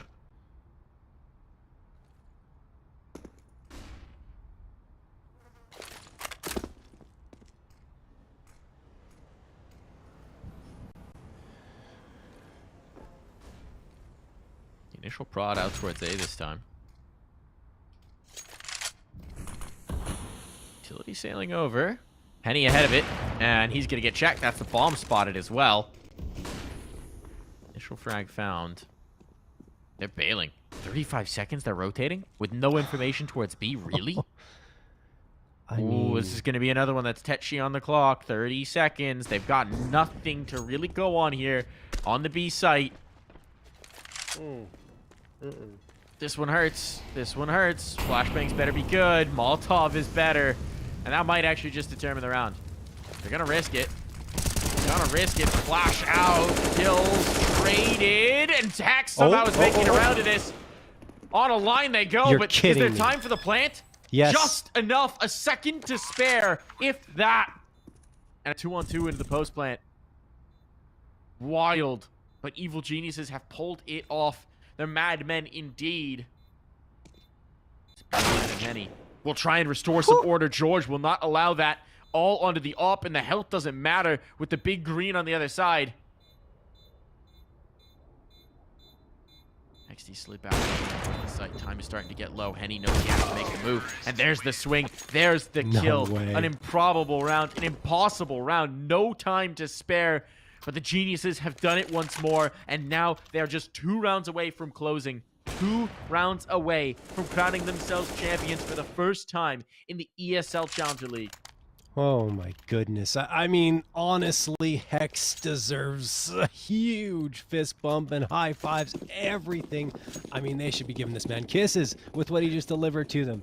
I can't believe he gets those 2 frags. It's nutty. And then George, in the support of the take, finds one for himself, and they close it out so beautifully. We talked about the chemistry between George and Hex in the past when Hex first joined this roster. It was looking good. That was a perfect time for it to shine through again. And they're going to go to this B side. It is stacked by MIBR with the pistols. Oh no! Could it fall apart? 3 frags for MIBR. Only Walco and Rush left standing.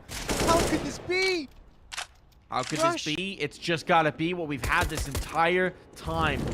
Just when you think it's going to be done, things fall apart. The center cannot hold. Walco. What can he do, even just to limit the amount of guns that are going to be taken forward? This is a catastrophe for Evil Geniuses at what should have been the final hurdle. What should have been the victory stance. Walco's had a tremendous map. 27 kills to his name, all while calling. Make that 28. This isn't done yet. There's 44 seconds. There's time enough on this. He's just got 2 more to find. What a recovery it would be. Re-smoke on for the monster tunnel. Focus in. Here's the face. He gets it down to just the last, but Turtle has done it. 14 all. We're going the distance. All 30 rounds at an absolute minimum in this match. We could see it coming from the first half, right? Ay, ay, ay, back and forth. Wow. I can't understand it. It feels like EG at the critical junctures over the last couple of maps just haven't been able to take the advantages when they're available for them to snatch away from MIBR. Oh boy, tied up 14-14. EG, they're gonna opt for the force buy. They got 2 AKs, the Galil, the MAC-10, and the Tech-9. Money is still okay for MIBR. Even if they lose this round, they should have a decent buy-up. Won't be that great for BRN, who's at $0. Here comes Evil Geniuses. They're trying to pick up the pace a little bit. Molotov flies in, and Sonny's ready. He's got 1, 2, maybe the third, and he does indeed find the 3-piece. Walco and Junior, last 2 standing. Junior's pretty far up, but I mean, he's flashed to oblivion here, and Insani wants to rack up a 4th. Might just get punished here. Gap in the smoke. Nade chiming down.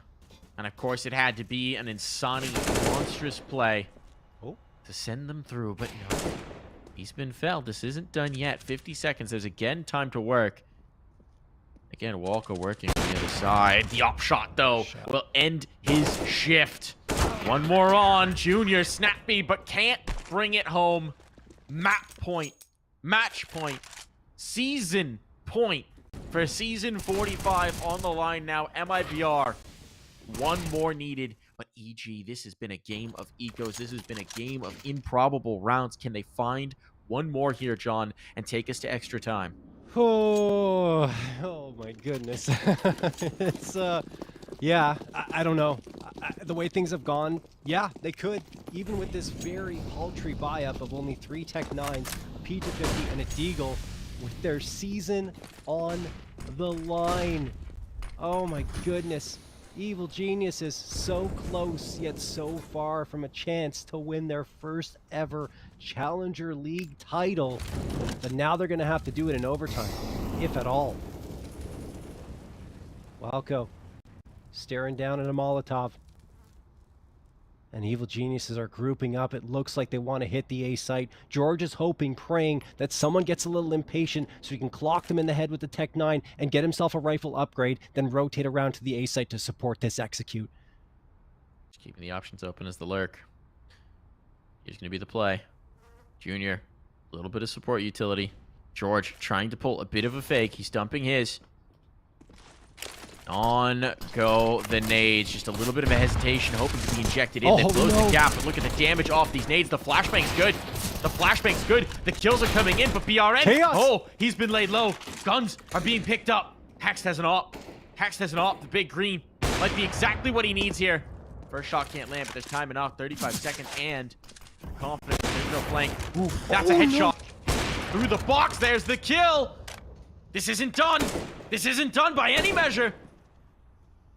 Hex dancing on the dice is doing so much in terms of damage. George now there to support and down to just the 1. Turtle in the clutch. First one found, but against the all. There is no quarter. We're going to overtime. Hex, he's done it. He's delivered them beyond.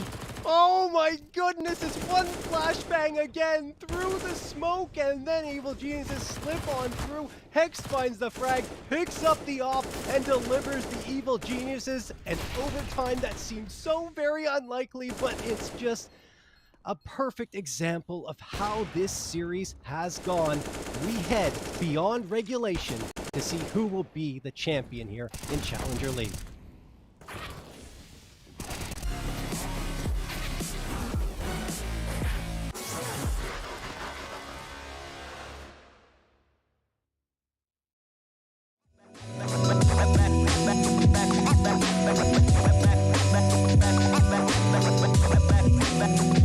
Back.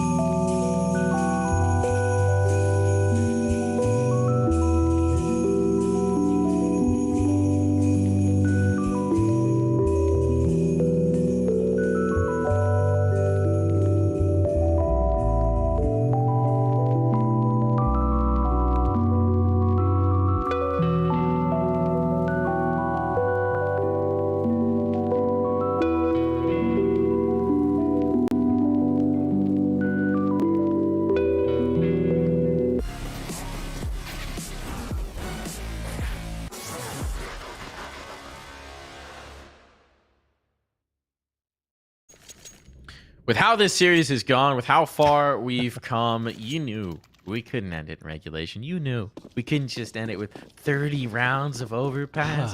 No, we need all of the rounds of Overpass. Every possible round. MIBR against the Eco cannot close. Against the Force Buy, they can't seal the deal. And those rounds, they've haunted them. They have haunted them in a big way. And now they got to try and win it all over again. I mean, I think it's haunted both teams, right? True. That pistol round where it felt like Evil Geniuses were going to come out and take the lead and really control the map, then no, it doesn't. I mean, it's MIBR who just dismantled them. So, we'll see. If fatigue starts to set in and more mistakes come through, or if one of these teams can batten down the hatches and step up to a level beyond what they've played here tonight.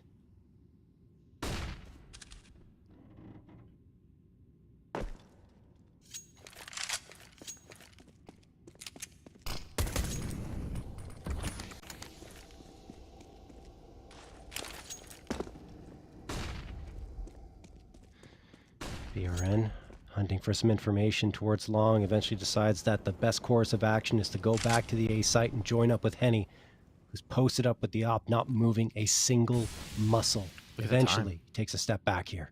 30 seconds on and all 10 are alive. Turtles now found contact. That's George. He's just the lurker. Now the hit comes through. It's all going to be about this A take. They've left themselves no time to spare. 20 seconds. And their first 4-8, not quite dead just yet. And Walko actually finds this frag. That's wild, but they have to plant with players still on. It's denied. No, the bomb goes down. A chance to maybe win this, but it's such a slim one, and a wounded Walko will be put into the dirt. A fight under the last, and that one is all MIBR. The round they needed in regulation, they find immediately into overtime. Yeah, I thought Walko slipping through and getting past the shots that were being fired at him from long would have been the difference maker in that, and he does actually get a frag afterwards, but the Evil Geniuses just barely plant the bomb. A nice swing coming through from the MIBR players, and then, well, the round easily goes their way. Only one frag connected on by EG, and I think another thing that was their problem, which, again, kind of epitomizes how things have gone here, is they wasted way too much time setting things up and didn't go soon enough.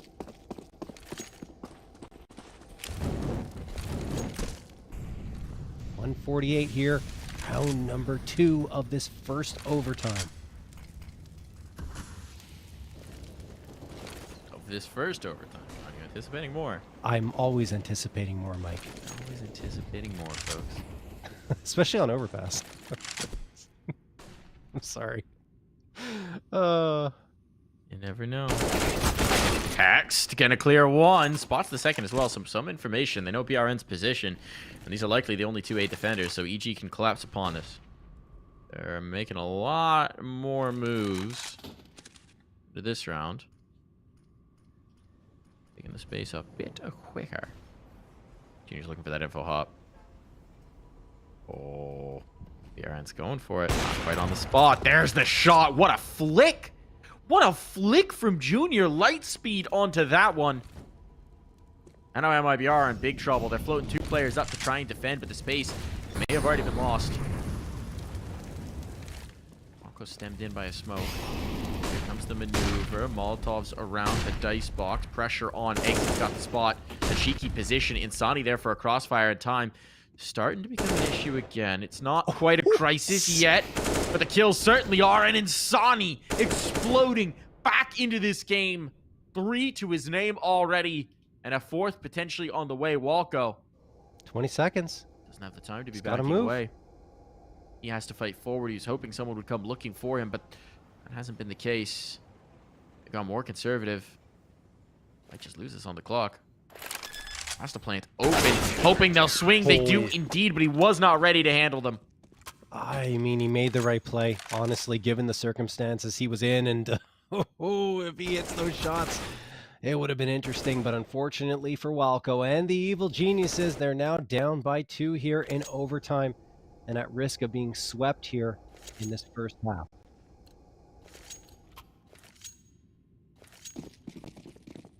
Great job from him. I mean, that flick from Junior was ridiculous. I was thinking, okay, here's where Junior wakes up in overtime, but no, it's Insani who's the one that starts to open his eyes and make his mark on this match.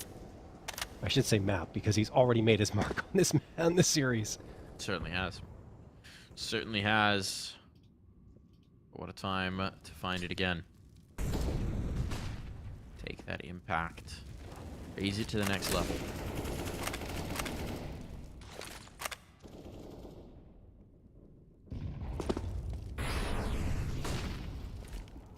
Four players here on the B site. Evil Genius are trying to apply pressure. Not finding home just yet, and this one's looking like another one that's going to be a very late finish. Look at the positioning of the bomb.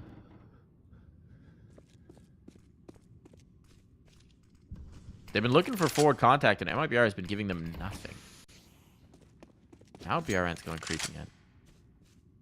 Now he's going for a poke behind the divider smoke.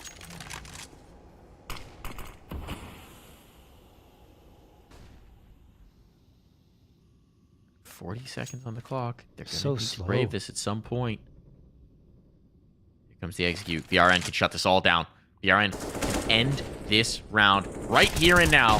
BRN gonna find the first. He's blinded up. The trade is there. So 1-for-1, maybe the ideal situation. And meanwhile, look at how far out Walco has crept. They're rotating down off of Walco's space. He's going to try and capitalize, but they are leaving themselves no time. Once again, playing with the margins. Turtle claimed, but Insani's on the line, and that's all they need. They have to plant this bomb. They aren't finding the cover to do so. It's just a fight. It's just a brawl. It's on to Junior, and in the clutch, he cannot pull it off. All of the rounds for MIBR as we swap sides. I just Evil feel like Genius is doing them no favors with their clock management. Yeah, they were their own worst enemy in that first half of overtime. They continued to wait until the very last moment to go for their executes, and I mean, it cost them because they couldn't clear out the angles correctly. Ay, ay, ay, MIBR. 18 rounds, one more. And they've done it. The three-peat will be theirs. Triple crown, three-peat. 3-time back-to-back winners. Never been done. I mean, they've won it cleanly the past 2 times. This has been the closest final we've had for quite a few seasons of Challenger League. Is it all going to end here? Or does EG have enough in the tank to push us to another overtime? It's what they have to do. It's what they have to do. No options about it. Gotta show us what they've got. And at least the time can't run out on them in this half. I think MIBR goes quick here. Early utility down. They're certainly going to probe. They're certainly going to test. In towards B, thinking about the knockout blow, but a Molotov down. Well, that'll slow things. Look at the rotation from EG. 2 players already down connector. They were so ready for this to be a full B play. They were. Might still be. Just a little bit of a hitch. Exit. Trying to create some noise elsewhere. Their options open. And look at how much of the CT utility got dumped. Anticipating that faster play. There's really only 1 smoke remaining. Junior's gone back to line it up. So Monster will be re-smoked. But it's coming in from the other side of the map. And to MIBR, that might tell them the nades are running a bit low. What's available? George has a Molotov. That's it on this side of the map. George. He's going to rip it right as the smoke fades. Yeah, it's going to be so critical here. And he could get caught before he throws it. Oh no, Hext is going to get one. George, a second 5v3. The Evil Geniuses trying to hang on to life here. MIBR, they could get 2. There's 1. Not the second. Wow, that's huge from George. Fully blinded. He's just holding the angle and spamming. That was a bit of desperation, but MIBR, they've come up against a brick wall named George and Hext. Exit, even if he gets this kill, time is going to be such an issue. And Walco is not serving himself up on a silver platter. The kill will come through, but Exit just does not have the time to do anything about this round. 12 seconds. I don't even think he could get a plant if there was no one shooting back at him. No. So it goes. The clock, again, a perennial presence in these rounds. The Evil Geniuses aren't done with this season just yet. 16th round secured. And this is the key fight right towards Monster. It's just back and forth, and that, the critical one. George blinded, still connects on one, and even finds a third afterwards. Whew, he hasn't been too loud throughout this map, but that is a good time to make some noise as he helps his team pick up a 16th. 5th round of the overtime. Turtle pushing up into connector. MIBR, they're taking the space, but they're not committing yet. They're waiting to get an opening frag before they decide where this bomb is going to go. The one to grab the bomb will likely be BRN if they rotate to B. If not, thinking it's going to be Exit. Right now, they don't seem too keen on going to the B site because of the smoke and the util that's been thrown here by the Evil Geniuses. And you see, Exit grabbing that bomb may indicate a rotation to the A site.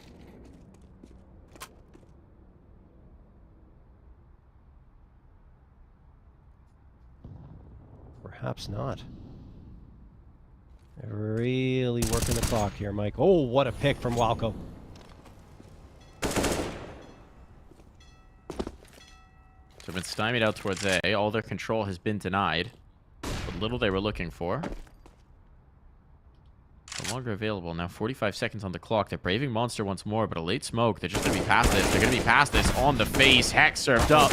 Insani felled after just one, but the trade is there. The hit coming through. Rush. What do you got to hold the line? They may not expect him this far forward. Pass and Rush. No, can't capitalize. Great headshot out from BRN. And now the bomb. So out of position. Might just be finding the plant. Walco trying to come back through. Junior up in towards heaven. The Molotov stalls it. But it can't fully deny. But oh, the nade certainly can. Tag onto Walco, but they have to plant. The Molotov might just have done it. Again, we're going for another round. The madness, provided Junior can live. And he's done exactly that. MIBR cannot find the closer. We're in the madhouse right now. And we're going the distance once more every possible round. Maximum efficiency from those Molotovs thrown by the evil geniuses. They section off the bomb in one direction, it can't get to the site, and then a perfect one from Walco after he finds a frag right when the bomb was about to be planted. That is just fantastic clutch work by the evil geniuses when everything is on the line. Last round of the first overtime. One more attempt. MIBR did such masterful work in the first. Have not been able to capitalize. Look at this. Look at this change up. Look at this aggression. We haven't seen this at all. And now This is huge. they've got so much information. This flank is going to be brutal. George even rerouting around to go up to connector. Junior's got to be ready for them to be coming out long, but he's got reinforcements behind. A little bit of extra comfort, and here comes the peak, What but a Henny shot. wins it. Junior had all the preparedness. It was left eye into right eye, but still, Henny wins. And now they're watching for this flank because they're wondering, Oh my. MIBR, 2 men up, might just be doing it here. Clock hitting 50 seconds. Walco by the sign, the only one on site proper. It's a forward setup. George to come up top and his utility sailing. So Walco's going to try and assert himself here. The Molotov is good. It nets him the kill. There's still plenty of time. 35 seconds to spare. That's a brilliant move. He picks up the Molotov. He stalls out further. Needs a little bit of maneuvering, but he's lost his teammate. Needs the comrade to come up top. George trying to rotate in, and now it's all going to be George in the clutch. This bomb is going down. Nothing that can be done about this. George way too far away. They're nervous. They think he might be around any possible corner, but takes it, will plant the bomb. The clock won't lose it for them this time, and Turtle will seal the deal on the victory. The triple crown is theirs. MIBR have done it for 3 seasons in a row. They are your ESL Challenger League champions. Oh my goodness, and so well deserved for MIBR, right? The first time ever, I would say, throughout those 3 championships they've taken that they were challenged to this point, pushed to the final map, but they do it even with the map disadvantage. MIBR are the season 45 champions, and again, back to back to back championships. I cannot emphasize how difficult that is to do. That level of consistency, especially considering the other engagements that MIBR have this year, right? The travel they have to do, the events they've been a part of. They've been in and out of North America competing in this league. Most seasons, they compress all their matches into 1 week of the regular season just to be able to fit them into their schedules. It's a grind that these guys have been on. It's an absolute brawl, and maintaining that focus on what some might consider lesser competition at times, it's huge. They are always here. They're always on point. They bring a level of consistency that we just rarely see in the ESL Challenger League. It's really a thing of beauty. It's an incredible effort, and incredible work that they've done. Yeah, and not to mention, of course, throughout these last 2 seasons anyway, 6-1 in the regular season last time. They didn't lose a single map afterwards in the playoffs. Here, tested a little bit more, and of course, they go down into that lower bracket, lose 1 BO3, but that is it. Unreasonably good are this MIBR squad. They truly And are. Mike, just to note, this could be the last CSGO season that we're going to see here in Challenger League, depending on when CS2 comes out. But yeah, I mean, MIBR could really cement themselves in history. I don't know what the calendar is like after the player break, but I suspect we'll be able to We'll cram see. one more in. I bet we'll Maybe. be able to squeeze one more in. But what I will tell you is this has been an incredible feat. No one else is going to be able to pull a Yes. three-peat. I'll tell you that much. That's No. definitely not going to happen. And it's just such a bold showing. And it feels like there's a string of fate that ties these two rosters as well, right? MIBR and this Evil Genius Black roster, because it was a matchup against them that netted MIBR their first title as well.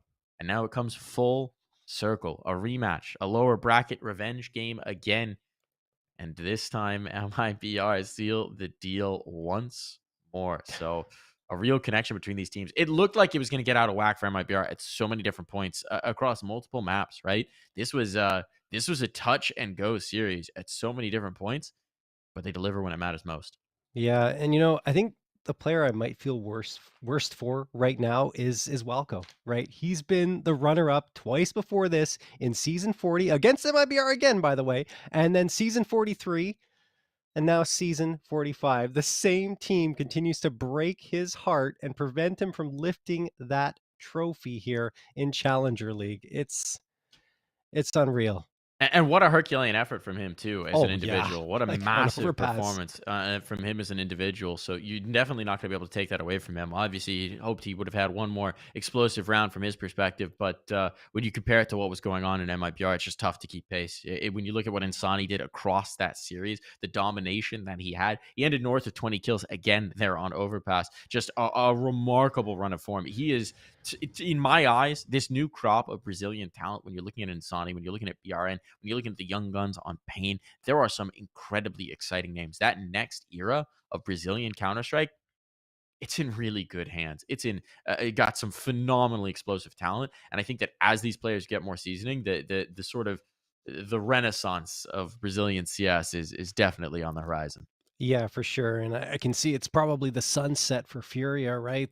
Things have finally, I think, ended for that run for that squad. We'll see if it continues, but either way, that's really good news for the Brazilian side, right? They've still got Pain, they got MIBR. Things are definitely looking up on their side, but also we can't forget NA. And let's not, talk too much down on Evil Geniuses and what they've done here because it was impressive. The regular season, the run in the playoffs here, all the way through the upper bracket. They pushed it to a final map, or I shouldn't say they pushed to the final map, but they absolutely dominated MIBR on Inferno 16-3. The most impressive victory on a map against MIBR, like you said, Mike, for quite a few seasons, perhaps even the entire time that MIBR have been in this league. So it's very promising for the NA scene as well, and this Evil Geniuses Black squad.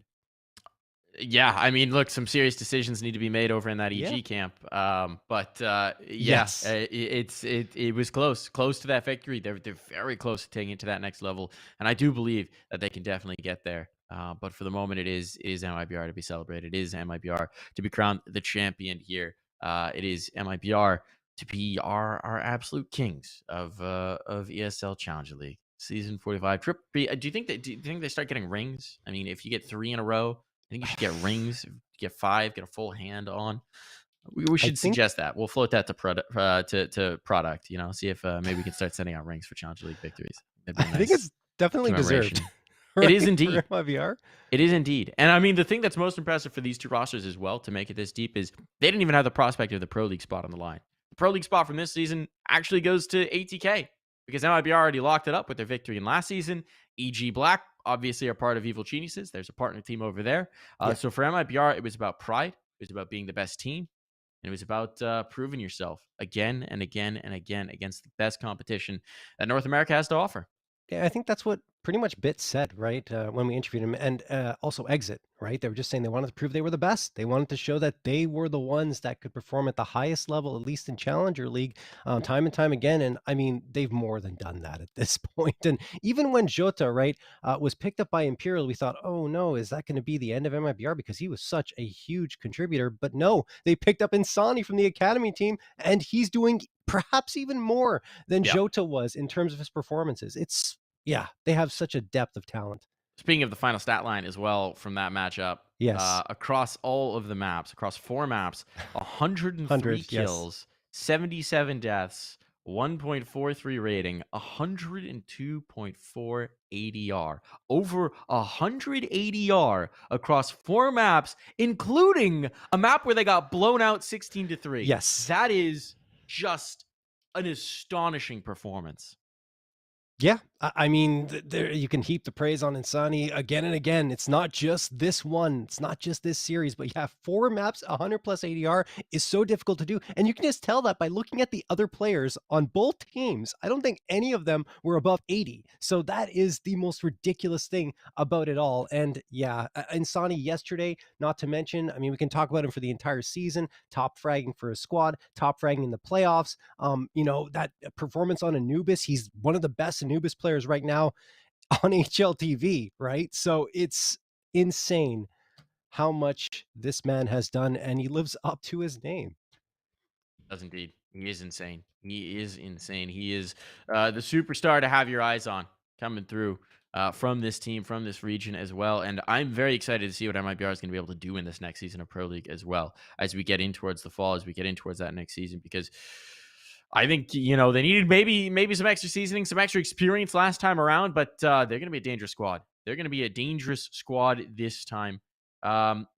Unfortunately, we were waiting to see if an interview would come through, but we haven't gotten that just yet. So the winners will be off celebrating their own congratulations in their own time. You'll have to catch them somewhere else. But thank you so much for tuning in with us for another season of the ESL Challenger League. This has been season 45. Season 46 will be back before you know it. And hey, EU playoffs still going on. We're going to say goodnight here. Thanks for sticking with us so late. See you next time. Bye-bye, everyone.